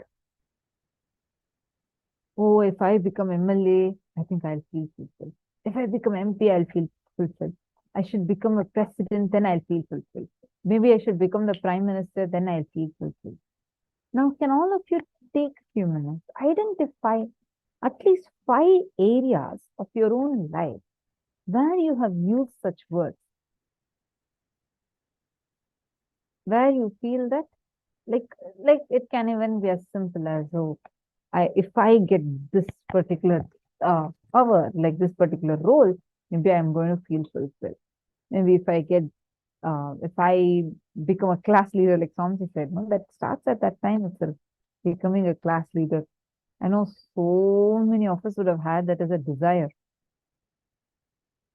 I request all of you, take a few minutes now and look in. Identify 5 such areas in your life where you've used such words. Start. Please start penning down.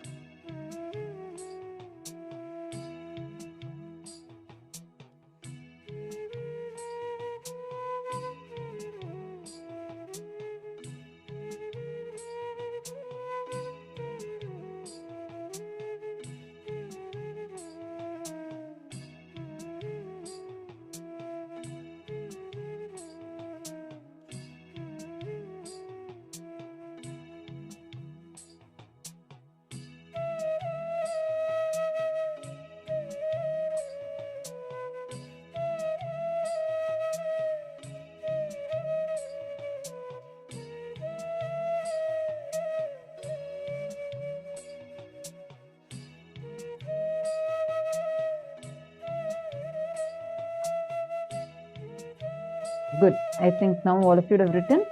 Now let's move to the next step. All of you have identified, right? Now we are going to be moving to the next step. Changing the object is never a solution. Changing the attitude is a solution. Make a list of things you feel attached to or things you feel greedy about. It might be a habit, perhaps a particular pleasure or an object or a person. Include anything or anyone in the list that makes you feel possessive, greedy, or lustful. For example, it can be pizza, dosa, sleep, anything. Just make a list of a few, at least make a list of 10 such things that makes you feel possessive or greedy about. Have all of you understood this step? Please pen down now.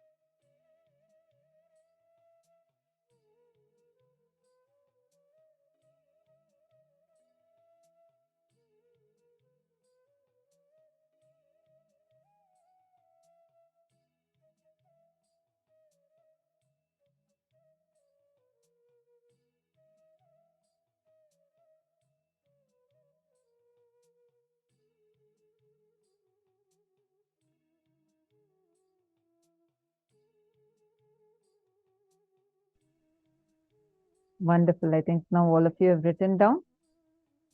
Finished writing? Are all of you understanding this so far? Now, listen carefully. Just sit and meditate with a deep, sacred feeling. Anything can become sacred when you are respectful and feeling connected to it. Bring in respect towards the object or person. For example, if it's pizza, look at pizza. Just see from where the sacred feeling is coming. The pizza or the moment when you're enjoying the pizza. For those few moments, you're experiencing low thoughts, low number of thoughts, away from your worries and unclutched experience. Samam kaya shiro grivam dharayanachalam sthiraha samprekshya nasikagram swam yashashanavalokayan. Holding the entire body, the neck and the head in a steady manner. Look intensely at the tip of the nose without being distracted in any way. This is the revelation from Bhagavad Gita, chapter 6, Dhyana Yoga, 13th verse. Now, what we are going to be doing is, we are going to be sitting and looking at the object.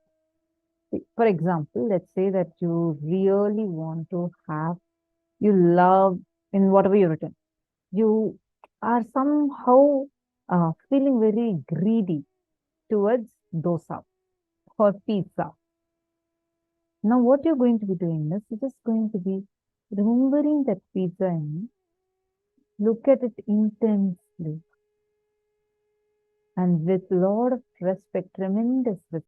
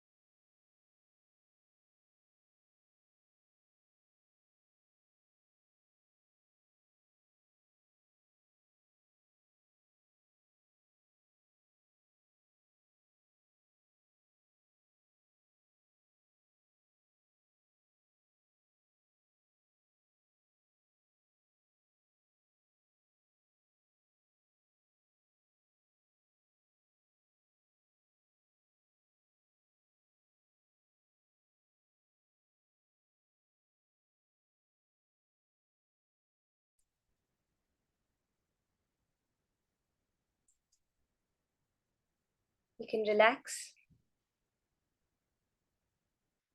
Relax from the meditation. When you bring in a space of oneness, of love with everything around you, then you know the oneness, you know that there is no place or person far away from you. When you think of Pluto, when your mind is in Pluto, you are in Pluto at that moment. That is the understanding. That is the truth. The minute you have put your awareness on a particular place, you are in that place. Right now, in this moment, that place is known to you. The power we are going to be entering into today is the power of Dura Shruti, the power of being able to hear at a distance. You're going to be able to hear an audio which is played at any far off distance. That is the beautiful power that we're going to be starting with today.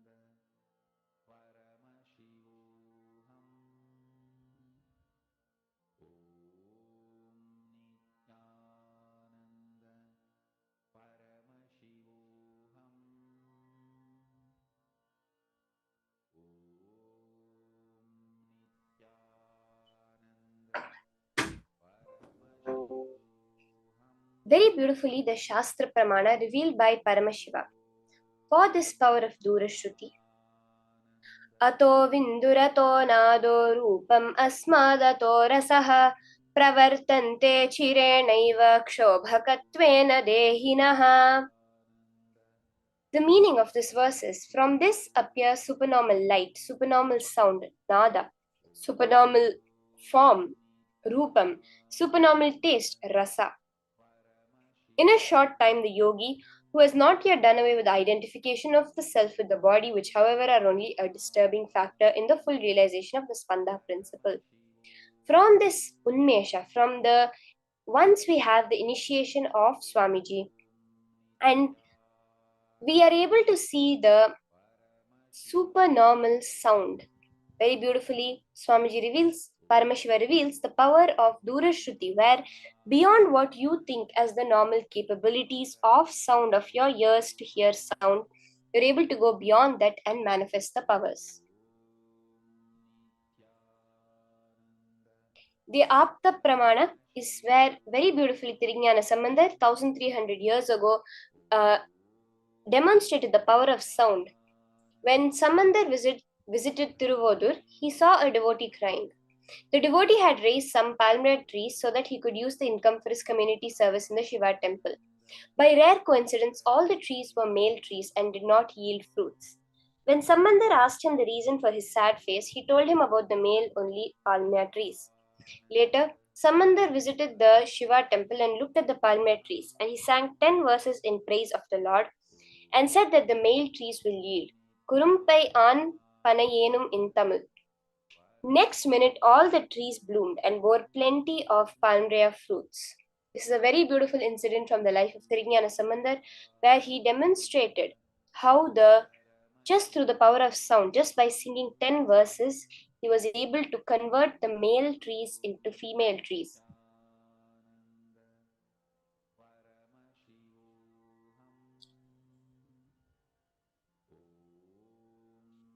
So let's start with this power manifestation.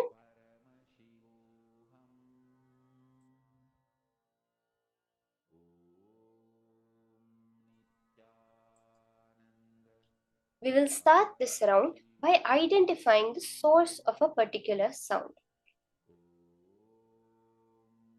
You're going to be mastering the science of sound with this power.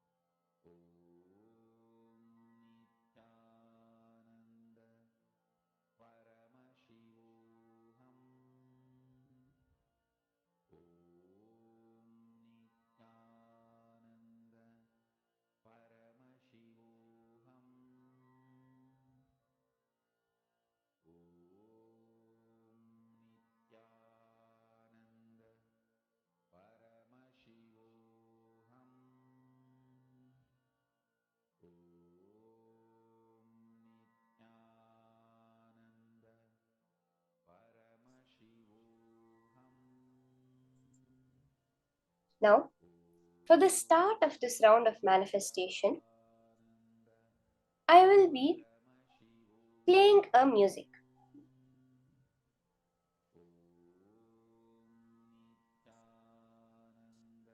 I'll be playing a certain music, some sound, it might be some anything, some audio I'm going to be playing over here.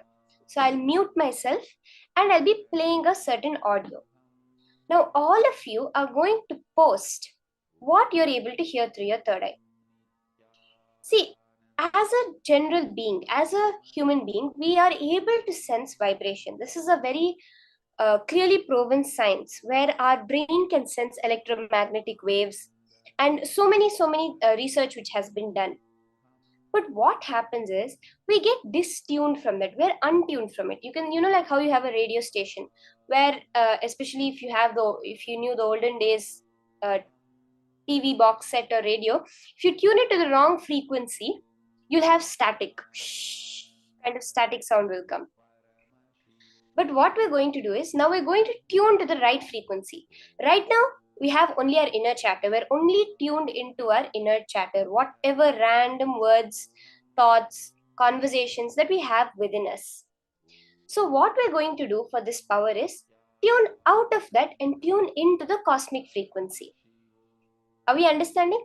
That our whole being is just a receiver. We are a receiver of consciousness, a receiver of sound, a receiver of light. So from that space, when you understand, when you tune into the right sound, whatever music I am playing here will immediately be revealed to you. So are we ready for this? Chant. As you're doing the power manifestation, chant the Mahavakya intensely, sit straight and listen to the pure silence of your inner space, where just like a receiver, when it receives the right channel, it comes as music, it comes as a talk, anything. When you're going to tune yourself to the cosmic frequency and connect to what sound that I'm playing over here. So let's do the first round. Let's start. Chanta Mahavakya.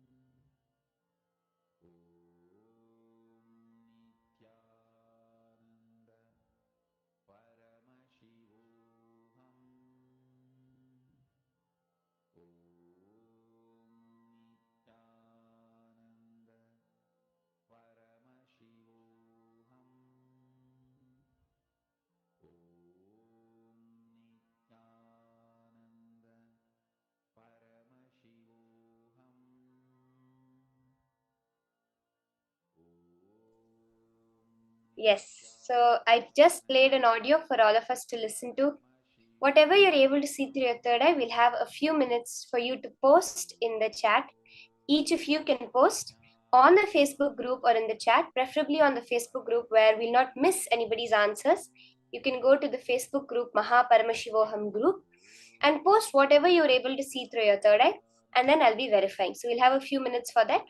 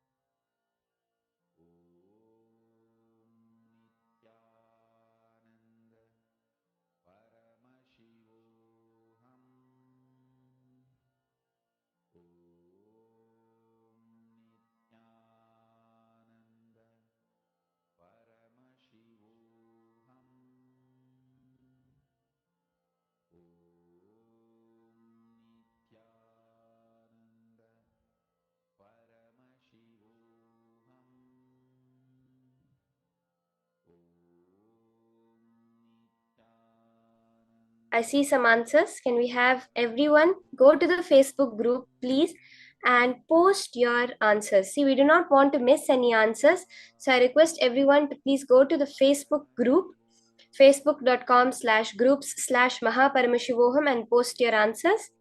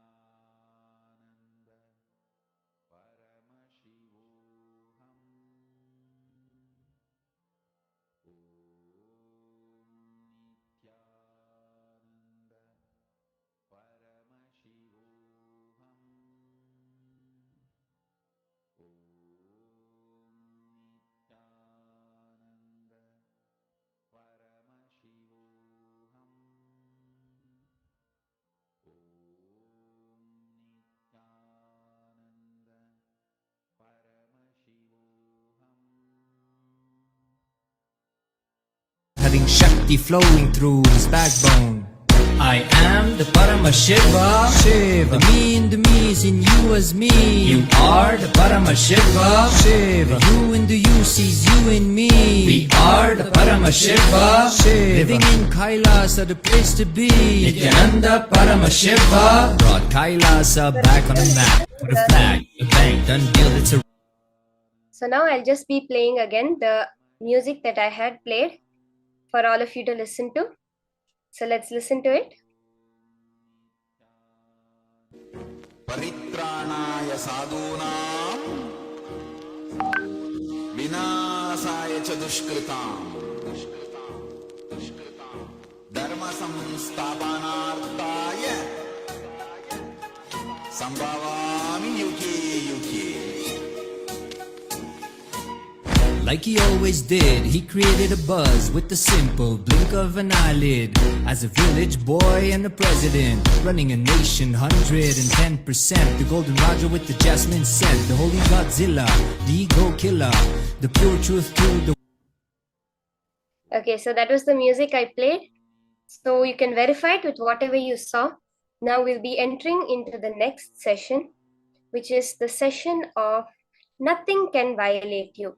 Swamiji is now going to be revealing us many powerful cognitions on how nothing in life can violate us. There can be no suffering for us in life. Let's now hear this from Swamiji.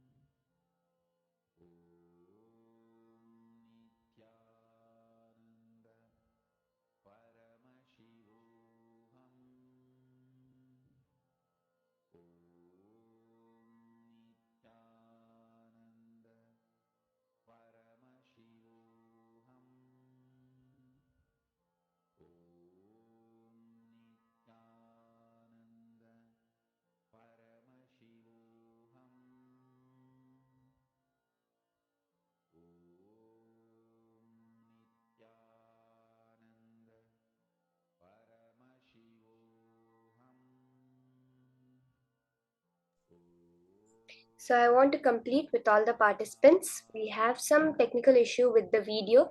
There was no audio for the video. So while we fix that issue, we will be entering into the next session after that, which is the beautiful revelations from Swamiji on Bhakti, the ultimate ecstasy. Let's now hear these revelations from Swamiji.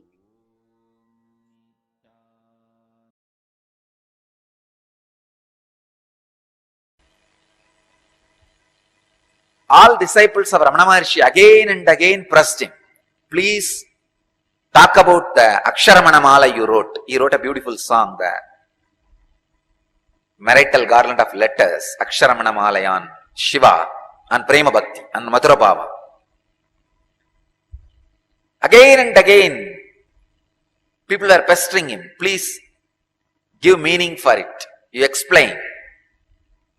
He said, there are something, if it is spoken, it is degraded, that's all. The very word will make it dirty. Either you should just understand and keep quiet about it, just deny the very existence of it. But if you start speaking verbally, the whole joy will be lost. The whole thing will become dirty. It will be reduced to words which can be given any meaning. So again and again and again, Ramana Maharshi avoids talking about his great ecstatic love with Shiva. Then one disciple asks him, if it is so sacred, if it is so secret, why did you sing it out? Why did you share it with us? Then Bhagavan says, I did not sing it for public. I sang for Shiva. Only few people were around me were there when I sang, but those few people I felt they are my very extension. They are not different. Just because those few were very my extension, only they were around me, I sang to Arunachala. Same way, when Manikavasagar was asked to give meaning for Tiruvasagam,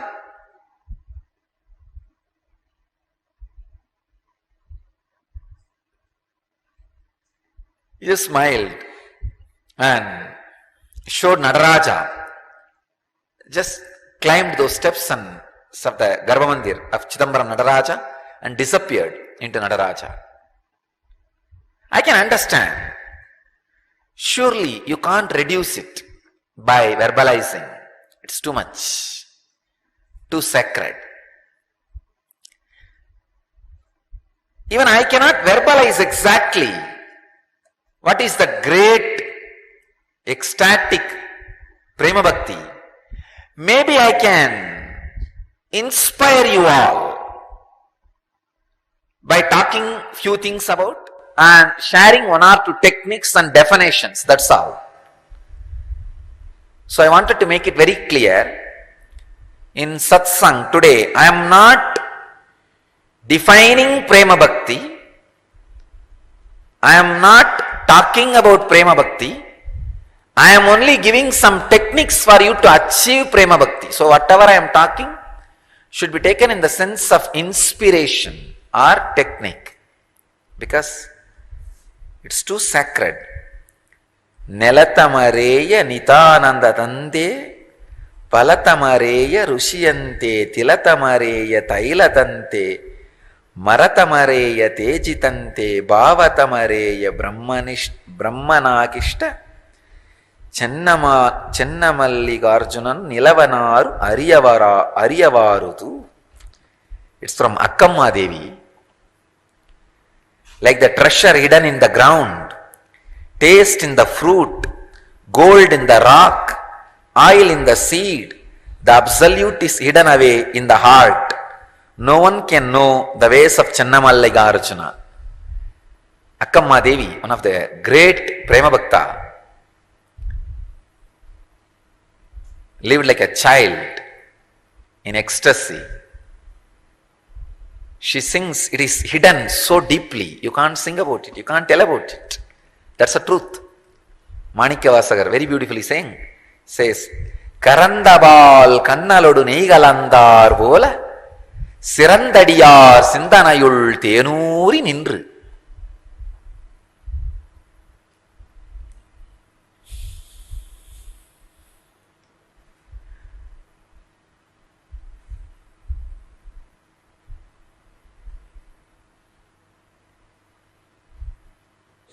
Karandabal kannalodu neigalandar vola Sirandadiyar Sindanayul Tenuri Nindru.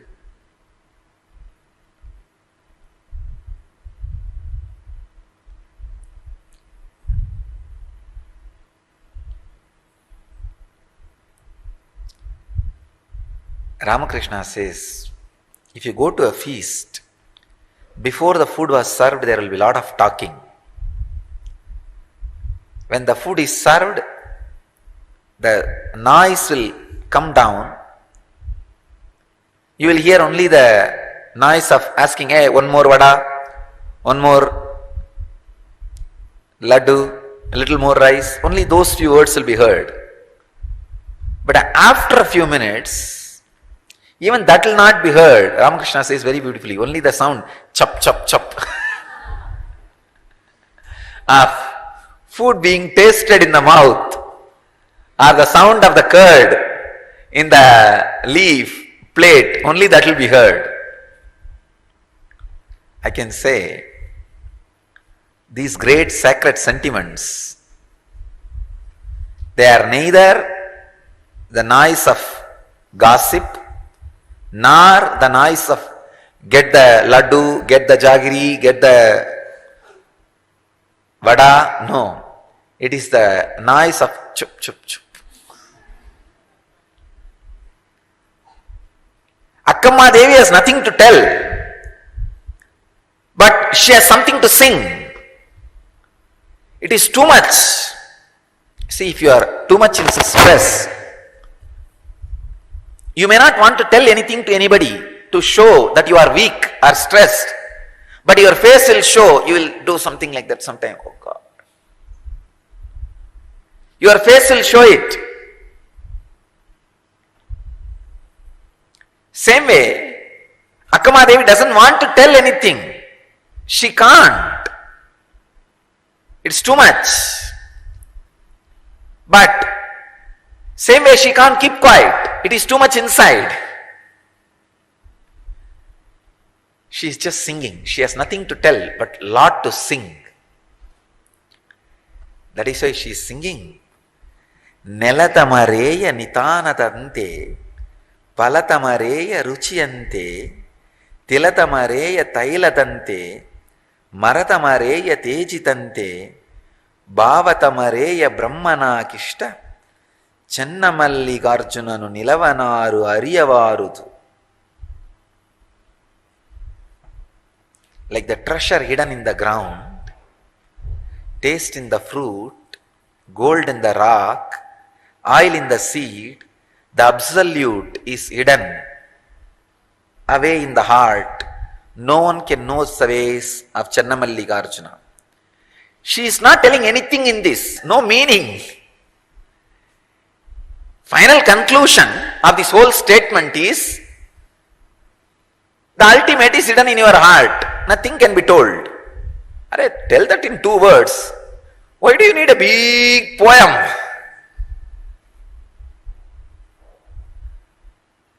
Because it is too much to be told in 2 words. You can't do anything. When you are possessed with that experience, anything you do is poetry.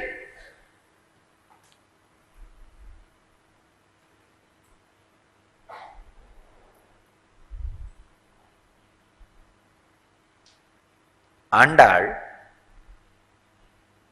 every day she will wear the garland which is made for Krishna, Vishnu. One day the father, of course, who brought her up. We don't know who is the physical father or the biological father. We only know somebody who brought her up. Nammalvar, Periyalvar.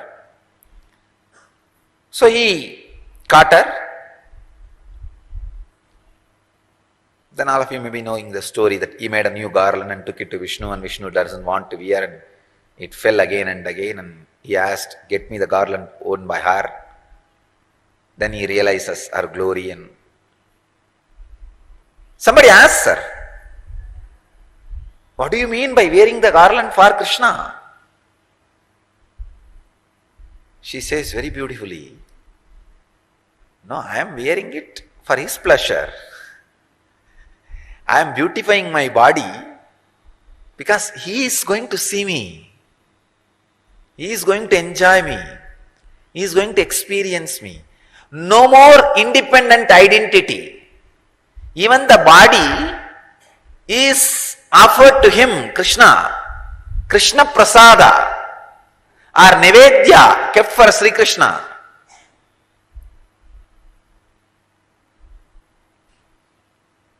That is why Krishna could not feel that is a different body. He said, let me wear the garland, put on her body.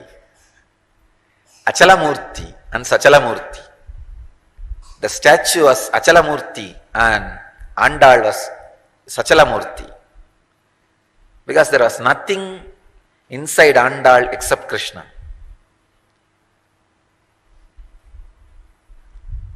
Dressing up because Krishna will see me. This belongs to him. So Akkamma Devi has nothing to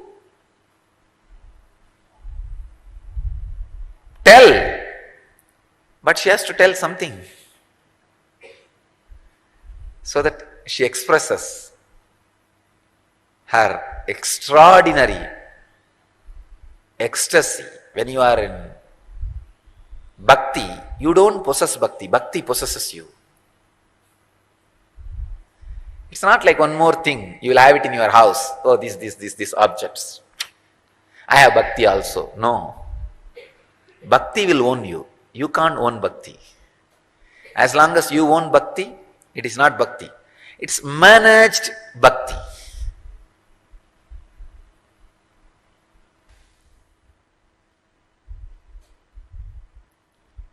Bhakti is awakening of the non-mechanical parts of your brain.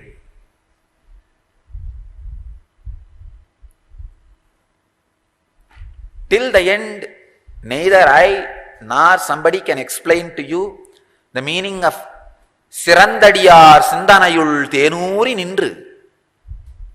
No. I can give you the translation, but I can't give you the meaning. Translation says, in the heart of the devotees, you ooze out like a honey. What do you understand? You understand the word honey, heart of the devotees, oozing out, and you try to fix all that and create a visualization. There is a heart, and like pus usually oozes out in the wound, from the wound, the honey oozes out from the heart. If really honey oozes out from the heart, what do you need? You need a bypass surgery.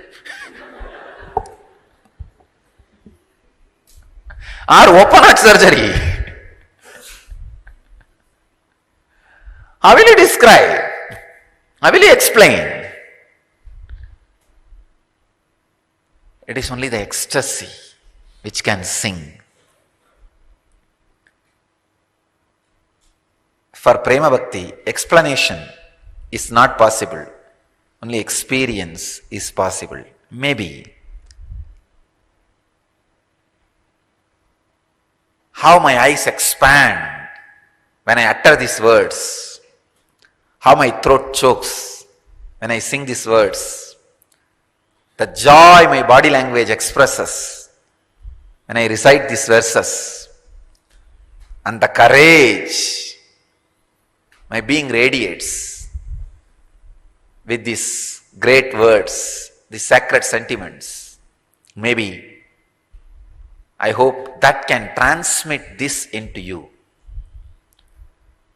The experience may be transmitted into you. That is the only reason I do go on singing, talking every morning.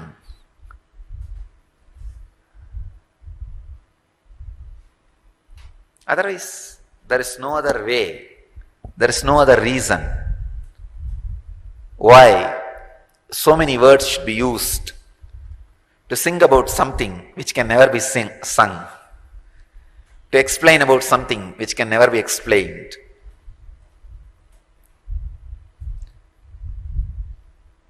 Maybe I'll try to define one or two things from the Narada Bhakti Sutras.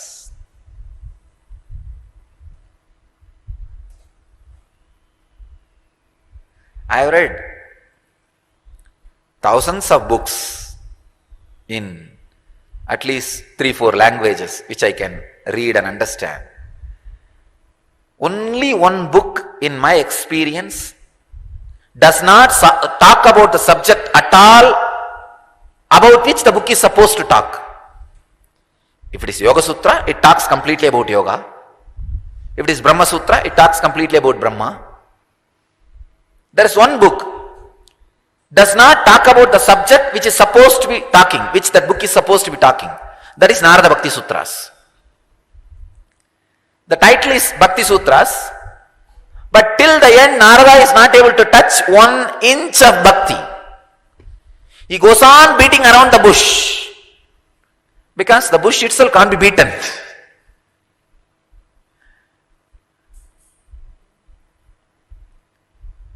He just stands in this corner and takes a photograph. Oh, this looks nice. And jumps that corner and takes one more snap. Oh, this looks nice. But till the end, he is not able to create a portrait of the person. Understand? No one can create a portrait of bhakti. You may take different snaps from different corners and say that this is the most authentic snap, photograph. No. Here is a one snap from one corner from Narada's Bhakti Sutras.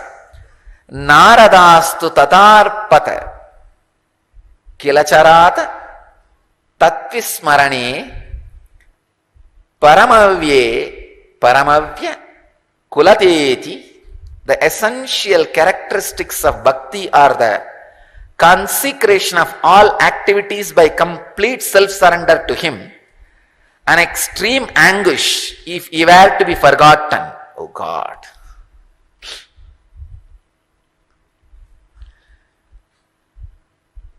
He is describing a deep passions and passion in this one sutra.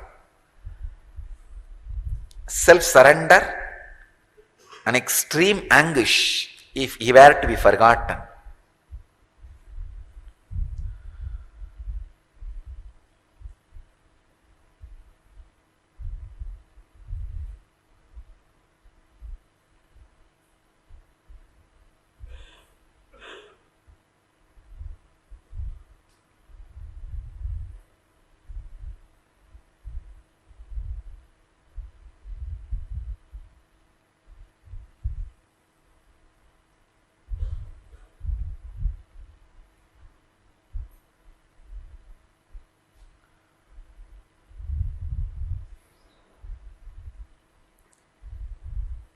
Complete passions, surrender, an intense passion, the seeking, is the essence of Prema Bhakti.